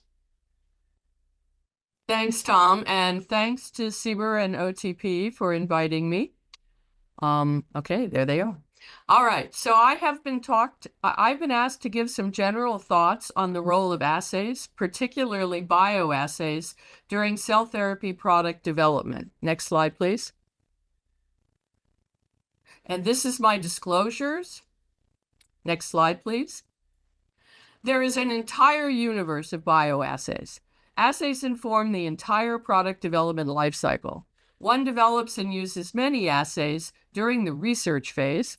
Once a target has been identified, prudent product development establishes a target product profile that should include a quality target product profile, and one selects a target cell, an indication, and a patient population. This process usually requires a refinement of assays. Once the target cell is selected, assays for full product characterization and preclinical analysis are employed. Again, prudent development employs a substantial number of characterization assays to fully understand the product and the manufacturing method. Finally, from this, one refines a smaller number of assays that are reflective of important quality parameters and are suitable for manufacturing. These will be the quality control assays. Next slide. There is a vast amount of choice for the characterization and QC assays, with more things coming on all the time. I have selected a few of my favorites here, and I know that Dr. Temple talked a little about this morning. The ICH guidance calls out the need to stay abreast of new analytic technology, which admittedly is a bit hard. Along with the next slide, please. Along with the increasing amount of complexity of analytical methods is the increasing complexity of cell therapy products themselves. When I started in this area, products were cells in isolation, but we are way beyond that now. Next slide, please. In actual product development, assays are used for characterization, in-process tests of manufacturing, and actual release tests of product lots. So there's extensive characterization performed in the development phase and when necessary, following significant process changes. For in-process tests are performed on critical decision-making steps and at other steps where the data serve to confirm consistency of the process during production. And then we do assays to measure lot release. We do identity, purity, and potency, and these are all required by regulation. It's important to note that most of these lot release specifications, the assays to do them are established by the sponsor, and the release criteria are also established and justified by the sponsor. And also, according to the Q6B document, you need to justify the rationale for both the testing you include and the testing you exclude in your specific quality attributes. Next slide, please. And what is meant by critical quality attributes? As outlined, again, in Q6B, which you should read if you haven't, these are biological and molecular characteristics found to be useful in ensuring the safety and efficacy of the product. Prudent product development begins by interrogating a whole spectrum of attributes, then narrowing the focus to a suite of tests for CQAs as product development proceeds. Start large and prune, but definitely keep more than the pure minimum. Extra assays are essentially money in the bank for future need, and I think that was pointed out by Dr. Mowry's talk this morning, where she had a few extra things to monitor when it turned out the first one didn't work quite right. So the next slide. The other place testing is needed is during product manufacturing, and those are critical process parameters. To make a quality product, you have to develop reproducible quality manufacturing methods, and to assess that, you need to identify the points in your process that reliably predict the right process outcome. So here is another place where assays are implemented. Next slide, please. Here are some important factors for establishing CQAs and CPPs. What is your proposed mechanism of action, or maybe you have more than one? What properties or characteristics of the product are likely to achieve the intended action in the patient? What manufacturing steps are critical, and how would you measure and ensure they were successful? And these are your process parameters. What safety concerns are associated with this type of product? What undesirable properties are you trying to minimize? And what labeling claims do you want to make based on the identified attributes or process parameters? And again, this is where your target product profile and quality target product profile come into play. And finally, assay suitability and qualification. Next slide, please. What makes an assay suitable? Assays have to be fit to purpose and suitable for a manufacturing environment. Assays that work in the research lab done by your best postdoc are perhaps not suitable to be turned over to a contract manufacturer to implement. They may require too much upfront equipment costs and be too time-consuming. A suitable assay, particularly a suitable bioassay, is rapid, able to be validated according to the principles of ICHQ2, and suitable for the manufacturing environment, as well as not too expensive. Next slide, please. Next one. Thanks. So here are some common issues with choosing assays. They're not adequately ensuring that they're suitable for the intended purpose. And that can be using a commercially available assay that's validated, but you haven't checked to see if it's working properly in your hands with your product. Your assay lacks the sensitivity or specificity needed. Your assay doesn't work over the whole range of lot-to-lot product variability. The parameter chosen is subjective and it's hard to get reliable results. Each assay is only designed, excuse me, to measure what is desired in the product, but other assays are not included to address potentially undesirable properties that might be present. Next slide, please. In the last few minutes, I'd like to focus on the most complex assay development of all, and that is potency. The Code of Federal Regulations defines potency as the specific ability or capacity of the product to affect a given result. They further define tests for potency shall consist of either in vitro or in vivo tests, or both, that have been specifically designed for each product for the interpretation of potency. And finally, the final results from a potency assay must be available prior to the release of the product for patient administration. And the next slide, please. ICHQ-6b also provides definitions of potency as the measure of biological assay using a suitably quantitative biological assay or bioassay. And note that it specifically calls out that not only the drug product, but the drug substance should be interrogated for potency. Next slide, please. And potency assays for licensed biological products, and it is a requirement to have a potency assay for a licensed biological product, a validated potency assay, have the following requirements.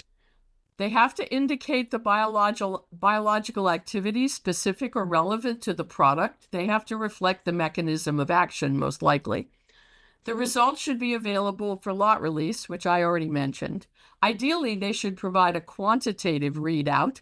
They should meet predefined acceptance and or rejection criteria to demonstrate lot-to-lot consistency. And I should note they should be able to indicate reduced potency and not just product failure. They should include appropriate reference materials and controls. I think that was discussed this morning. They should measure activity of all components deemed necessary for drug product activity. They should be stability indicating, which is very difficult to do. They should be validated for licensure. There should be a clinical outcome correlation, and there should be ability to use for comparability if you make manufacturing changes. And this is all a very heavy lift. The slides were advanced too quickly, Tom. Put them back one. Thanks. Okay. I'll finish with, this is a very heavy lift, hence the picture. All right, next slide. The best way to get a potent product is to ensure potency throughout the whole process. This means controlling all aspects of the product, the materials, the process design, the in-process testing, the CPPs, the CQAs, and the lot release testing of potency-related CQAs. All of this requires the centrality of good characterization assays as the foundation of control of all these components of product manufacturing. Next slide, please. All of this is outlined in a new draft guidance that CBER put out for cell and gene therapy products, and this is their draft guidance on potency assurance. A potency assurance strategy is a multifaceted approach that reduces risks to potency of the product through manufacturing, process design, process controls, material control, in-process testing, and potency lot release assays. And a comprehensive approach to helps ensure that every lot of product will have the potency necessary to achieve the intended therapeutic effect. Next slide, please. To get to potency assurance, the guidance recommends that potency assurance strategies should typically include multiple release assays, including at least one bioassay that measures a relevant biological activity of the product. To arrive at this, really interrogating the product with a full suite of assays, which are done for characterization and not performed on every lot, should be undertaken. From this, one should establish a smaller collection of CQA assays that you try on for size and refine. Eventually, you arrive at a smaller number of reportable assays done on every lot, but you still have all the other information in your back pocket, so to speak, to pull out when the need arises. And when will the need arise? Well, I've already mentioned comparability and, the need to do a lot of other changes in manufacturing. Next slide, please. And there are real pitfalls to not developing assay depth. So, for example, your single potency assay depends on a commercial reagent that becomes unavailable. This is not a fantasy. I have run into this problem. Or your single potency assay turns out to be formally unvalidatable. The requirements of the ICHQ2 document are pretty formidable. Or your phase 2 trial becomes your registry trial. Perhaps you got a strong efficacy signal early, or you identified a bona fide biomarker that FDA accepts and you can go for accelerated approval. But wait, you don't have all of your lot release assays ready to go into an approval dossier. Or, as mentioned before, you need to do a full-blown comparability analysis. The failure to develop assay depth for any of these situations or a host of others will result in the situation on the next slide, please. The FDA response to any and all of these scenarios will be, they're going to want to see more data. And if you don't have all those assays there to go back and provide that data, you will spend a lot of time and money backfilling in order to get to that point. So next slide, please. So in summary, early and extensive product characterization is prudent and pays off in the end. Develop assays with an eye to sustainability and validatability. And connect your assays to all relevant product mechanisms of action. You may need more than one type of potency assay. You need to connect your assays to clinical behavior whenever possible. And I can't say this too strongly, please keep retains, because you can't get back to that earlier clinical data if you haven't bothered to save a little of the material you actually used in that clinical trial. So with that, I will close. Next slide, please. And thank you for your attention. Thank you, Deb, for that excellent presentation. Answering the question of what's enough characterization is a recurring one, and it's not an easy one to answer, but I think you did a nice job of providing an important framework. Before we move on to our final presentation, we're going to have an important clarification provided by Heather Lombardi. Hi, thanks, Tom. Just to quickly clarify something that Dr. Snyder mentioned in his talk. I think, Dr. Snyder, the point you were probably trying to make was that cells are really nothing like traditional drugs or small molecules, which I think is accurate. But I do want to clarify that the cell therapies that we've been discussing today are regulated as drugs and biological products. So I just wanted to make that clear for everyone. Thank you. Thanks, Heather. Okay, so now we will go on to our final presentation. Dr. Lewkowski, we'll go ahead and tee up your slides. And as soon as you're ready, we'll go ahead with your presentation. Okay. Okay, this is Jay Lewkowski. I am an employee and president of Regenerative Patch Technologies, as my disclosure. And I've been asked to talk about looking at these cell characterization assays from the industrial perspective. How does it affect the selection of a candidate for product development and eventual therapeutic use? And how does it affect the whole product life cycle of a particular therapy? Could you go to the next slide, please? So again, tissue cell and tissue characterization is critical activity throughout the product life cycle of a cell therapy. Could I have the next slide? It's really important right from the beginning to identify your therapeutic candidate. what are the features of that therapeutic cell candidate that make it a good candidate for a therapeutic use. Very critical also looking at manufacturing, early stage development of your manufacturing procedures. Really, again, identifying what are the critical features of that particular product that make it potentially safe and efficacious. Looking at clinical trials, what markers on those cells, what kinds of features of those cells are going to be potentially predictive of their effects, their distribution, their survival in once administered in a clinical trial.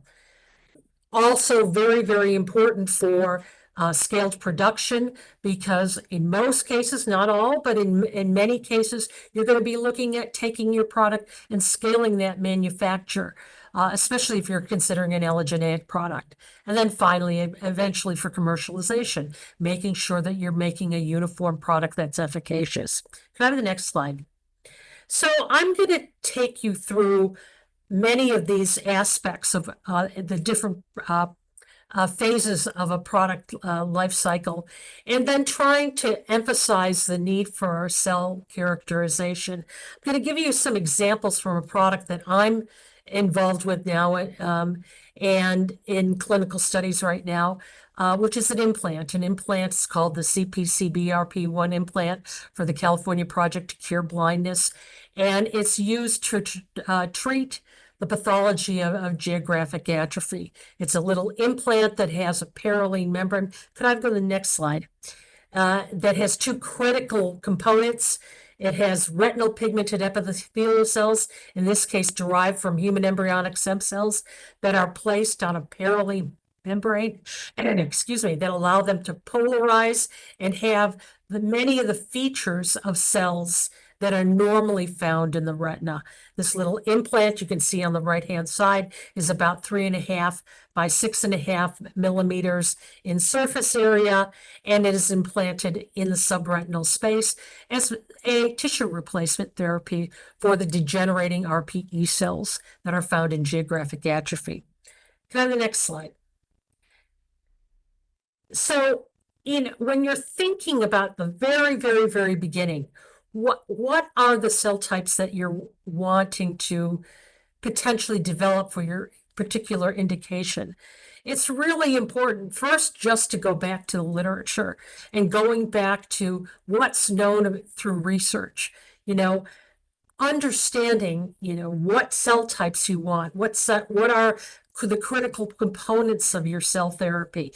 What are there special features such as phenotype, function, metabolism, anything that is required for their particular function? How long do the cells need to survive to be effective? What are you using autologous or allogeneic cells? What are the cells? What dose of the cells are you going to be requiring? And the dosing regimen, is it a one-time only, or are you looking at multiple doses?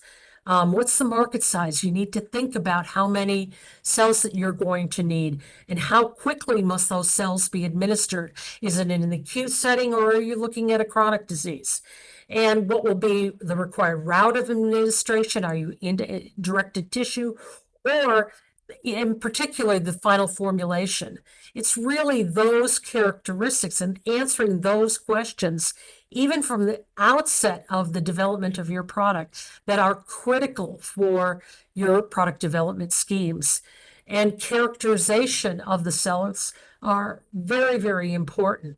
Could I have the next slide? So we look at, in the case that we were looking at, we're putting RPE cells, retinal pigmented epithelial cells, onto a substrate as our biologic component of our product.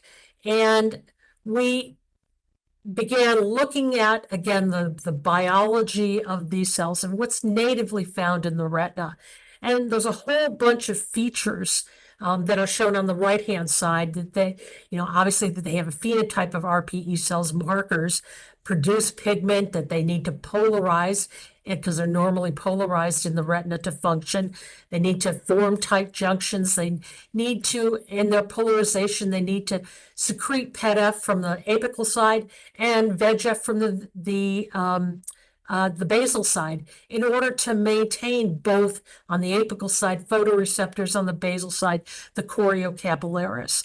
So it's really those starting features that we began to look at. Okay, now as we're looking at developing our product, those are the sort of a minimal number of characteristics that we need to look for. And then as we started to develop our product, is really looking at what's in the middle here: viability, proliferative status, metabolism, looking at other variety of different potency functions, and their stability and durability that became the foundation of developing our particular product. So next slide, please. So you have, your baseline attributes that you want in the cell types, and you're going to learn as you're going on developing this, doing your preclinical studies, eventually even doing your clinical studies. You're going to be noting that there might be things you want to learn, okay, or things you learn as you're doing these particular studies to add on to, the characterization of your cells. But one of the most important things in developing your manufacturing process, number one thing is probably selecting your starting material, whether you're using adult cells, you're using pluripotent cells, whether you're using tissue based cells. It is very, very, very important to select your cell type. Can I have the next slide? And one of the fundamental decisions you're going to make is it an autologous therapy or is it going to be an allogeneic therapy? There's lots of considerations and lots of characterization that has to meet for you to decide which approach you're going to take. So for instance, if you're looking at an autologous therapy, can you get your harvest material, your starting material reliably?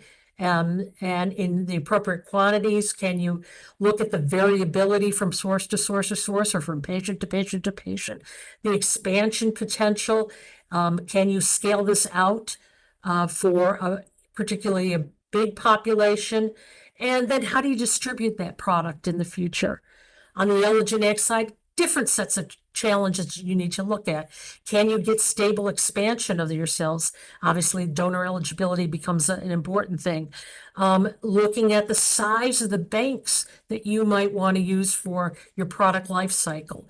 Looking at scale of production for your first in human studies, and then eventually going to the market. All this requires unique characterization of your starting material and developing it towards your final product in order to, again, develop an appropriate and efficacious product. Can I have the next slide? So for our particular case, we chose to use human embryonic stem cells, the H9 line. And then subsequently went on to produce master and working cell banks that we went through the traditional kinds of characterizations for markers and identity of the cells and a variety of things. But the important thing also is when you're making these kinds of banks that you characterize them appropriately so that they're fit for purpose to manufacture your final product, and manufacture your final product with the types of yields, the types of the identity, and the types of features that you want in your final product. Again, something that was very important and a lesson learned for us as we went through this particular program. Can I have the next slide? So then obviously comes the development of your manufacturing procedures. Could I have the next slide? And again, this is right from the beginning. Next slide, please. So these are the kinds of characterization that really needs to be considered, and why characterization is important to, establish robust processes to produce your process intermediates and your final cell product. Establishing tolerances in your production process. You don't hear people think about that too much, but what are the tolerances in there? Eliminate the use of sole source expensive reagents or uncharacterized reagents, looking at getting acceptable yields and understanding factors at this point in time that might in fact your ability to scale up as your product will require. Could I have the next slide? So for our particular program, it's a sort of a two-step process. We produce the RPE cells that are differentiated from human embryonic stem cells. Then we make banks of those RPE cells that are then subsequently plated onto a perylene membrane in order to create the implant, and the implant is release tested. So there's release testing of, if for instance, the intermediate cell bank of RPE cells and subsequently the final product. Could I have the next slide? So we went on in this particular case with over 200 differentiation events, and to try to understand what was the most optimal, looking at cell densities, looking at developing and trying to eliminate, tricky processes, trying to eliminate reagents that we didn't want to use in the future. And then we created a intermediate cell banks that again looked at all of the different properties of, the standard assays for both adventitious agents and cell types and markers, things like that. But again, looking at taking those banks and making sure they're fit for purpose, in this case, for making our implant. Do they give us polarized RPE cells on this implant as we go forward? And developing markers and potency assays that can be used to determine, in fact, that they are polarized. Could I have the next slide? In this particular case, for our particular product and maybe other people's products, there's substrates that sometimes you use. Could I have the next slide? And again, looking at characterization of what happens to your cells when you put them on this particular substrate. In this particular case, we're using a little perylene membrane that has specific design features to eliminate porosity of the implant, but something that could be curled up to put through a small retinotomy site in the subretinal space.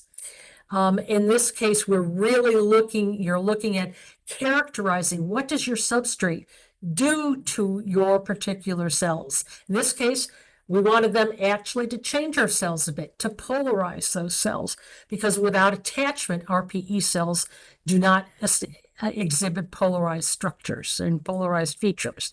So it was really looking at how do we take their banks of RPE cells, and when they put onto this particular membrane, do they allow them to polarize and subsequently express certain things like PEDF? That is an important feature of polarized expression at high levels, which is a particular characteristic of polarized maturing RPE cells. Could I have thanks? Could I have the next slide, please? And then finally, something that I think that is really, even in today's world, underappreciated, which is looking at, again, how do your cells, when you're packaging them, when you're transporting them, when you're delivering them, and how you're delivering them, how do they affect your product, okay? And again, another opportunity for cell characterization. Could I have the next slide? So for instance, it's critically important to establish the viability and function upon transportation and patient administration. How long are you holding them in a bag or a vessel? Also looking for, again, establishing the logistics of patient access and administration, establishing the frequency and scale of manufacture, and also looking at, this can determine whether you need regional infusion or administration centers or a central manufacturing facility, and really also important to track and direct and support the costs of the therapy. So it's, again, what you're looking from an industrial point of view is not only can you make your product, but how does it fare when you're transporting it, you're shipping it, and you're administering it? Again, an important feature for characterization. Next slide. One of the things that we found in our first clinical trial was that we had a fresh product that had a 26-day shelf life. That was, although could establish proof of principle of the therapy, it was something that was extremely inconvenient. Okay, so we took the better part of 2 years developing a cryopreserved formulation of this particular product that could be thawed and administered upon in the OR where these are implanted. Could I have the next slide? So I think, again, Deborah talked a lot about release specifications, and things that we think about in terms of industrial is, how much your product is going to go for release testing.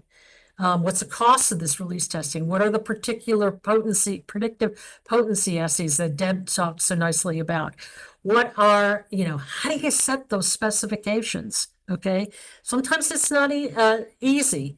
And the duration of the release testing, how long does it take? Does it take months to release a particular product? And then also the reliability of the agents, again, the reagents that Deb talked about.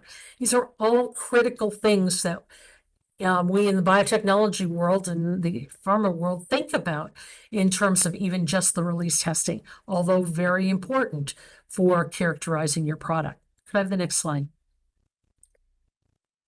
Could I have the next slide, please?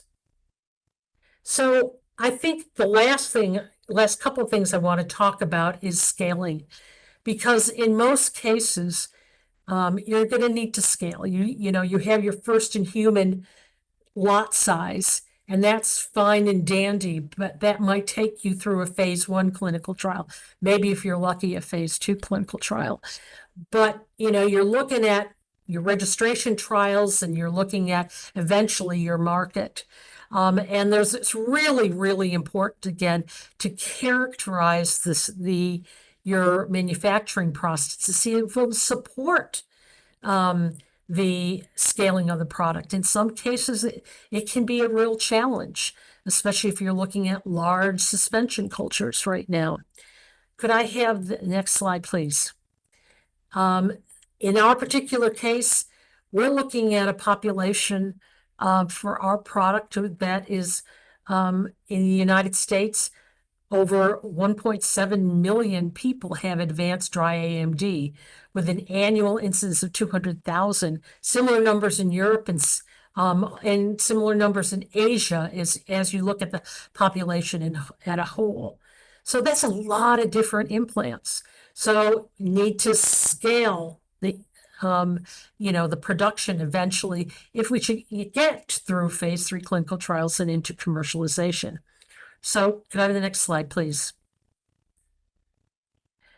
Looking at, because we have 2 different steps, we're looking at a scale up procedure for the RPE cells. Luckily enough, in our particular case, we're only using about 100 to 140,000 cells per implant. So that's not really much.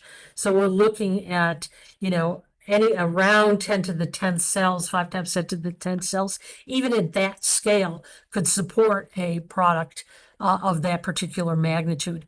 But we're also looking into now scaling out the actual production of the implant and automating that. And again, it takes the characterization procedures that what if you make this automated implant, does it match what we're and artisanally producing now? Can I have the next slide?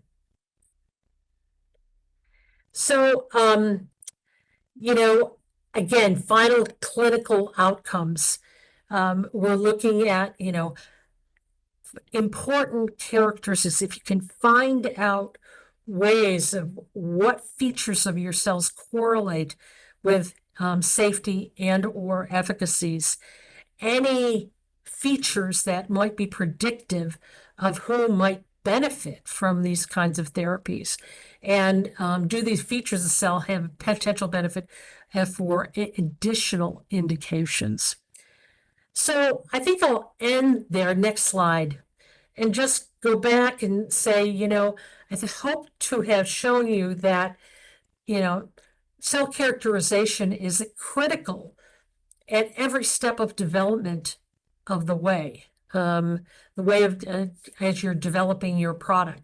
You might be adding on new features of assays, new assays. You might be looking at discovering certain things that, features of cells that are, particularly critical as you go forward in the development. And it's really important to stay on top of, what are the features of your cells that are going to predict what you need to do at every stage of development. So I'll stop there and thank you. Thank you so much. Oh, thank you so much. These were great presentations and dovetail the presentations from this morning that highlight both the tremendous potential these cellular therapies have, but also their inherent complexities and the real challenge with testing on the bench and in animal models. Ultimately, you have to decide what properties are the most important to control. And even once you identify those, there are significant challenges to developing the assays. And then, you have to use them not only for lot release, but as Jane pointed out, for stability and real world use in the clinic. So, plenty of points for discussion. So with that, we can move on to our panel discussion. Okay, I'll start with a general question to all the panelists on the topic of potency, since that's such a popular topic. So that was discussed a lot this morning and in these presentations. So sometimes a great deal about the mechanism of action and what the product is supposed to do. So you have a good idea of what you're supposed to test and look for. But I'd like to kind of pose to the panel, if a cell therapy product's mechanism of action is not well known, how do you go about developing a potency assay? And what challenges, have you faced in trying to develop potency when it may not be so clear? I can start off with that. In my prior life, starting off with a cell type that seemed to function in an animal model, but trying to understand the various mechanism by which this particular cell was working. Okay, there are lots of theories and things like that. All I can recommend is take many orthogonal approaches to try to understand and characterize the aspects of your product, the features of your particular product. You might not be able to tell exactly which one is the mechanism that is functioning for your particular purpose, and it might be a constellation of them. But I think it's in that particular case, lesson learned was take a broad stroke and trying to look at what metabolic functions, what secretory functions, what other functions might be important for that particular product. Yeah, I can reiterate what Jane said, and we've all been in the stem cell field long enough to realize that when we thought we knew the mechanism of action, It turned out not to be the mechanism of action. So if we had had this conference 20 years ago, it would be obvious that we're putting in neural stem cells into a stroke to replace all the cells. And the release assay, the potency assay would be, how many neurons can you get in a dish? And then, of course, we would have been wrong, because probably we don't do a lot of neuronal replacement. Then we would have said, well, we're making trophic factors and we're secreting them and they're diffusible. So then we would have done assays of the supernatant and measured various trophic factors concentrations and think, now we know exactly how it works. And we probably would have been wrong because now we recognize that some things are released not by diffusion as secretomes, but as exosomes or cell-cell contact. And that's more sophisticated. And now we're starting to recognize that, you know, we may isolate cells as tools, but to the human body, these are constituents of how they function. And sometimes we can't even know the mechanism of action because it doesn't play itself out until it's in vivo, interacting with its whole niche. So to reiterate what Jane was saying before, you have to be very, very creative. You have to come up, make your best guess, and come up with multiple surrogate assays that you think are getting to the heart of what's going on, and be prepared to be nimble, have multiple, and to change as your indication change and as our knowledge of what the cells do change. Excellent. Any other thoughts on that topic before we move on to the next question? No, I can't really expand much on that, except, you know, to reiterate, you got to keep your options open. You have, you know, a whole bunch of things you're exploring, and you have to be open-minded that what you think is happening may not be what's happening. And you should learn from product failures. Things that aren't working quite right should be giving you hints as to what's truly important in your product.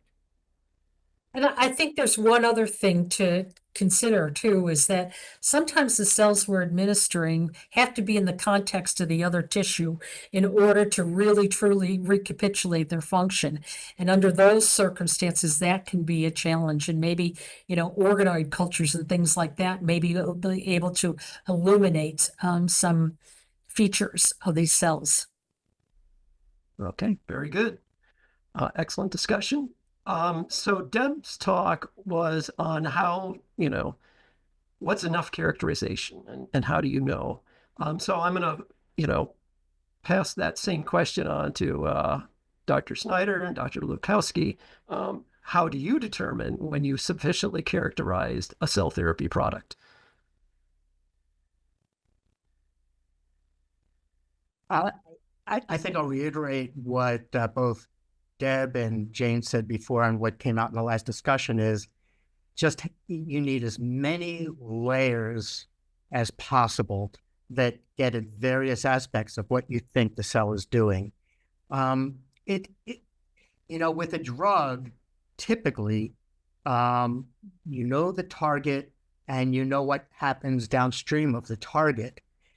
With a cell, there's multiple targets, and sometimes what in pharmacology would be considered an undesirable off-target effect, what we start learning is that maybe our off-target effect really is what the target is meant to be. So I would just say that you have to be extremely creative and just have as many layers of testing to inform you as to what you think will happen in the organ, whether it's the brain or the heart or something like that.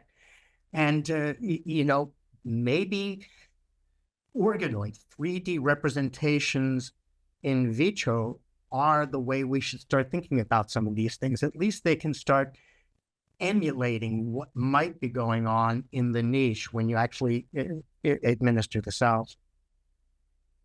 Okay, very good. Yeah, I to answer that question, I would say we approach it asymptotically. We never quite get there. Okay, in terms of characterization, you know, we learn a lot about ourselves, but there's always more. Okay. Yeah, and I would just chime in. I don't think you're ever really there, because Yeah. there are new methods coming online all the time that may give you insights you hadn't even anticipated. But I do think when you can make it reliably time and time and time again, and it performs in the manner that it was designed to do that, and you have assays in place that predict that reliability, you are a long way to being that, that holy grail, that ne plus ultra of design space, which is, what we're really trying to get when we invoke quality by design.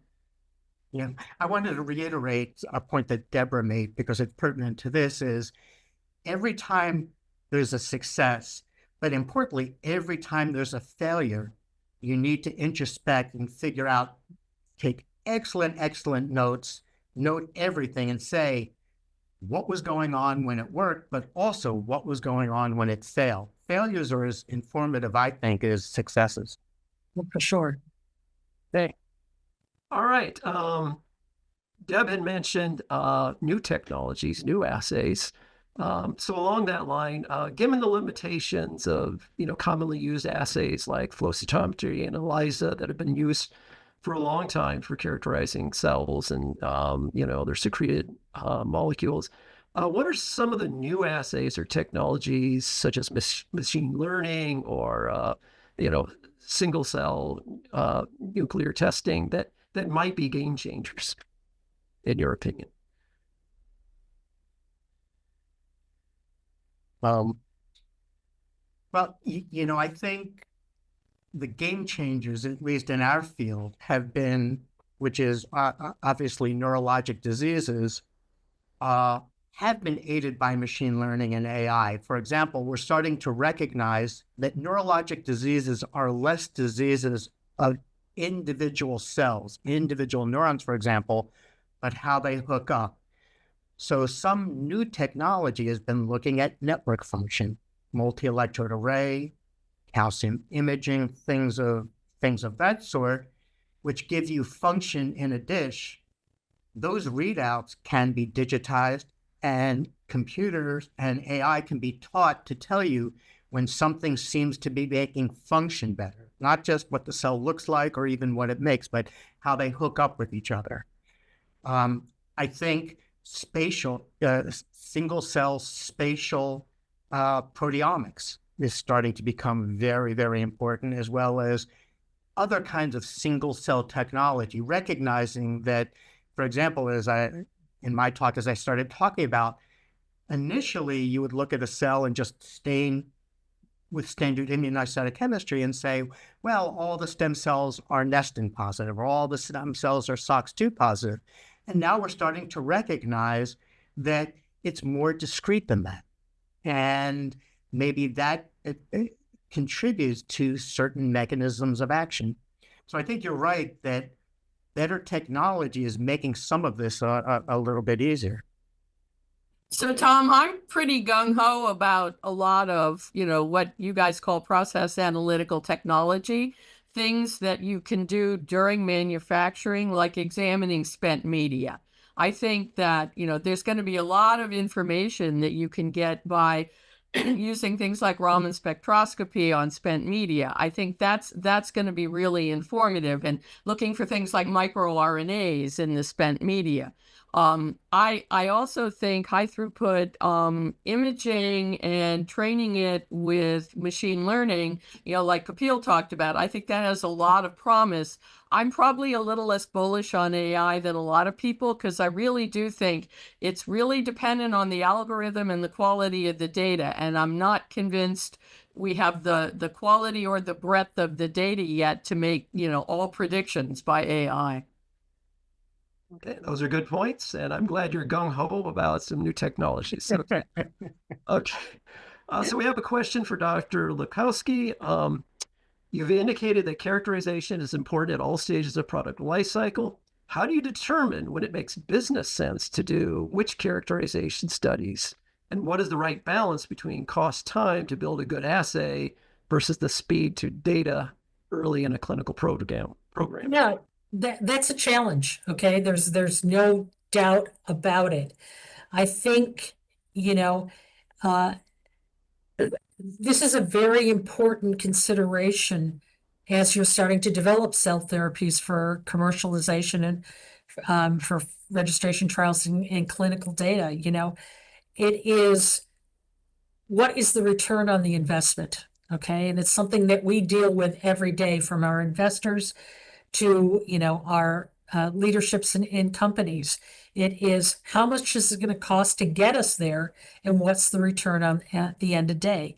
Sometimes you make a decision that this is a loss leader. Sometimes you make a decision that it doesn't make sense, and you terminate a program. It's I wish I had a magic bullet or a magic answer for that, but it's all in aggregate. It's a whole ecosystem. Okay. What's it cost to make it? What's it cost to distribute it? Who are your patients? How are you going to get reimbursed for a particular product? And it is something that is becoming more and more and more important as we go forward. As many of the cell therapy or gene therapy products that are out there are not sustainable in terms of cost of goods and cost of prices. So it's something that you really need to think about. Okay, great. I might just add that at the end of the day, the cost of a failed clinical trial or series of clinical trials is probably greater than maybe spending a little extra cost in developing an informed assay. Yeah. In other words, it's probably not as cost effective to cheap out as you think it is. So yeah. But those are the kinds of decisions that get made every day. It's when we talk to investors right now in therapies, that's what, it's a prominent question that gets asked right from the beginning. And didn't used to be so much 10, 20 years ago. Yes, very practical advice. Okay. So this is a question for all panelists. What recommendations do you have as it relates to understanding critical quality attributes for planning for potential future manufacturing changes and comparability studies? More is better. Because you can't imagine. I mean, both when I was at the agency and now that I sit on the other side of the table, people just don't have enough assays in their back pocket. And then all of a sudden they have to do a comparability analysis. It's like, no, your lot release assays are not going to be sufficient. You're going to need more stuff. What do you mean you stopped developing those like 3 years ago? So, it's an ugly reality, but it's good to keep those assays around and, try to improve them so you have them when you need them. Okay. We've heard that theme over and over again in both your talks and earlier this morning. More is better. It's not always cheap. It's not always easy to develop these things, but they pay dividends down the road and in ways you may not think about. I think we're going to have to end there to prepare for the next session. I would like to thank all our panelists for some really great talks and some really good discussion, and also thank the audience for submitting questions. And thank you, Tom, for moderating. All right, thank you. Thank you so much. Right.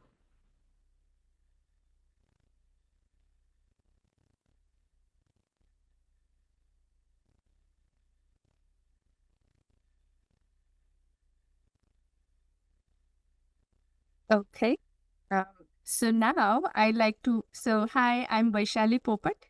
I'd like to welcome you all to the session 4 of this very informative workshop that we have the amazing discussions going on right now. And sorry that, we are not going to stop for a break. But if anybody wants, or if the audience really wants a break, please let us know. We are thinking to go ahead and get started with session 4. Okay.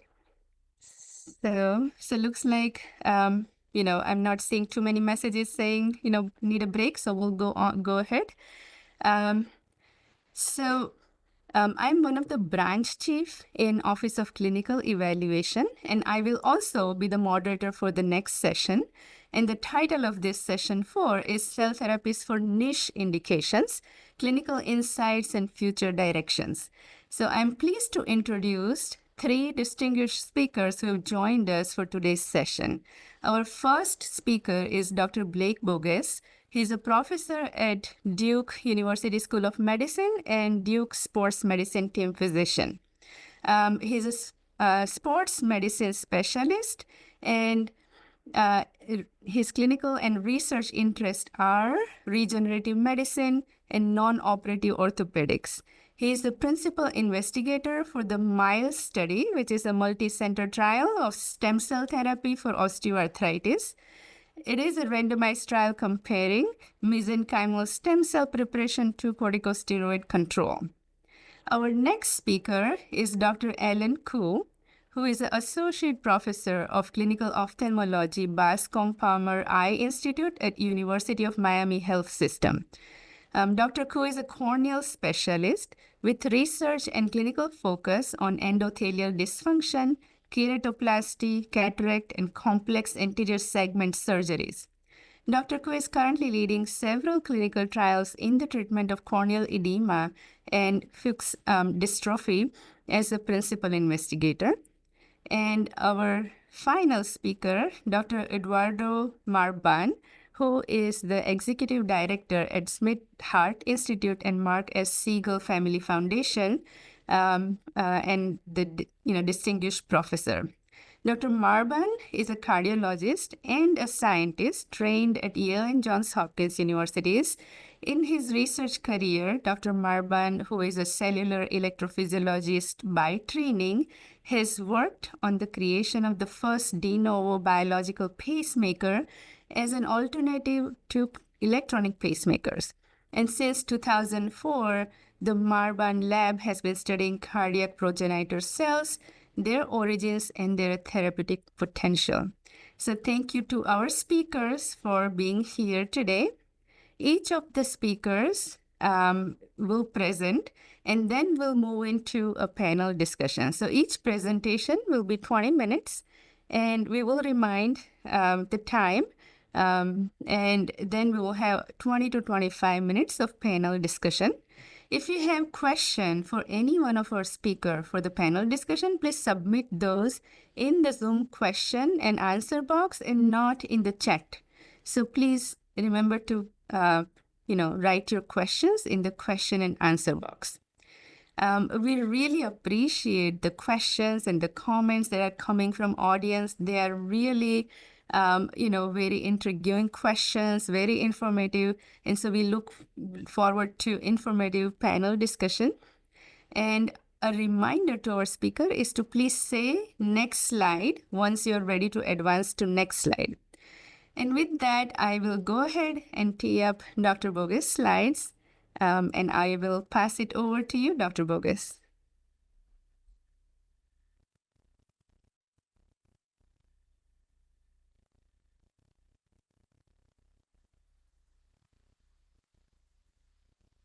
All right. Well, thanks. It's great to be with you today and appreciate all the lectures that have been given. A lot of great research and lab work that's been done.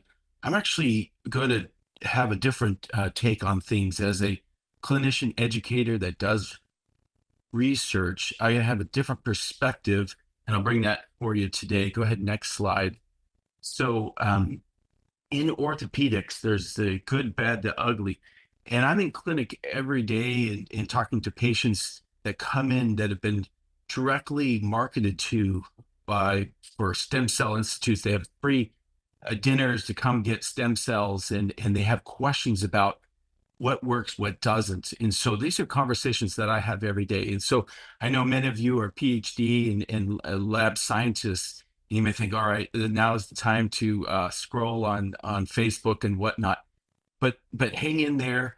I will just to let you know, everyone can relate to this topic because either you have arthritis or you're going to get arthritis. So we're going to focus on some arthritis. So and then I'm going to talk about these studies and how it builds up into the main study that we did with the MILE study. Next. And so here's my disclosure. This is a busy, I have a busy presentation with a lot of different slides, just like this intersection in Kampala when I was there last doing some global health work. So go ahead, next slide. So because I'll be talking about so much, I just wanted to put the take-home message up front. These are the key points. Actually, there's a really good consensus statement put out by the National Basketball Association. A number of colleagues that do a number of orthobiologic procedures for NBA players. So here's the key points. There is support for leukocyte-poor PRP and for the treatment of knee osteoarthritis. There's support for leukocyte-rich for patella tendinopathy. And the efficacy of mesenchymal stromal injections for joint and soft tissue injuries remains unproven at this time. And there's very few data suggest that they'll lead to any functional tissue regeneration. And then giving all these different orthobiologic formulations, the team physicians, including orthopedists who do these injections, must stay up to date with the most peer-reviewed literature. So that just summarizes everything up front here. So let's dive in. Next slide.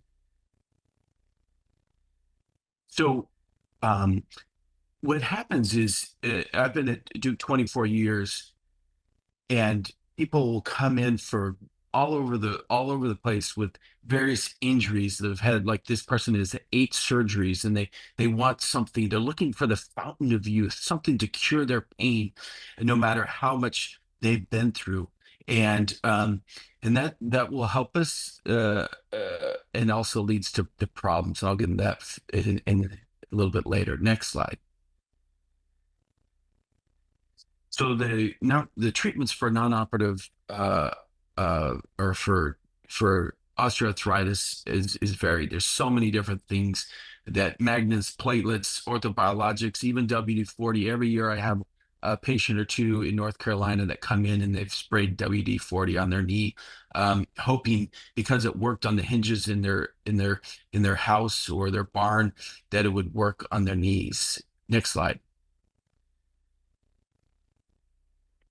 So the main injection that we do in orthopedics is the corticosteroid. People love this. It helps them. It gives a short-term gain. Blue Cross Blue Shield of North Carolina in 2017 said, we're not going to cover these. It's considered investigational, even though hundreds of thousands of these are injected every year. And it caused panic in the street. Well, I equate a steroid like a North Carolina Krispy Kreme donut, where you get that sugar rush and then it's not fulfilling. It's not like lasting nutrient benefit, but it does make you feel good. So people keep coming back for more. Next slide. Let's look at the data.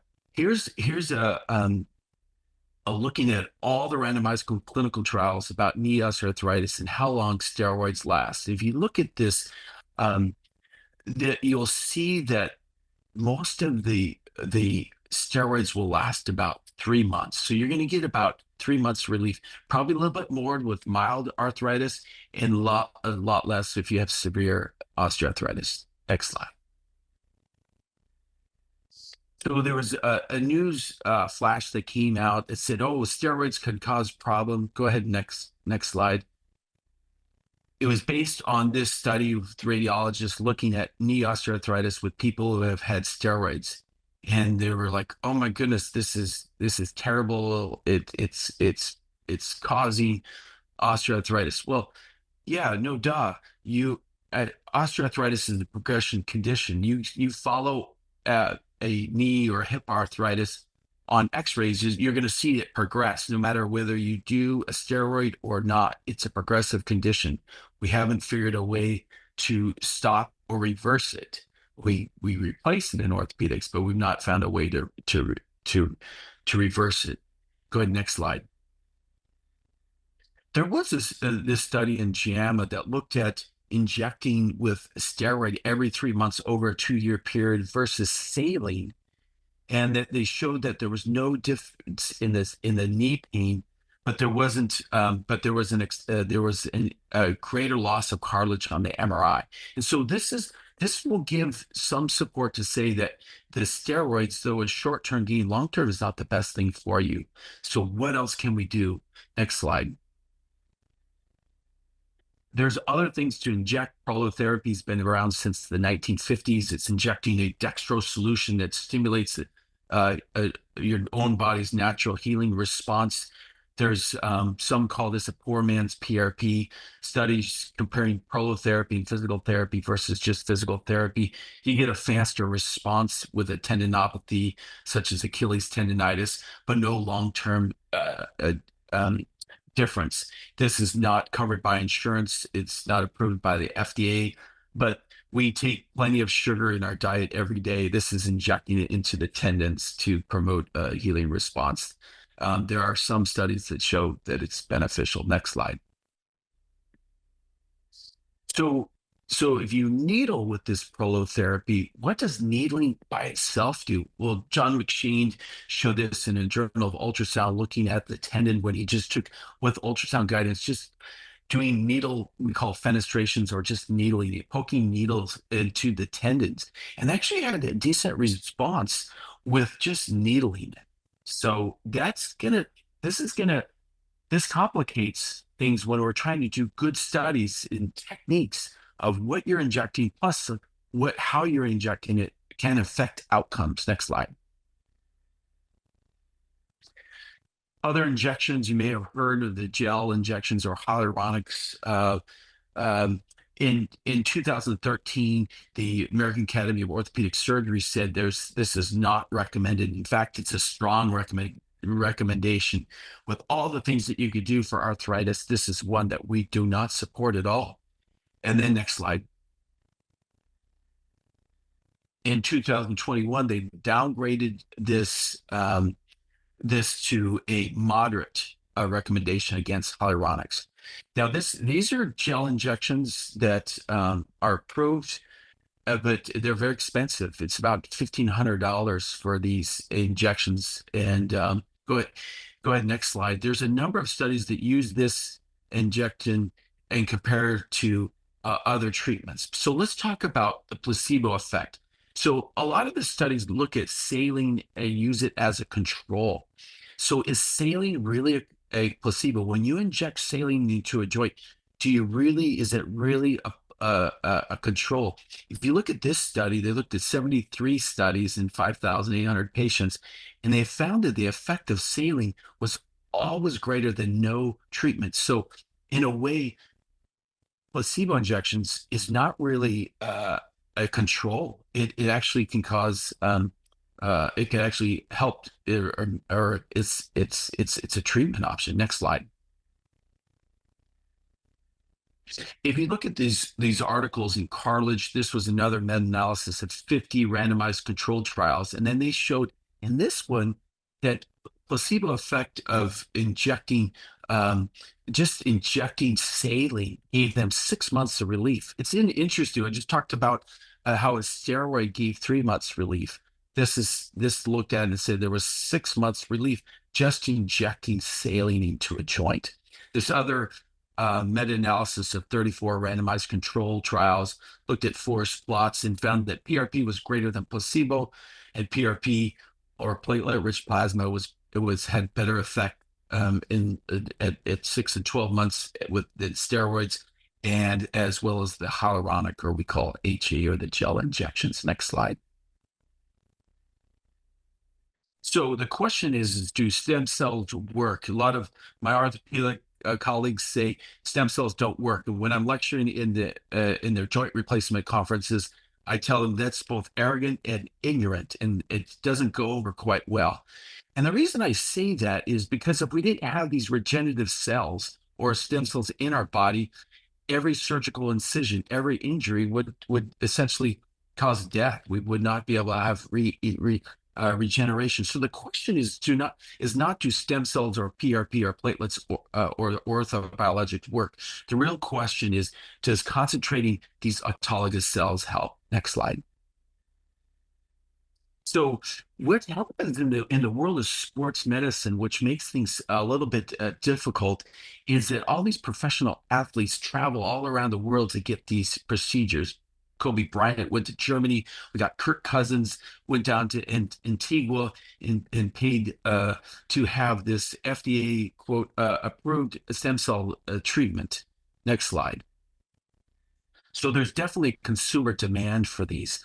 Are orthobiologics new? No, this I found this study in 1938, the first reported use of orthopedic amniotic fluid injection.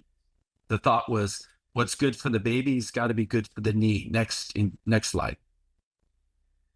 So PRP, I have patients that come from all over. They want some of this.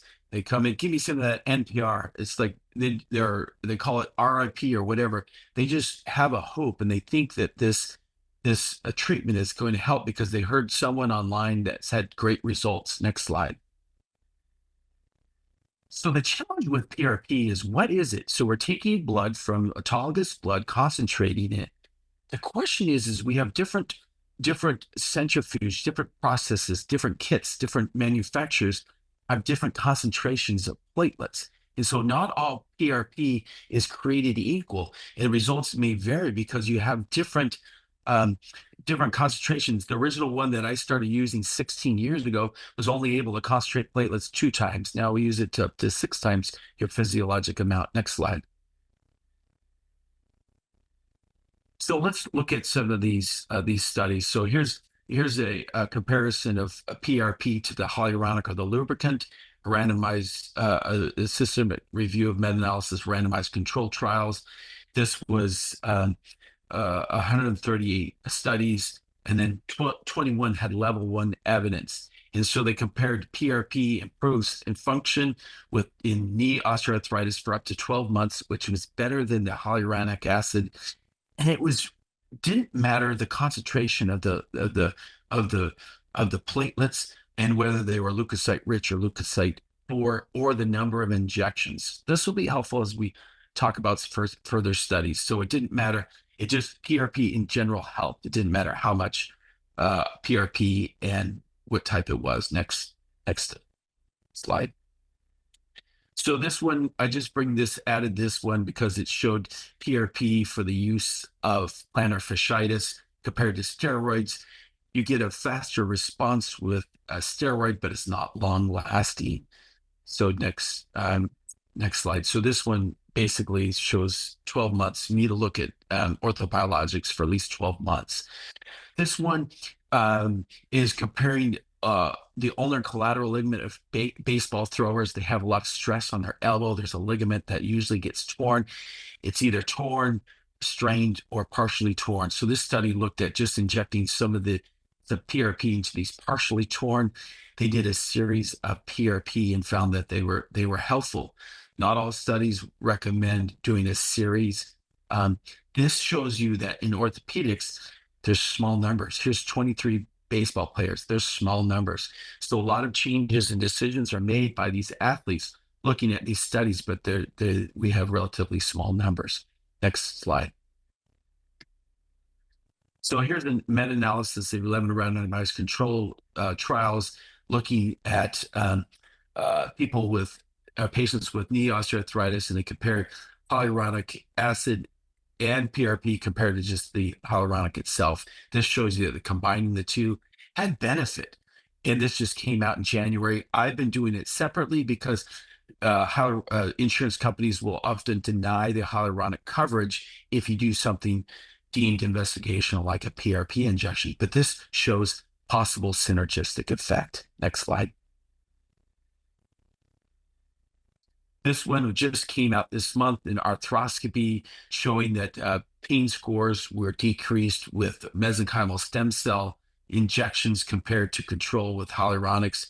And there was no difference in the adverse effects, showing that this is safe in these randomized control trials. Next slide. So different ways for us to harvest these mesenchymal stem cells. Next slide. What this one is with bone marrow. So bone marrow can be painful for patients when we're doing it in clinic. But this showed that there was a benefit in using bone marrow for knee osteoarthritis compared to just other options.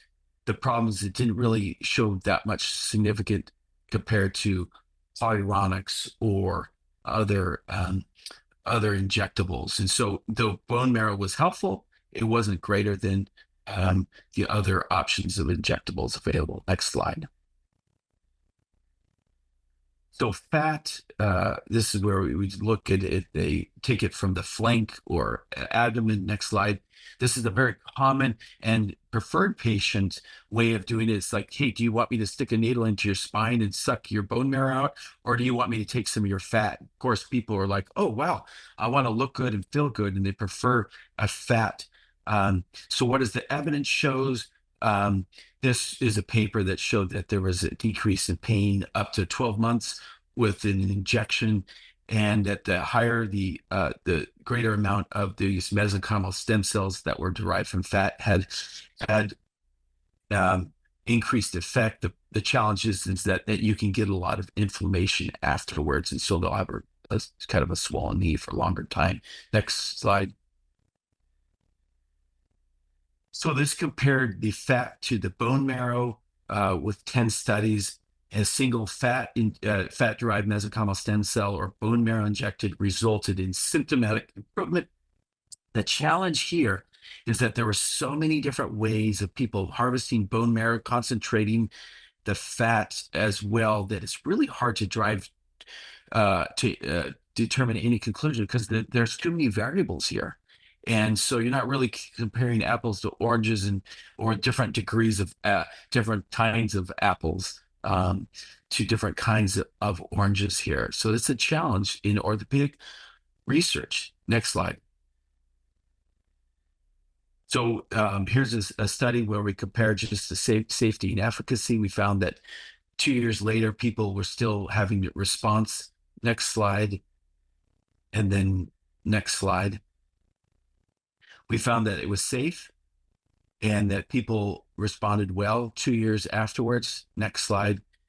This led to our main study, this multi-center study involving Duke, Emory, Georgia Tech, Anderson, Stanford. Next slide.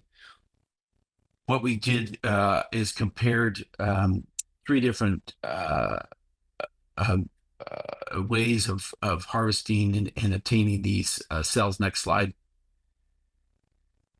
We looked at bone marrow compared it to fat, to umbilical cord tissue. We randomized. We had 120 patients at each of our sites. They were patients would either get harvested bone marrow, and then 75% of the time they would get the concentrated bone marrow. A quarter of the time, I was blinded. I would inject a steroid. If they got the fat, we harvested, did a liposuction, harvested it, and then injected the fat. Or the control was the steroid. Next slide. 1 minute warning, please. Sure. And so to sum this study up, we basically looked at 12 months. We got MRIs before and MRIs at 6 months and 12 months. And so with all this work, it came down to there was no difference between the steroid, the fat, the umbilical cord cells, and the bone marrow. And this was surprising, right? We looked at the studies before, that showed that steroids will get you 3 months relief, but yet these patients got 12 months of relief with the steroid in the control. And so we're going to do more subset analysis. Why did my previous study show that we got 2-year relief? And this has caused a lot of concern with some of my colleagues that do these procedures. There's conflicts of interest because there's cash only procedures. Insurance doesn't cover these, and so we showed that it didn't work. It didn't do any harm. The MRIs didn't show any breakdown of cartilage with the MRIs with the steroid, but it didn't show any growth with the stem cell. And so more research is needed. But this was one of the largest studies using multi-center randomized control trials for orthobiologics. And so it was good that Nature had published this, because a lot of times we don't publish or get negative studies published. There's a bias against it. It's the positive studies, whereas this one is a negative. And I'm not saying it won't work, but what we're doing now to concentrate cells may not be the right way to go about it. There's other things that we need to do. So in conclusion, I've already summed up the challenges with orthobiologic research in orthopedics. There's a lot of different ways to do the treatment. There's a lot of different ways to concentrate the cells. And then there's bias in the clinical. There's marketing directly to the patient. You've got professional athletes, which are unique in their own right compared to an adial arthritic person. So I thank you for your time, and I will end right at this point. Thank you, Dr. Bogus. That was wonderful. So in the interest of time, we will move on to the second speaker, Dr. Ellen Koo. So when you're ready, we can start. Thank you, Dr. Popart, and thank you for all the organizers of the committee for having me today, and special thanks to Claire Simon for organizing this talk. My talk is on emerging treatments for corneal endothelial dysfunction. This is a topic that is near and dear to my heart as a corneal specialist. We are at a time where we are seeing emerging treatments and options for patients. Next slide. These are my financial disclosures. Next slide. So I would be remiss to discuss treatments for endothelial dysfunction without discussing first the very first penetrating keratoplasty. This is a picture of Dr. Edward Zerm back in 1905, performing the world's first ever penetrating keratoplasty on a patient. Next slide. Over the years, we've seen evolution of treatment for corneal diseases, and this penetrating keratoplasty evolved to become deep lamellar keratoplasty, and then Descemet stripping endothelial keratoplasty, followed by Descemet membrane endothelial keratoplasty. What this diagram is showing is that we are approaching the disease by a more targeted approach. And so at this point, DMEK therapy or Descemet membrane endothelial keratoplasty is now considered the gold standard for treatment of endothelial dysfunction. Next slide. So what is endothelial dysfunction? The corneal endothelial cells form a really small, thin layer on the inner lining of the cornea. So these cells are continuously pumping fluid out of the cornea. And this is important because this maintains visual clarity. Once these cells are damaged, they do not regenerate. So these are really important. So you can imagine ocular trauma, for example, from cataract surgery can be a primary cause of endothelial dysfunction. Fuchs endothelial dysfunction is also another big cause for this disease. Patients experience worsened visual acuity, pain, and decreased quality of life when they have this condition. Overall, in the world, there are about 60 million individuals who suffer from this condition. In earlier stages, topical drops certainly can help, but they do not help with the underlying disease. For moderate to severe disease, corneal surgery is then needed to address the loss of endothelial cells. Next slide. So at this time, we do harness endothelial keratoplasty to address patients with endothelial dysfunction, but why do we need to challenge the status quo? Why is there a need? So really, the problem is there is a shortage of cornea donor supply. So for every 70 patients in need, there is only one cornea donor available. In addition, in many parts of the world, there is lack of access to skilled corneal surgeons. I want to remind everyone, this is not a lower middle income country problem. For example, in the United Kingdom, 6,000 patients wait for corneal transplants with an average wait time of 18 months. In the United States, there is now new FDA guidelines restricting our donor pool. And so this can further restrict and decrease our donor availability. Next slide. There are also other issues to think of with endothelial keratoplasty. There are intraoperative and postoperative challenges. There are known risks of infectious keratitis with surgery. And patients who've had glaucoma tube shunt surgery, they need repeat grafts. We know that these grafts do not last their lifetime. So every few years, their grafts will fail. It's to do with the nature of the tube shunts. And so these patients do need a repeat transplant in their lifetime. Next slide. So you can imagine, because of the shortage of donor corneas, there are a lot of interests with cell-less solutions. And so Decimate stripping only for Fuchs dystrophy is one such solution. Essentially, this involves stripping the very central area of disease that affected cells in Fuchs dystrophy patients. There are adjunct drugs known to help with the recovery with this surgical maneuver. Next slide. Another cell-less solution is called EndoArt. It's a novel artificial corneal inner layer transplant. Essentially, this can be transplanted just like endothelial keratoplasty grafts. And this is really meant for patients who are deemed to be at higher risk for graft failure due to multiple reasons, whether it's glaucoma draining surgery, failed endothelial keratoplasty, or previous failed grafts. Next slide. So the concept of cell therapy is certainly not new. It was first proposed in the 70s. The reason it took so many years to get to where we are today is because there are many, many key steps that are involved to allow for transplantation of these cells.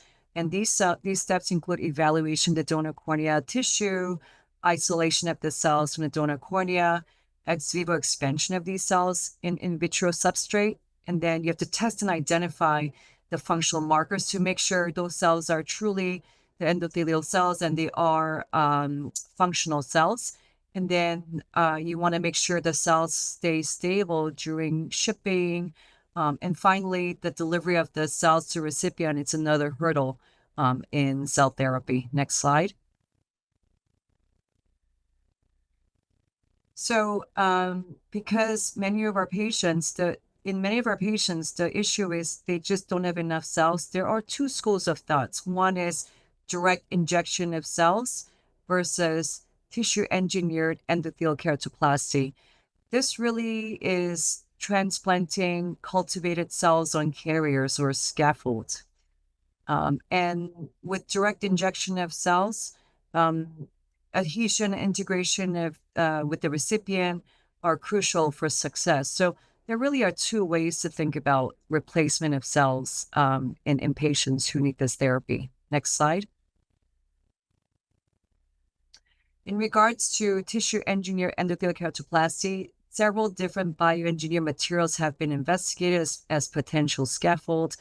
The desired properties in a suitable biomaterial include biocompatibility, transparency, biodegradability, and you want to make sure the scaffold itself is made of, has favorable toxicity and mechanical profiles. And so you can imagine if you can bioengineer a tissue engineered endothelial keratoplasty, you can essentially build a surgeon's dream DMEK where you have a high number of healthy cells on a scaffold that has the correct biomechanical profile suitable for transplantation. Next slide. So a group in Shandong, China looked at tissue engineered endothelial keratoplasty. This is essentially a model where they used cross-linked amniotic membrane scaffold, and they were able to transplant human corneal endothelial cells on this scaffold. The membrane itself had really good mechanical property and improved biocompatibility, and they have, in fact, tested this model in the monkey and the cat model today. Next slide. There's another group that looked at using a collagen substrate. They named it the Vitrigel substrate, and they were able to expand and grow cultured corneal endothelial cells on the scaffold. Essentially, this will allow two donor corneas to be able to provide enough grafts for 120 recipients. But the end result almost looks identical to a human donor endothelial keratoplasty graft. Next slide. With direct injection of cells, the biggest challenge is probably localization of those cells. We know that with direct injection, there are problems relating to secondary cell loss to reflux, or adhesion, or apoptosis. So that's why many cells have to be injected at the time of surgery, or injection, I should say. Next slide. With direct injection of cells, you can imagine there are groups who propose, why don't we just use gravity? Why don't we have the patient in prone positioning to take advantage of gravity to enhance the cells to localize? In addition to gravity, magnetic field guided cell delivery can increase and optimize the localization and integration of those cells. Next slide.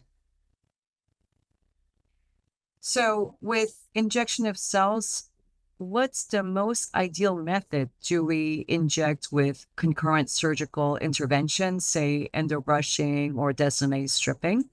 Next slide.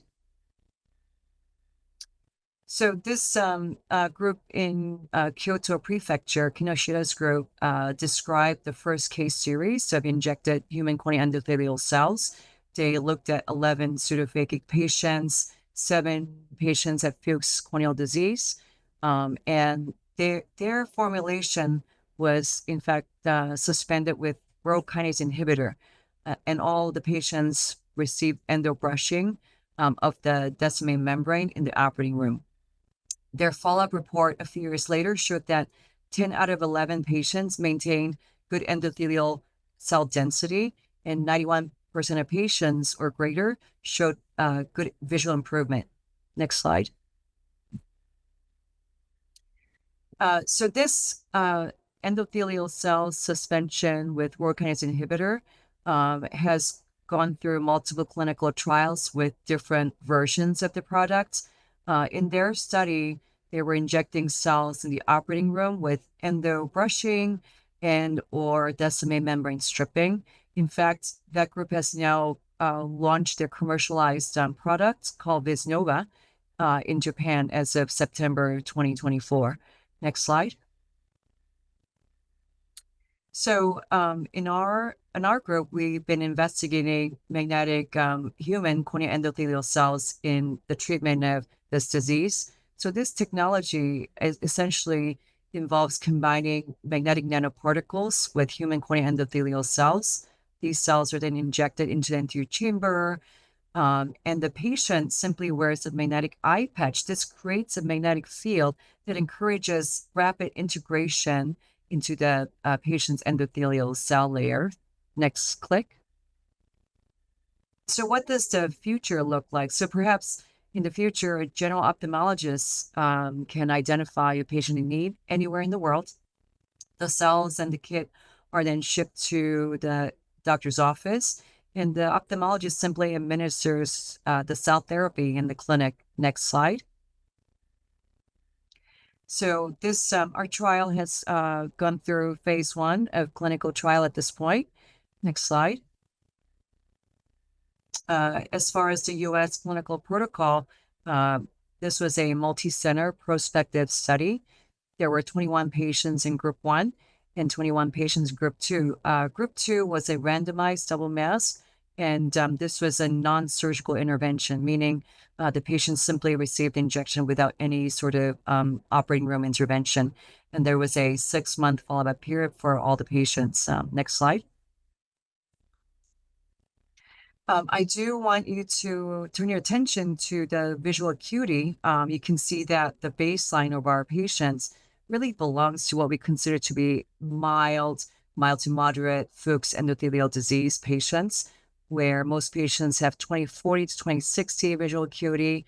Likewise, the central corneal thickness at baseline was around low to mid 600s. Next slide. So the injection itself can be done either in the clinic, as you can see on the left-hand side. The cell therapy is administered with the patient right up against the slit lamp, and it's a simple injection. Or if the ophthalmologist has access to a minor room or a minor procedure room, this can be done under a microscope. Please play the video with the click. Thank you. And this is the actual injection itself. You can see it's relatively straightforward without any specialized skills needed. Okay, next slide. So to date, 4 doses have been tested: 50,000, 150,000, 500,000, 1 million. And there has been no issue relating to serious adverse events, including inflammation, infection, intraocular pressure elevation, posterior capsular opacity, or macular edema. Next slide. This is a patient of mine who at baseline, you can see really dense looking guttae. You can see that as opacification of that central pupillary axis. The baseline visual acuity is 20/50. At week 26, she attained 20/25 vision and had gained 17 letters in best corrected visual acuity. Next slide. This is another patient who gained tremendous improvement in best corrected visual acuity of 18 letters by week 26 and improved by 217 microns in terms of the corneal thickness. This patient received 500,000 cells, and this is a simple injection in the clinic. Next slide. The more exciting, an even more exciting thing is we are seeing possible disease modulation. This is a patient with Fuchs dystrophy. This is what we call a retroillumination photo that really allows us to look at all these imperfections in the endothelial layer. Those little dots that you see represent guttae, and those guttae can be visually significant for Fuchs dystrophy patients. Please click. You can see at 6 months, this real marked decrease in guttae. If you look at the bubbly looking thing that serves as a landmark, it's a non-ruptured bullae. Next to that landmark, you see marked decrease in number of guttae. So we are seeing some effects, positive effects on the guttae with the cell injection therapy. Next slide. So our group at Bascom Palmer, we gathered retroillumination photos on 4 subjects who were treated with this therapy. We collected images at baseline, 3 months and 6 months post-injection without any endo-rushing. This method involved generating a grid consisting of 12 equal slices and 7 concentric rings. Please click. And we labeled each grid A through G. Next slide, next click. We had 2 individuals who were masked, and they manually quantified each guttae in each grid in mass fashion. Click for me, please. And this method has been validated. This guttae counting method was previously validated by Dr. Garvey's group at Johns Hopkins. Next slide. So we looked at the data from our patients. If you look at the x-axis that denotes some area from the central cornea, A denotes the center, whereas G is the periphery. The y-axis denotes percent decrease in guttae from baseline. We are seeing this decrease in guttae markedly in the central area, almost a 75% reduction. The other thing is we are seeing this time-dependent improvement, meaning patients improved at 3 months, but they improved even further at 6 months. Next slide. 1 minute warning, please. You got it. So, in terms of cell injection or cell therapy, which is the most ideal method? Perhaps injection only. Next slide. can be a promising therapy. Next slide. So in summary, we are seeing vast advancements in the field of cell-based therapy with promising results. And this is great news given the limitations associated with current surgical methods, as well as the global shortage of donor corneas and access to corneal surgeons. Next slide. So I really believe that cell therapy is here to stay, and the future does belong to cell injection therapy. One donor cornea can treat enough cells to treat hundreds of patients, and this can essentially lower the cost of treatment and the ability to treat more people around the world. Next slide. Thank you to these individuals, and thank you all for your attention today. Thank you. Thank you so much, Dr. Kuhn. That was fantastic. Our final speaker for our session today is Dr. Eduardo Marban. So, up to you, Dr. Marban. Well, good afternoon, everybody. If we can get your slides up. Okay, great. Thank you. Next slide, please.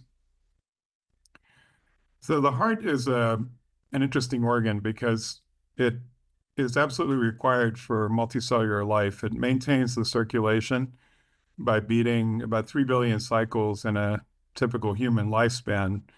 When it's injured, however, by loss of blood flow as an ischemia, by genetic lesions, toxins, immune reactions, or a variety of other insults, this leads to loss of cardiomyocytes, loss of functional beating heart cells, and the innate regenerative capacity of the adult heart is minimal. The heart tissue, instead of being regenerated as it might be in other tissues, the liver or skeletal muscle, instead in the heart is replaced by scar. And the eventual result is what we call heart failure, or if it's a global process affecting the entire heart, a cardiomyopathy. And the typical goal of cardiac cell therapy is to repair or to regenerate the injured heart, perhaps tilting the balance towards repair as opposed to scarring. Next slide. So today I'm going to first tell you about the controversial history of cardiac cell therapy. There's a lot at stake here, and the history is checkered, to say the least. Review the nature of past pitfalls in this area and lessons learned for moving forward. Next slide. So in reviewing the controversial history of cardiac cell therapy, there are two types of failed translation. The first, which is illustrated here by an example of skeletal myoblast, is due to normal hypothesis testing. Good ideas were created and validated preclinically, and they failed in clinical trials. Let's talk about what happened with skeletal myoblast. Next slide. So there's two kinds of striated muscle in the body, the heart and skeletal muscle. And even though they look similar at the level of ultrastructure, they're quite different insofar as the fact that skeletal muscle has an endogenous population of stem cells that can be harvested. These are called myoblasts, and they can be expanded. And the idea was, well, you can't do that for the heart, but let's do it with skeletal muscle from the same patient, expand those cells ex vivo and transplant them back into the same patient. This was first tried in rodents in 1996 with some success, and then in the paper shown here at the top, this was tried in large animals with a lot of enthusiasm over the improved performance of the heart and the lack of apparent side effects of this transplantation procedure. This was speedily translated to humans with surgical implantation, and you can see in the echocardiographic images on the right-hand side, the one on the left shows the function of the heart in cross-section, the front of the heart being at the top, the bottom of the heart being in the back. With each cardiac cycle, the back part of the heart is really not moving. That was where there was injury in this patient. But several weeks after the transplantation procedure, you can see that the back wall of the heart is indeed contractile again. This was met with some enthusiasm. But next slide, 7 clinical trials later, basically the conclusion was because of proarrhythmic effects and inconsistent functional benefits. Proarrhythmic effects meaning the tendency to make arrhythmias appear or make arrhythmias that were already there worse. Some of these can be lethal. This was an unexpected and unwanted side effect. And basically the development of therapies based on skeletal myoblasts has been basically abandoned. Next slide shows an example of a different kind of failed translation, and this is due to scientific integrity issues. And here I'm going to talk about c-Kit positive cardiac stem cells. c-Kit is an antigen that's associated with bone marrow stem cells. And in the next slide, there was a claim in 2003 that the adult heart contains c-Kit positive cardiac stem cells and that these can be isolated and expanded and re-injected into zones of injury. And the reason that they don't putatively work in the normal heart is that they're rare. So one can tip the balance towards regeneration if one isolates the cells by this antigenic panning and expansion method and re-injects them. And in the images shown on the right-hand side, the injected putative cardiac stem cells had been genetically labeled to produce green fluorescent protein. And you can see in the thin region of the heart in cross-section where there's a box, the area of the heart is largely populated repopulated by green cells that have basically been argued to become functional working heart muscle. And the echocardiographic images on the right-hand side show that there's improved contractility in the front wall of the heart, the anterior wall, where the injections had taken place. This was eventually translated by a team that included the same senior author, and there were extraordinary benefits. This was implantation surgically with direct injection into the regions of the heart that were injured, autologous cells, and global heart function improved, and scar size decreased, really almost magical. The next slide, though, shows that with some further preclinical studies, doubts began to be raised that these cells even exist in the heart, and certainly if they do exist, they don't contribute meaningfully to restoration or regeneration of cardiac myocytes. And the next slide shows this all blew up over time. The professor who was at Harvard was called for retraction of dozens of studies, including that clinical study, the Scipio trial. The next slide then shows the unfortunate consequences of this kind of action. And even though I've shown you one case study, there were several in this field involving a variety of different cell types. But the bottom line is the bad actions of a few cast a pall over the entire field. And you can see from the headlines here in Nature Biotechnology, a futile cycle in cell therapy. Another title saying stem cell therapy healing or hype. Concise review is embarrassing clinical trial outcomes. And even just recently, a couple of years ago in a Reuters investigation, faked heart studies duped the establishment, and Washington is still paying for it. And talking about scientific Ponzi schemes. Imagine trying to do an ethical trial or to advance the field when you're faced with this kind of overwhelming negativity in the lay press and in the community at large. Next slide. Nevertheless, there are some case studies of survivors, cell types and basically scientific programs that have progressed. One is the case of pluripotent stem cell derived myocytes, cardiomyocytes. These are derived from embryonic stem cells or from induced pluripotent stem cells. And embryonic stem cells have been recognized since about the turn of the millennium to be able to create cardiomyocytes with spontaneity and with alacrity. And these cardiac myocytes can be harvested and expanded, or special recipes can be made to force most of the pluripotent stem cells to go that way. Next slide.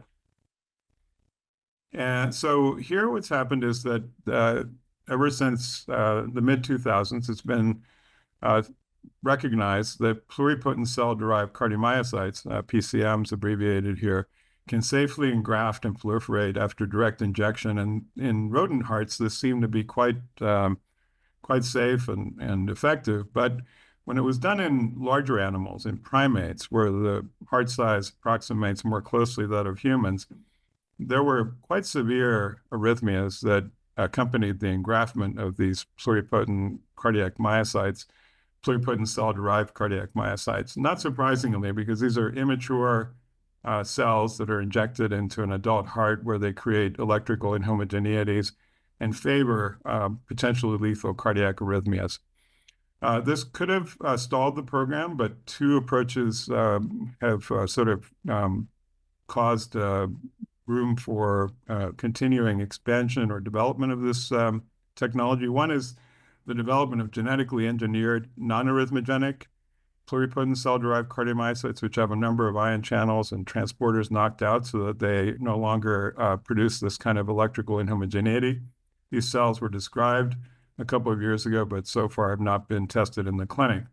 The other approach, which has actually reached the clinic, is the recognition that perhaps you don't need to inject the cells into the heart itself, but just put a layer of cells outside the heart, taking advantage either of mechanical strutting or paracrine benefits. And this kind of approach in humans was pioneered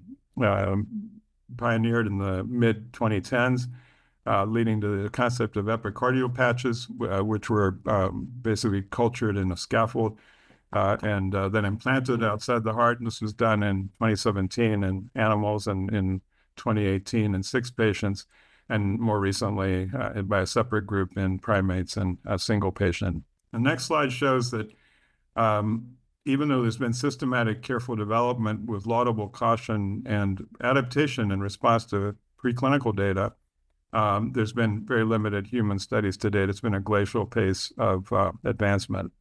Next slide. So the other case study is one that I've been involved in, and that is cardiosphere-derived cells. Next slide. These are cardiac stromal cells that can be isolated from the heart using a primary culture method. It's quite straightforward, and these cells have been studied now in 7 clinical trials, and they're in advanced phase studies now for Duchenne muscular dystrophy. I'll tell you more about that momentarily. But one of the important things that caused us to pivot and refine the clinical program in major ways was the recognition that these cells work not by canonical stem cell mechanisms, meaning they don't just engraft and proliferate and differentiate and become new heart muscle, which is what we thought at first, but instead they're evanescent. They stay in the tissue maybe a week or 2 weeks and then mostly die off, whether they're allogeneic or syngeneic. But during that time, they secrete extracellular vesicles, which are chock full of non-coding RNA and other bioactive molecules, leading to immunomodulatory effects that underlie the benefits seen in the clinical studies. And I've reviewed this in a couple of citations that are presented there. Next slide. So how has this evolved? We've first isolated CDCs from the human heart beginning in 2004. And at the time, we believed that we would have to do this autologously in a patient. We would have to do cardiac biopsies and grow cells from that same patient and reimplant them into regions of injury.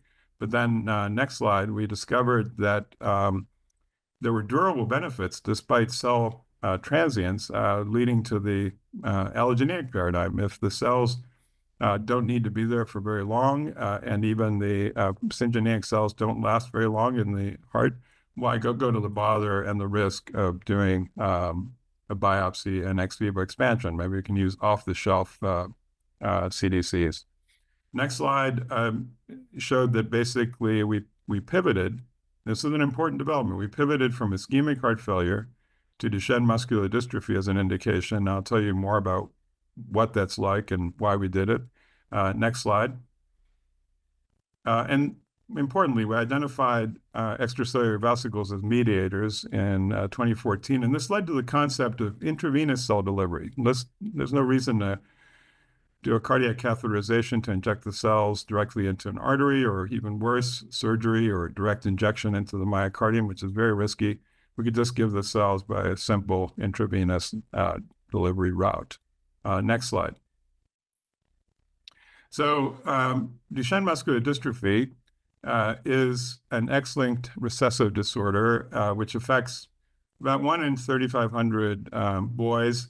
And it's manifest usually by the development of a skeletal myopathy, which the parents notice by seeing the boys experiencing difficulty getting up from a prone position without the use of their arms. It's called Gower's sign. Typically, the pediatrician then sends a blood test, a genetic test, and the diagnosis is confirmed. And then the parents and the boy's life is never the same because they face loss of ambulation early in the second decade and premature death. And the next slide shows that actually that premature death is not necessarily due to the skeletal myopathy. More than half of the time, it's actually due to the development of a cardiomyopathy. The heart itself, just like the skeletal muscle does, becomes over time full of scar tissue and becomes non-functional, and that can actually lead to severe terminal heart failure. Clinically, there's nothing that's been shown to be effective for the cardiomyopathy, even these experimental and in some cases approved exon skipping and gene therapy strategies. Now, preclinically, on the next slide, we found in models of MDX mice and in confirmed in some cases by studying human cells that CDCs improve cardiac and skeletal muscle function with sustained benefits when you give repeated infusions. And by repeated infusions, I mean every several months. And they're effective when given intravenously. Having learned that preclinically, we went on, next slide, to design studies, including the HOPE-2 trial. Halt cardiomyopathy progression in Duchenne is the acronym. And HOPE-2 was a double-blind placebo-controlled trial of allogeneic intravenous CDCs in patients with advanced Duchenne muscular dystrophy. It was published in The Lancet a couple of years ago. And here we measured progression of skeletal muscle disease, performance of the upper limb on the left, and progression over 1 year of cardiac function by magnetic resonance imaging. And being a double-blind placebo-controlled trial, neither the investigators nor the subjects knew whether they were getting placebo intravenous infusions every 3 months or cells. But you see in the blue lines, those are the experimental cell group, when the code was broken at the end, that the performance of the upper limb is quite stable over the 1 year period in the patients who received the cell therapy, allogeneic CDCs, whereas those who received only placebo continued to deteriorate at a rapid rate. The preservation of function was even more striking on the right-hand side when cardiac function was measured by magnetic resonance imaging. It was totally preserved over the 1 year period of observation, unlike the progressive decline that was seen in the subjects that had been randomized to receive only placebo. Next slide. So where are we now? Well, there's a phase 3 study that is called HOPE-3 that's fully enrolled, and a biologics license application has been filed by the company Capricor Therapeutics that I founded, and that is now undertaking these advanced phase clinical studies and regulatory efforts of what is now called deramiocel, specifically for the indication of Duchenne cardiomyopathy, for which there is no alternative therapy. Next slide. So what are some guiding principles moving forward? Well, I've already alluded to some by contrasting them with what went wrong, but what we need really is careful mechanistic and translational studies. We need to understand the mechanism of action. Cells shouldn't be viewed as black boxes. If we understand how they're working, then we can be very deliberative and intelligent about how to apply them clinically. And we need to adapt and adjust based on emerging evidence. I'm not the first speaker to say pivot, don't panic, but that's exactly what the message is here. Next slide. And I think I want to just close by saying that we need to choose a favorable indication. That's not true for just cardiac cell therapy, but for any cell therapy. Let's look at that in the next slide.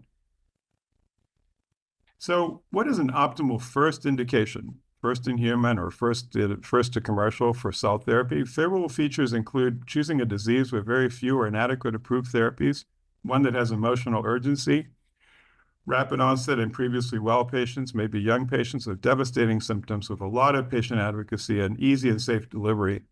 Unfavorably, next slide, are all the counterpoints. You don't want to treat a disease that already has excellent and very conventional options where there's slow onset of chronic illness in older patients, many with comorbidities, and perfunctory patient advocacy, or any complex or risky delivery. And in the next slide, you see that the indications that have been tried, usually for cardiac cell therapy, fall short of these ideal indications. Myocardial infarction, there's 1 million cases a year in the United States. Outstanding current therapy, you'd have to show that it's better. Anything you do is better than already good therapy.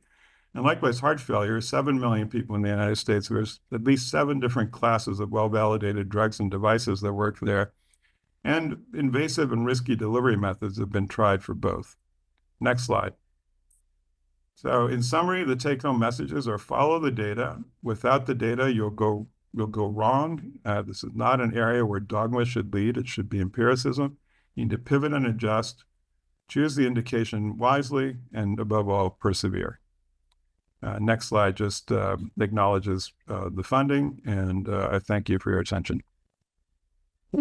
Thank you so much to our speakers for their presentations. So now we'll move into a brief panel discussion. We have received quite a few questions, so I'm not sure whether we'll be able to get to all of them, but let's get started so we can try to answer as many as possible. Now, because this session is for the niche therapies, I'm going to start with asking a general question that sort of each one of our panelist speakers can answer based on their niche area. So the question is same, but the answers will be different, right? So the first question is, one of the potential advantages of these cell therapies is to administer product less frequently. So for example, with the knee osteoarthritis, instead of taking the pain medication every day, there could be an injection every 3 months. So, and similarly for other areas like ophthalmology and cardiology. So can you please comment on frequency of product administration and durability of treatment effects for your niche area as compared to standard of care therapies?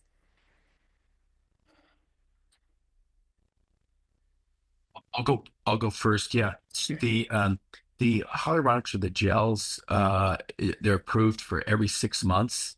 And then after that, this steroid, we have this unwritten rule, no greater than 3 every 3 months. It's just because of that one study showed it sooner than that, it breaks down, but there's not really good evidence for that. So we're making these decisions, recommendations based on experience and opinion, but not great things. So then the question is how often would you do like a PRP? And so the studies that would show that it's like every 12 months. And so I tell patients, hey, here's these studies that show that there was some benefit at 12 months. This one study that I did, there was benefit at 24 months. And so it's terrible to make or it's hard to make a recommendation. And we say, here's the options.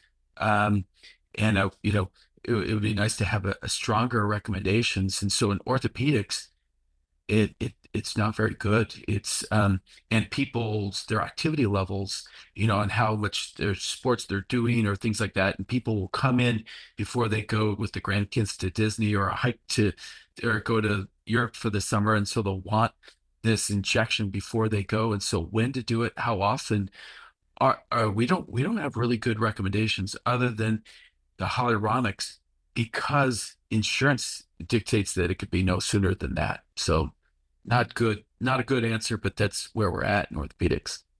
Thank you for that. That really demonstrates the challenges we have when we design for the clinical trial and, the duration of the standard of care therapy, let alone the investigational product.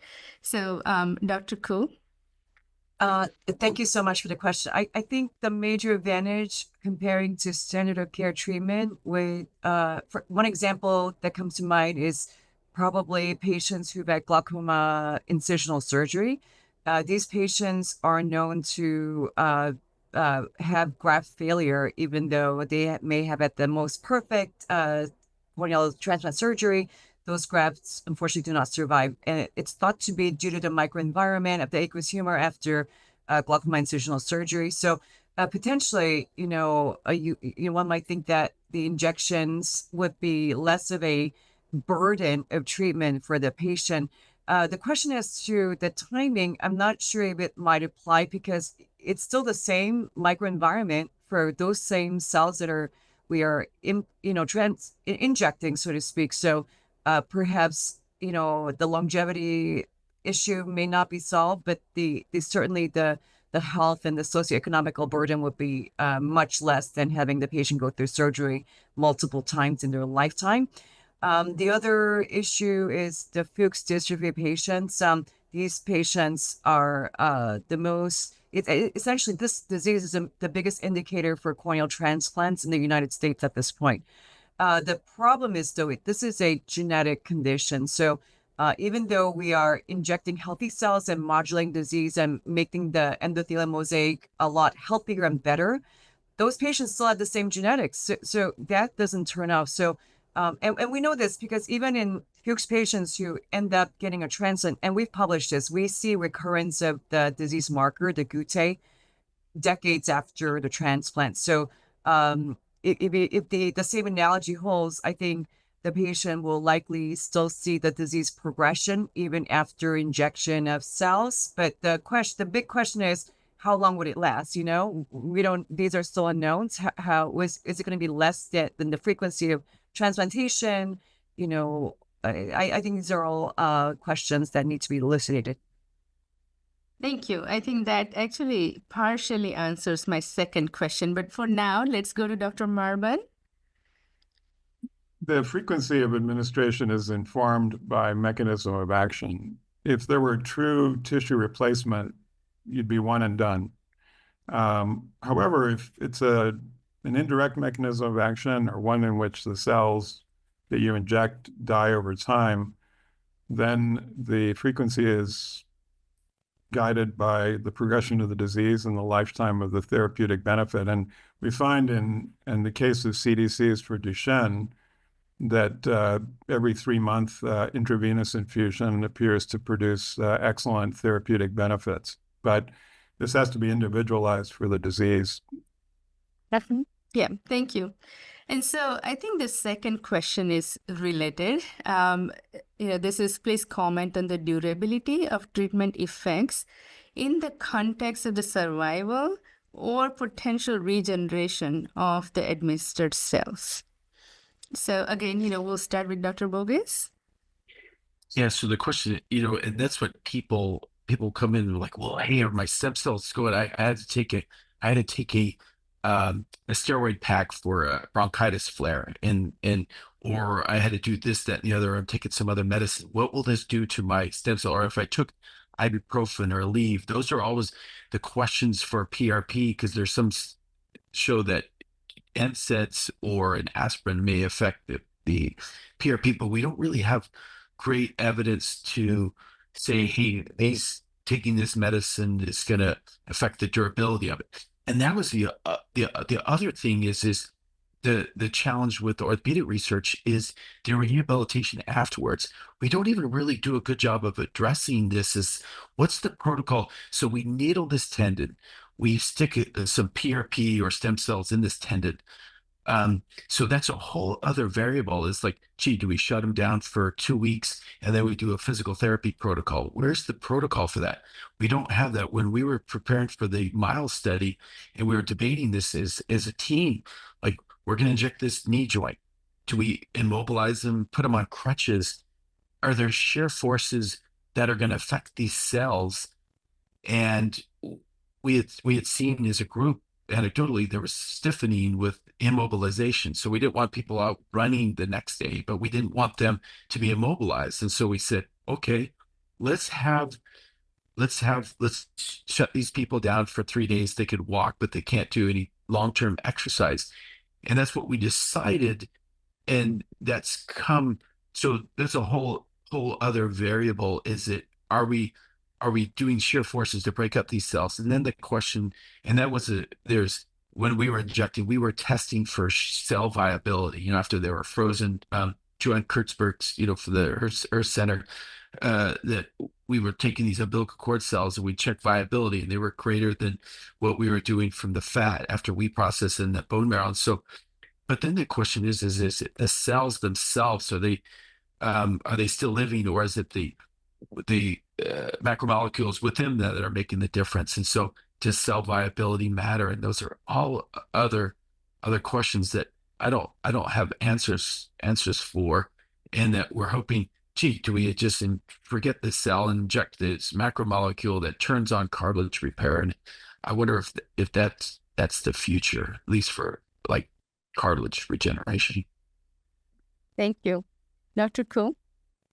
Yes. So, in ophthalmology, currently we are at the stage of injecting fully differentiated. So these are not stem cells. These are fully differentiated cultured endothelial cells for the treatment of endothelial dysfunction.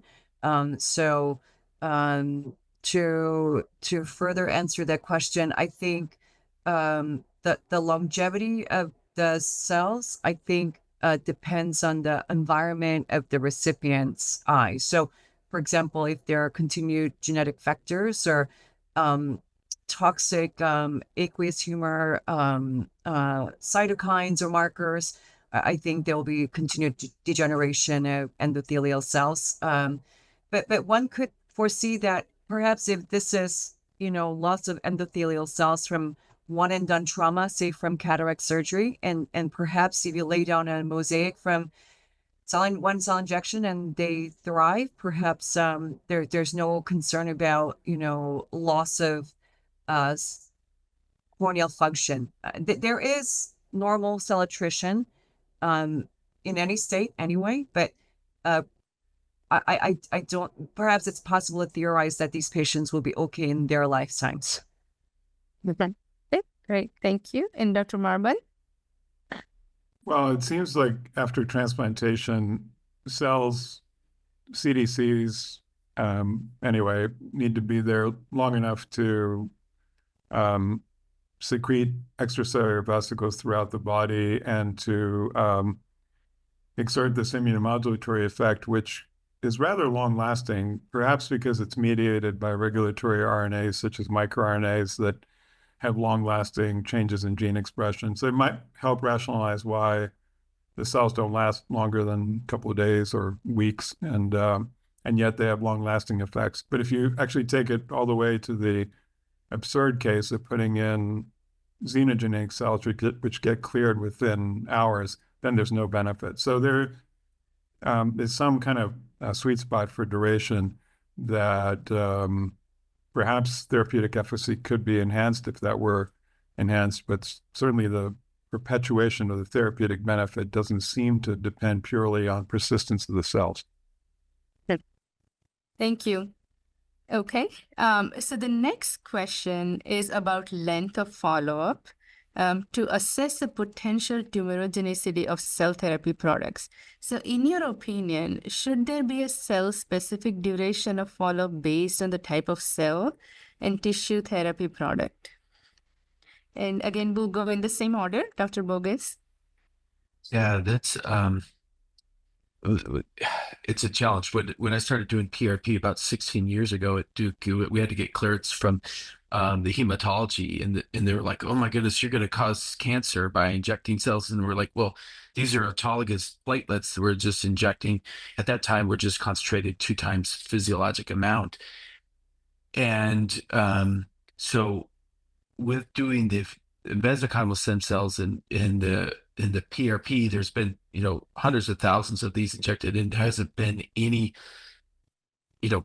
cancer cause and the outcomes, the adverse effects of all these studies have been maybe site of pain from harvest site or swelling a couple days afterwards. And so there hasn't been any, I tell people, hey, we haven't grown a third eyeball out of your knee when we've injected it, but these are the risks that are associated. So one thing we decided was in our exclusion criteria for the mouse study was like, oh, if they've had cancer within the last 5 years, and you say, well, why did you pick 5 years? And it was an arbitrary, well, gee, this sounds good. And because I think there was another study that had done that as an exclusion criteria, but there's not really any good evidence for that. And so I don't have a good answer of how long we should follow it, but there's been enough to see that there hasn't been any adverse outcomes like that. But we were just being I guess conservative in saying, well, if you've had a bloodborne cancer, not like a skin cancer or anything like that, we're going to exclude you from this study. But not great evidence to support that. Thank you. Dr. Coop? Yes. So at this time, the only form of cell therapy that is going on in human trials, including our clinical trial, is fully differentiated human corneal endothelial cells. These are not stem cells. There are groups, laboratory groups looking into mesenchymal stem cells as a source for corneal wound healing and so forth. But at this time, when we talk about cell therapy in endothelial dysfunction, these are fully differentiated cells. Thank you. And Dr. Marban?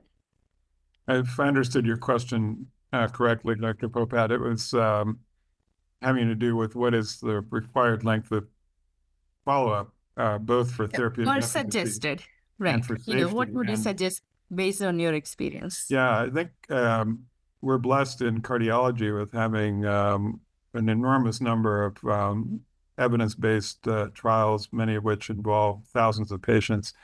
And so the indication in general dictates the length of the follow-up. Heart failure, you can't get a drug or an intervention approved these days, given that long history of trials, without really showing a long-term mortality benefit, unless it's some kind of transformational therapy that really upsets the apple cart in a huge way. It's going to require years and thousands of patients.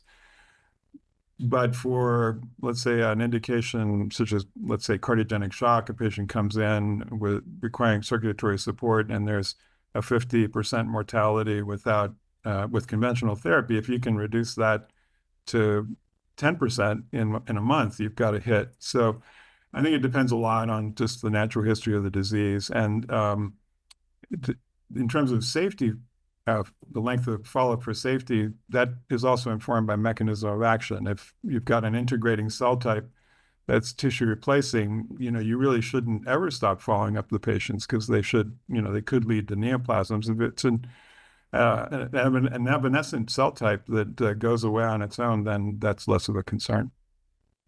Yeah, this is certainly a challenging area, as different indications and different products would have different risk associated with it. So thank you for your comments.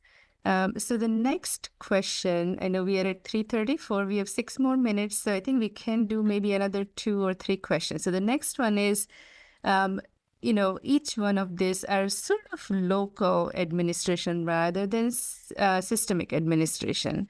And so can you please comment on the procedure-related AEs, especially on the risk of procedure-related AEs as it relates to eligibility criteria for the clinical trials and the potential safety concerns?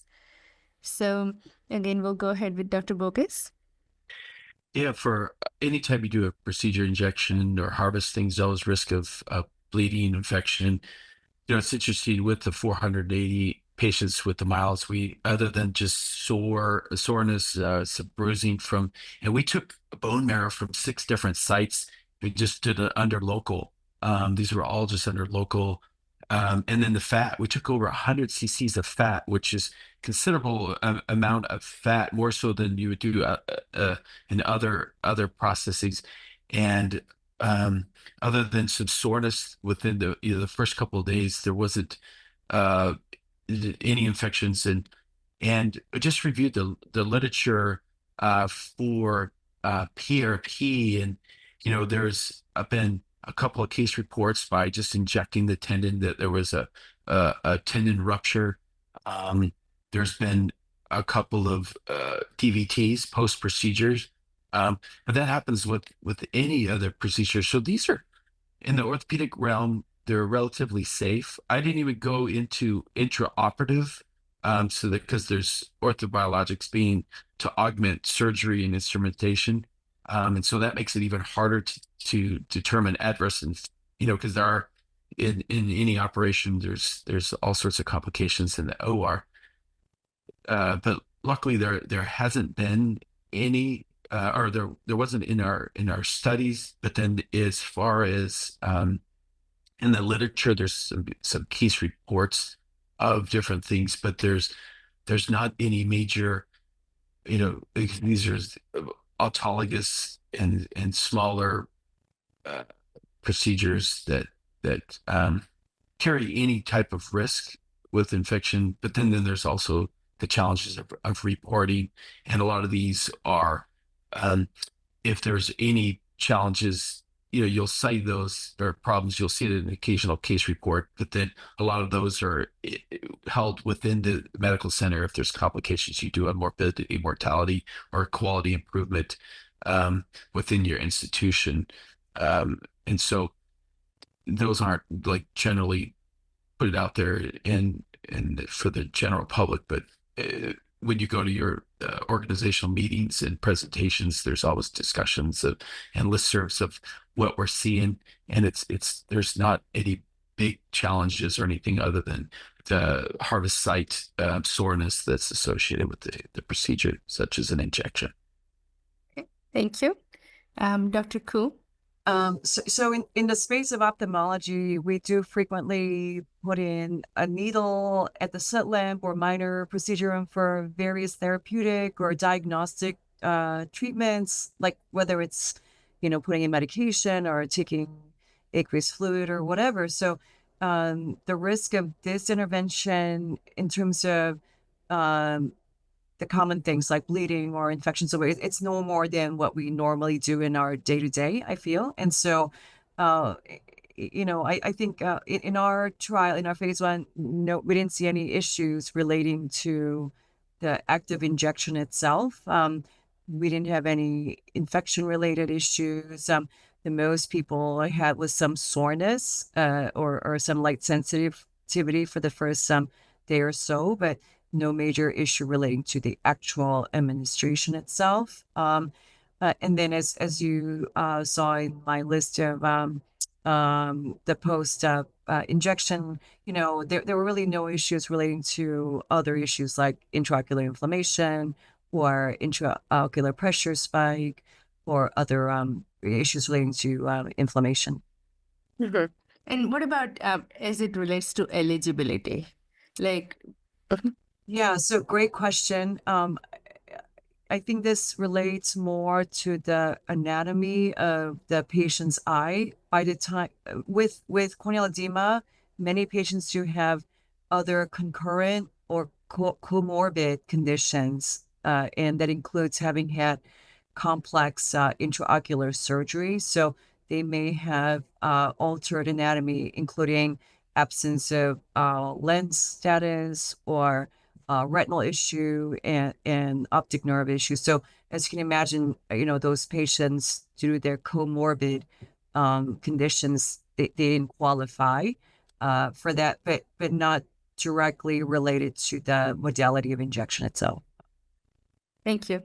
And Dr. Marban? One of the core problems of tissue replacement therapy strategies for the heart is that if you go wrong, the patient dies. So you have to really have an outstanding therapeutic benefit to justify opening the chest and putting in cells. There is no FDA-approved percutaneous injection catheter.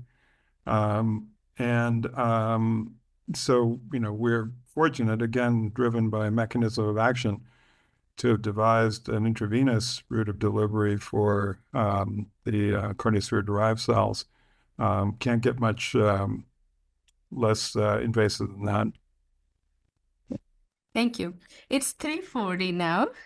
So I think that, we should end with, this question being our last question. And I really want to thank all the speakers as well as, the people who presented the questions. We had a very engaging panel discussion. I also like to thank Claire Simon, our office director, Lola Fashion Ajay, and my colleagues, Dr. Vijay Kumar, Dr. Rosa Sharafat, and Dr. Heidi Baker, who all helped, with this session. So thank you all, and I will turn it back to, Claire, for the break. We will have a break now. Thank you so much. Thank you for having me. Thank you.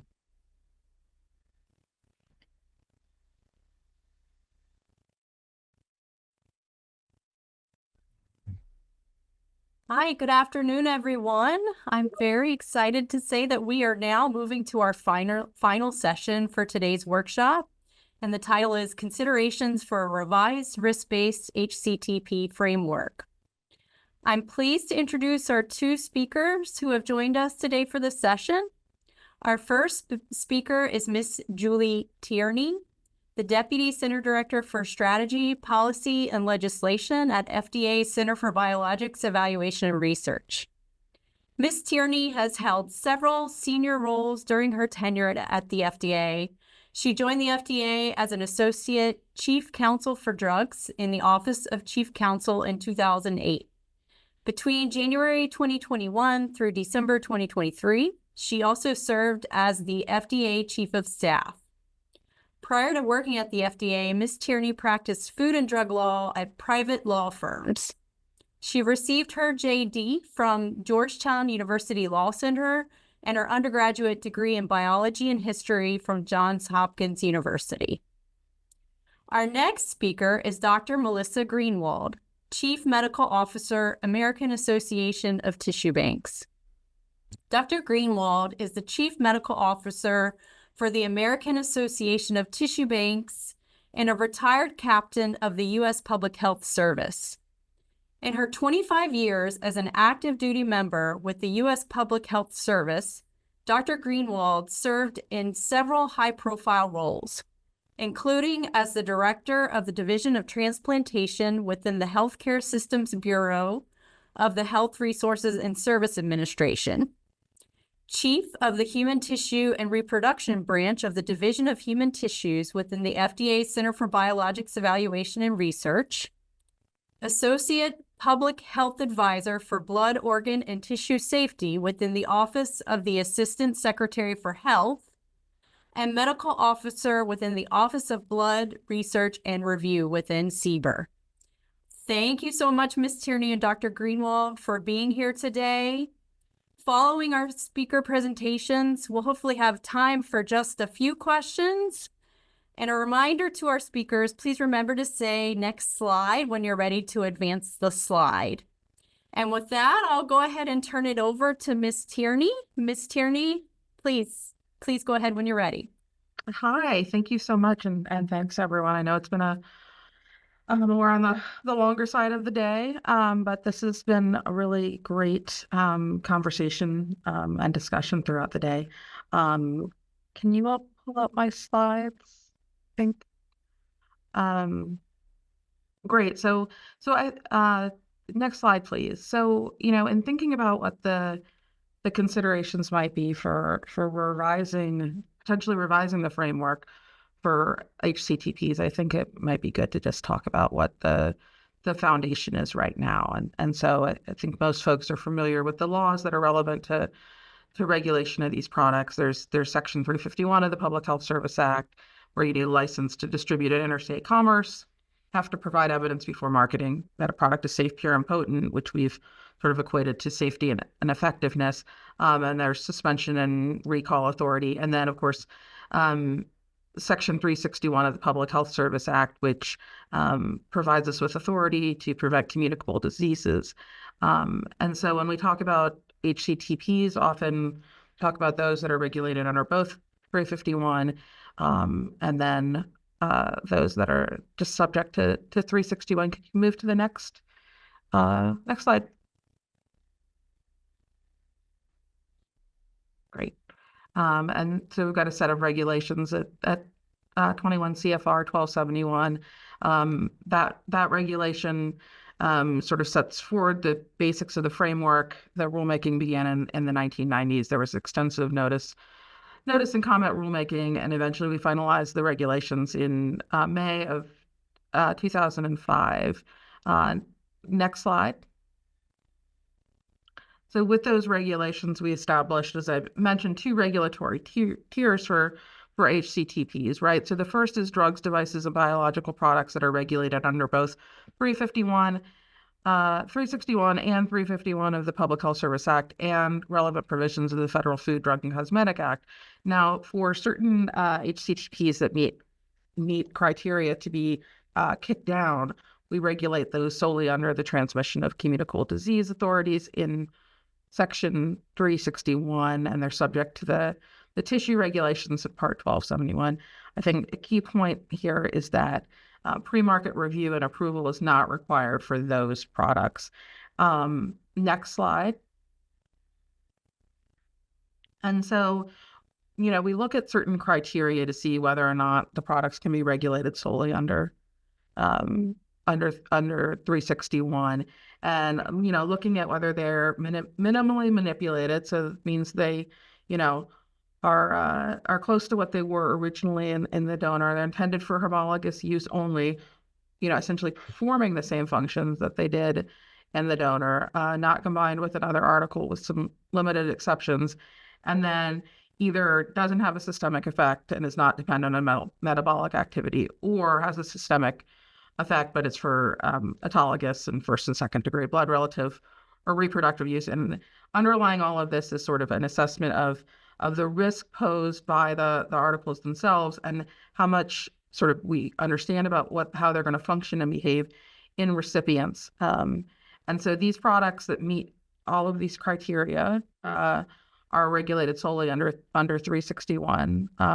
Next slide, please. But then there are products that require pre-market approval, and this is just an example of some recently approved cell-based therapies. And so there's sort of a full spectrum. If you go to the next slide, please. Think a broad array of products that you'd have under this HCTP umbrella. And this kind of maps out, Dr. Marks has used this slide before, where we might have questions about clinical efficacy for some of these. Some of them we might have more manufacturing questions, and some of them we have both. And right now, the system that we have, which is a self-designation system to begin with, either goes through a full pre-market approval BLA sort of standard, or potentially a device standard, or there's no pre-market regulation and data requirement at all. And so, next slide. So I think, given the broad spectrum that we see with these cell therapy products, and given the different amounts of evidentiary questions that we may have that we talked about throughout the day, it's not surprising that they don't fall into these 2 buckets really neatly. And despite, issuing guidance on this and having the tissue reference group that provides feedback, there's sometimes not clarity about where products fall in terms of the regulatory framework. And so I think that's all not a surprise. As much as we can try to provide clarity, I think that it might not fit neatly. I think also, the current regulatory framework with self-designation as the initial step, it's also open to misuse, and I think can pose some challenges to the system overall as well. I think that's all I've got. Next slide. So I will turn it over to Melissa. I just wanted to set the stage as we think about what direction we may go in with the current status. Great.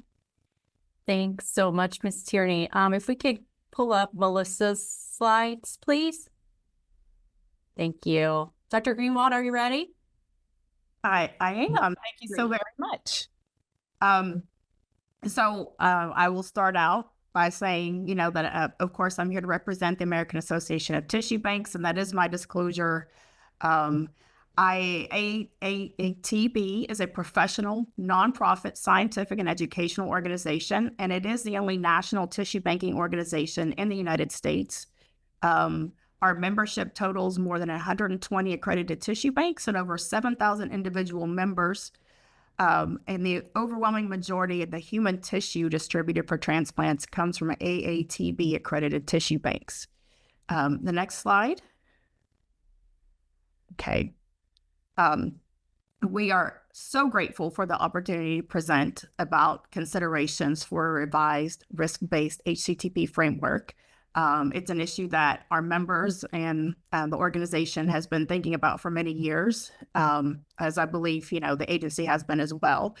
We believe that such a framework has the potential to increase the development of lower risk but innovative HCTPs, reduce the cost and regulatory burden associated with the biological license application or the BLA, and increase the number of acceptable claims or approved intended uses for certain products, and certainly to potentially help facilitate reimbursement. That's come up a fair amount today as well.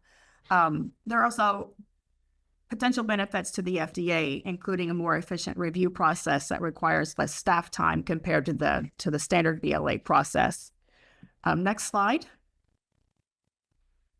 So at present, I'm sure most people on this call are aware that there are three main regulatory pathways that have been utilized for HCTPs.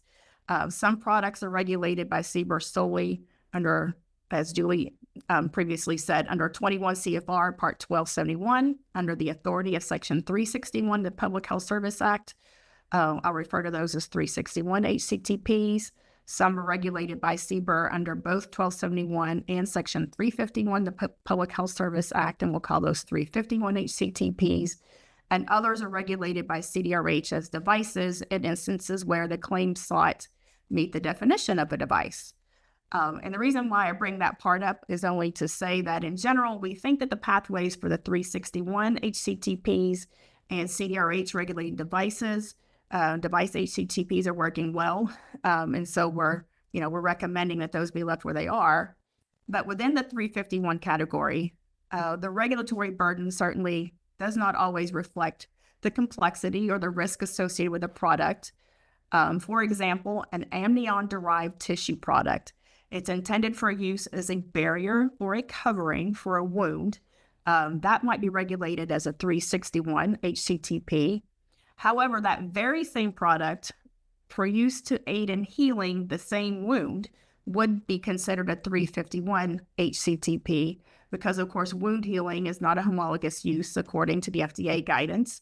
And as a result, the sponsor of the amnion product used as a barrier would be able to get their product to market without a pre-market review, while the sponsor of the product for wound healing must spend years and millions of dollars to go through the BLA process for FDA approval of their product.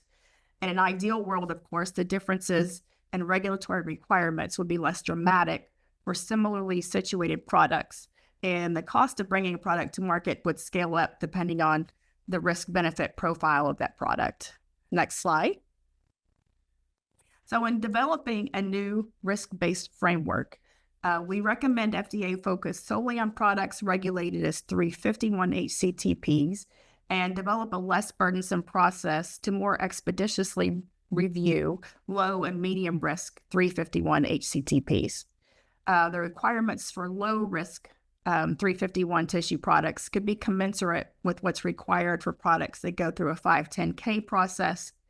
And the requirements for medium risk, conceptually 351 HCTPs could be commensurate with what's required of products that go through a PMA process. And currently 361 HCTPs are required to be manufactured following good tissue practices, good tissue practice or GTPs, while 351 HCTPs are manufactured under GMPs. And we think that low and medium risk 351 HCTPs and an alternative pathway might be required to be manufactured under GTPs with some additional special controls under certain circumstances, depending on which category they fall into. But notably, we don't think they should necessarily all require following GMP. Next slide. So let's talk about some low-risk 351 HCTP examples that AATB believes should be considered for an alternative pathway. One category of tissue products would be those that are minimally manipulated, but for non-homologous use, and that have preclinical or real-world evidence of safety. Those examples of those might include epidermal or amniotic tissue grafts with an intended use for wound healing, or similar products with an intended use to reduce pain. We, of course, understand that FDA will require evidence of safety and efficacy in any products that are being reviewed under an alternative pathway. But that being said, FDA could certainly reduce the burden for such evaluations.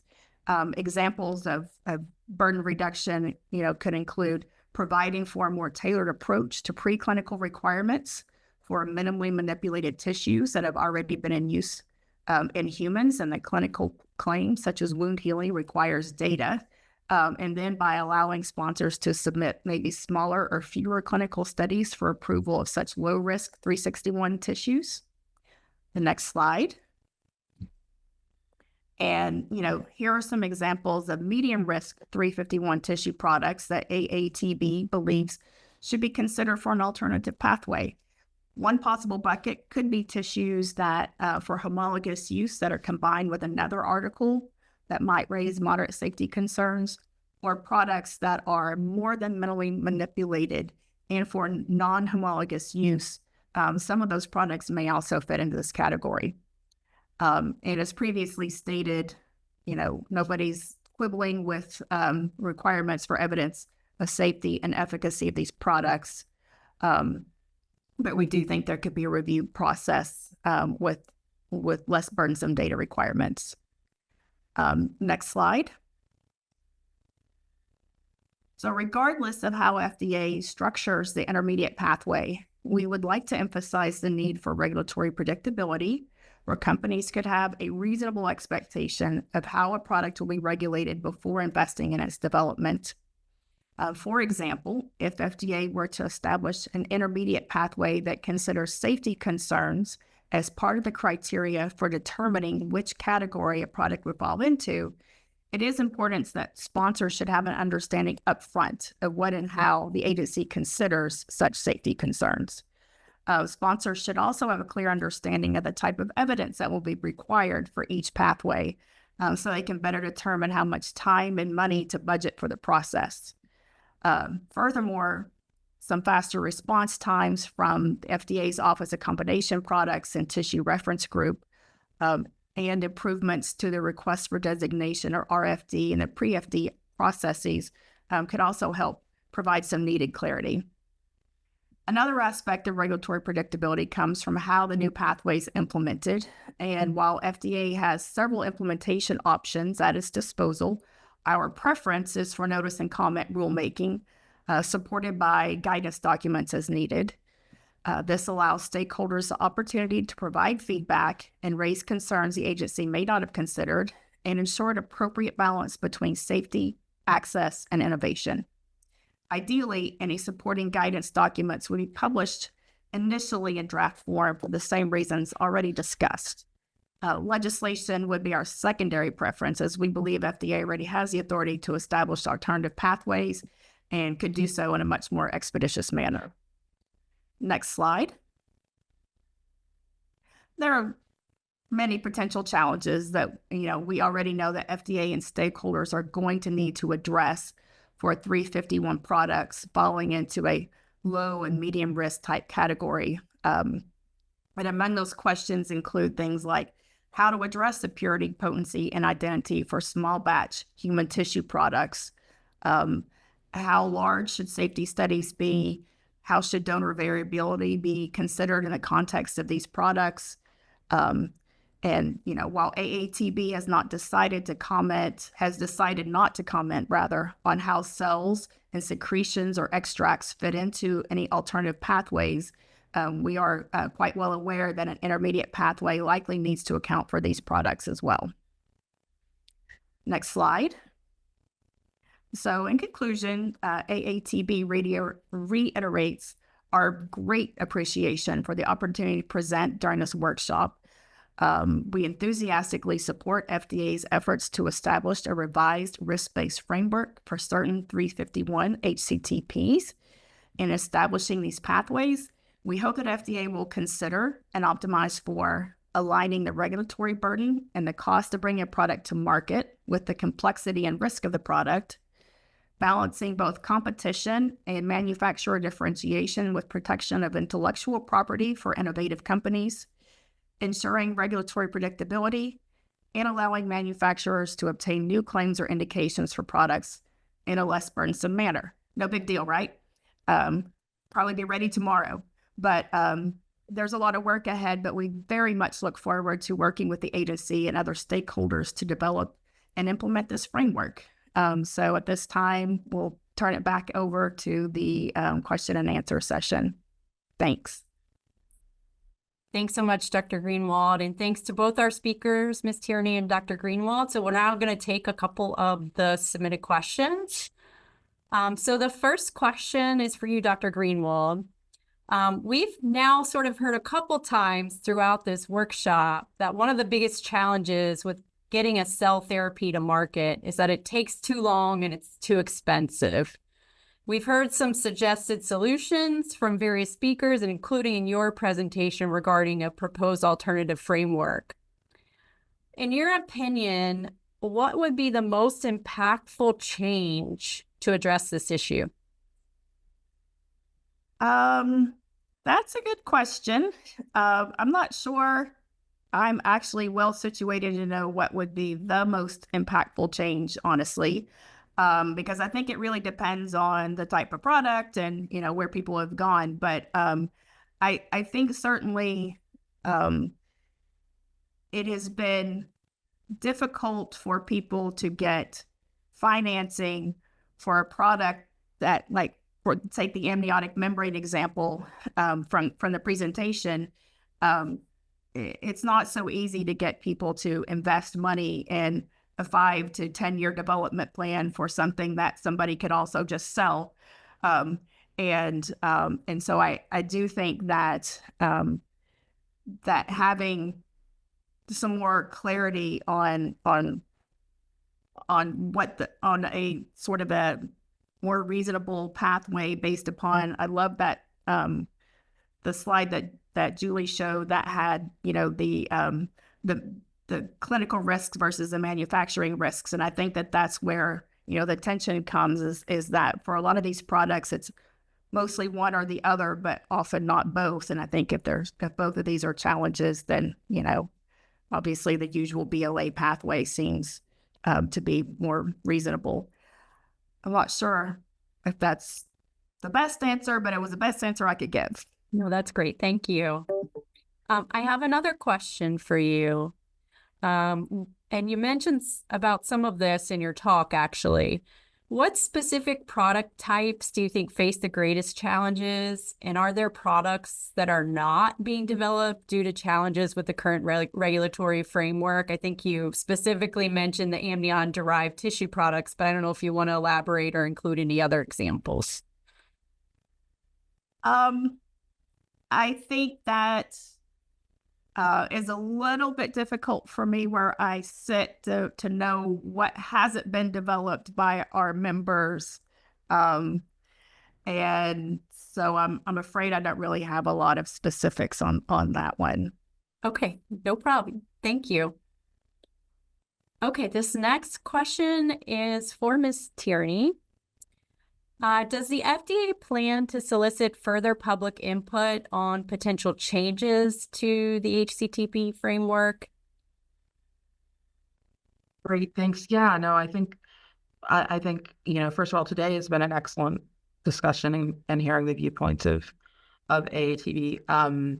Yes, we certainly, I'm not sure exactly what it would look like, but certainly are very interested in hearing from, a wide range of stakeholders about what a more fit for purpose pathway might look like. And I think in answer to some of the other questions, is that, and something that Dr. Greenwald brought up, is that legislation, is that new regulations. I think it's going to depend on where we get that right fit as to how we can move forward. So definitely very interested in hearing from folks, though.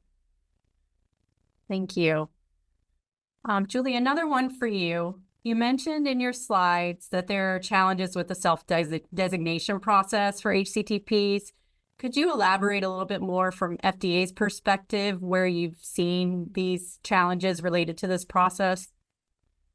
Yeah, and I'd be interested in Dr. Greenwald's thoughts as well. But I think, sometimes there's, misunderstanding of the criteria, or a reliance on seemingly similar products that actually are different because of a different use or a different origin or processing.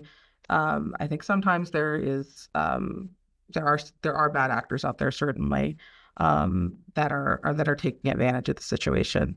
And sometimes there's a disconnect between what products are actually being marketed for, what the developers initially think they're going to be used for, or what they come to FDA through either the TRG for an advisory opinion or to the Office of Combination Products for an RFD. The use does matter, and the specific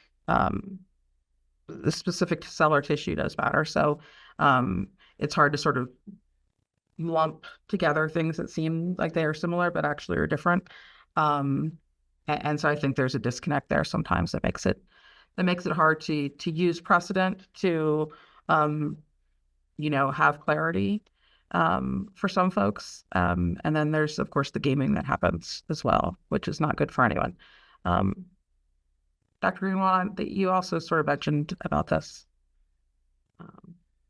Yeah, but I think that you gave a very thorough and complete answer that I completely agree with. So, okay, thank you both. Okay. Ms. Tierney, if a product is regulated under 361 of the Public Health Service Act, is it considered FDA approved? But it's not considered FDA approved, although it might be legally marketed. And I think there's we have a number of resources up on our website, though, if patients or practitioners, consumers wanted to understand more about the status of the product. I think those over the years have been very good resources. Yeah.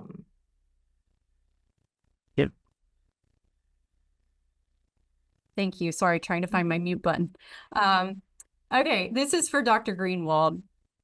Can you please give examples of more than minimally manipulated products for non-homologous use that might be classified as moderate risk?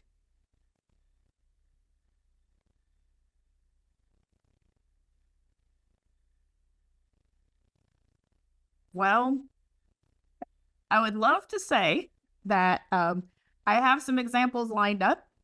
That was about as far as we got in preparing for this. I will say that I think that this is going to require a great deal of thought because, I have frankly similar questions in sort of preparing these slides, but we have more questions and answers, and we certainly look forward to working with FDA to think through these things.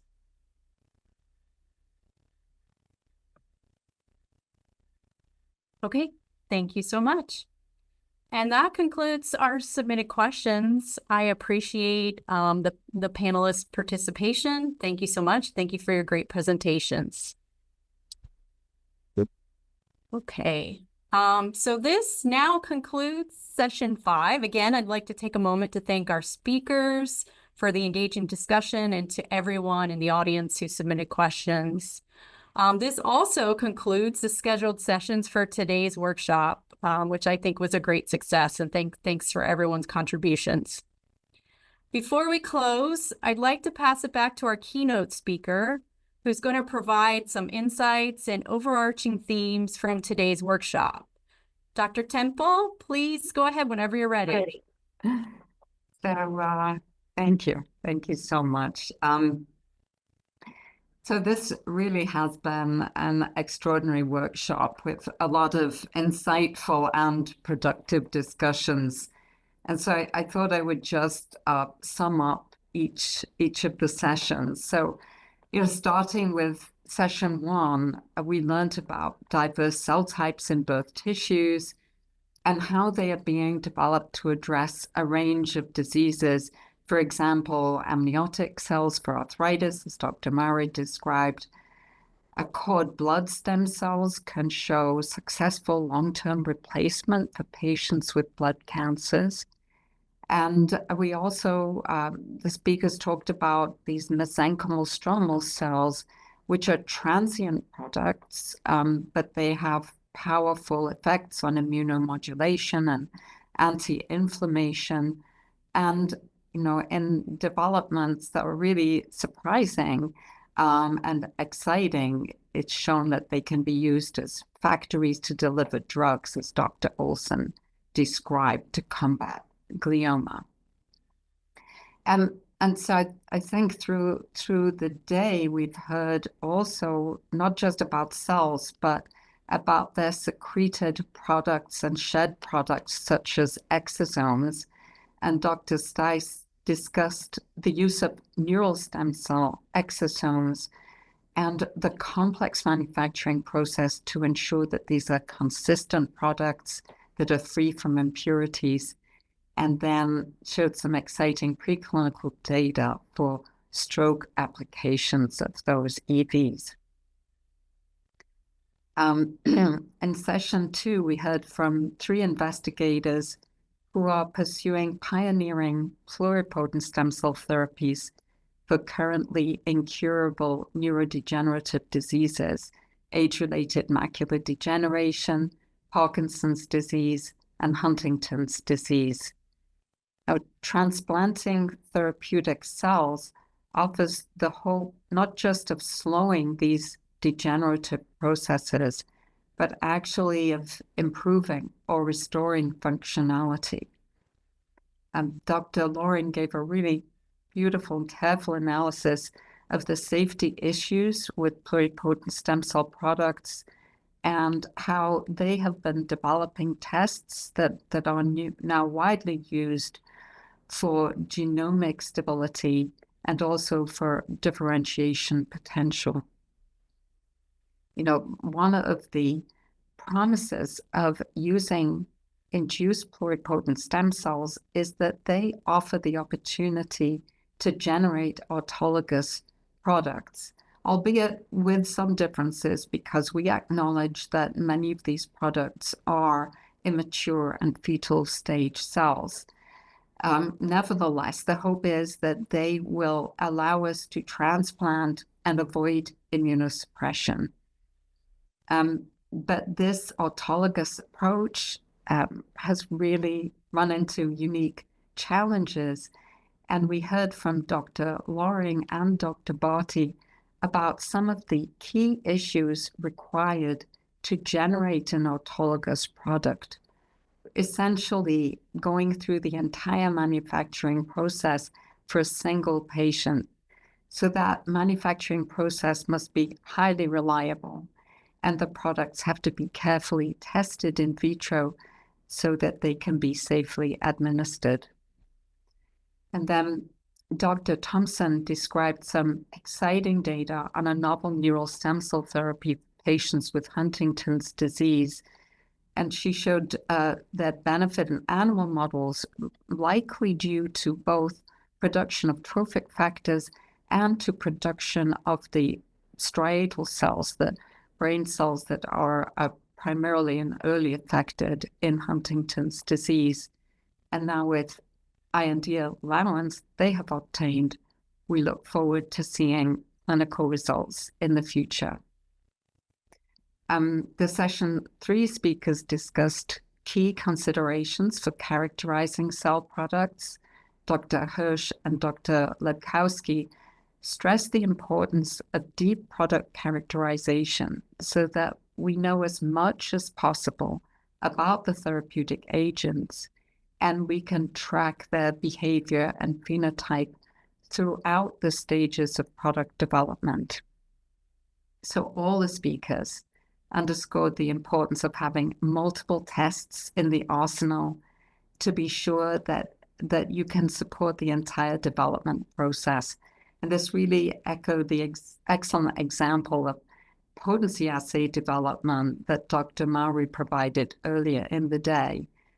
So basically, keep an open mind and cast a broad net to capture product characteristics. And it's also important to keep abreast of new methods for assessing cells as they come online. And we've seen wonderful examples of the application of these methods throughout the day. So in session 4, we covered 3 areas of therapeutics. We heard about promising new corneal endothelium cell therapy approaches from Dr. Ko that can restore vision in patients with corneal dysfunction. Dr. Bogus gave an overview of several therapies for orthopedic diseases. Really, I really needed to hear that talk. He urged caution about data that's based on too few study participants, and he described a large multi-center randomized study that indicated that different stem cell products tested against steroid really had no benefit beyond the steroid treatment. And overall, there was little data currently supporting MSCs for joint and soft tissue treatments. And so, of course, more data is required to really understand the field and that particular application. Dr. Marban also described several studies that had resulted in no benefit for heart repair of various cell transplants. And indeed, how some studies with fabricated data had long-lasting damage on the field. So these cautionary tales underscore how important it is to apply rigor and responsible research conduct in these preclinical and clinical endeavors because, simply put, lives are at stake. Nevertheless, as Dr. Marban pointed out, if one understands the product well and identifies a suitable indication, then promising outcomes can follow.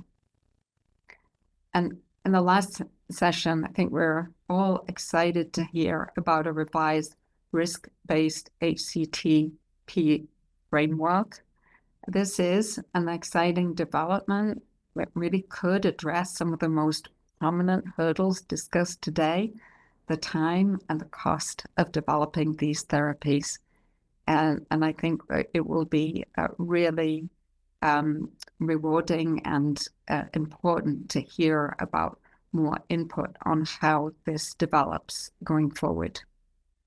And I'd just like to add at this point that we're all indebted to the excellent work that's done by tissue banks and to the patients and their families who donate these incredibly valuable resources, and also to underscore our gratitude to the FDA in working with us to advance the clinical application of cells and tissues. In the fields of science and medicine, we are trained to think ahead and predict what might happen. And we're optimists. With each advance, we can envision the successful therapies for many more diseases. So this vision gives us all, and notably patients and their families and advocates, both hope and motivation. Of course, the practical reality of achieving these goals requires a lot of hard work at the bench and the bedside from a large diversity of experts and caregivers. So kudos to all the stakeholders involved who are pushing this field forward. And, I share that positive vision that's described here today. And, I'm really confident that we can work together to overcome the challenges raised. And I think really the future for cell therapeutics is very bright. Thank you.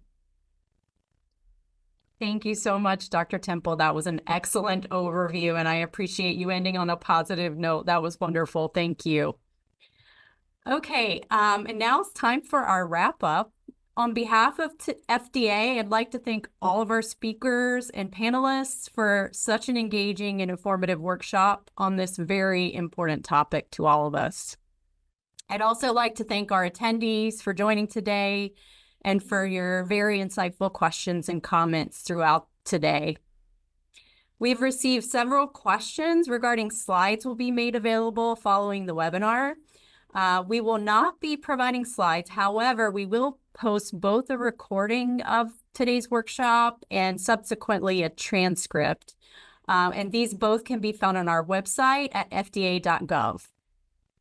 As mentioned at the beginning of today's workshop, FDA has opened a docket and is accepting public comments regarding the topic of today's workshop. To access the docket and submit your comments, please visit regulations.gov and type in the docket number you see here on the screen, FDA-2025-N-0121. The comment period closes on March 18th, 2025. Immediately after our event ends, attendees will be directed to a brief survey. This survey should only take about 2 minutes, and we appreciate you taking the time to complete it to share your feedback regarding today's event. Lastly, I'd like to thank the OTP planning team and FDA for all their efforts in preparation for this workshop, as well as all of FDA's AV staff supporting us today. Thank you again for joining, and I hope everyone has a wonderful day.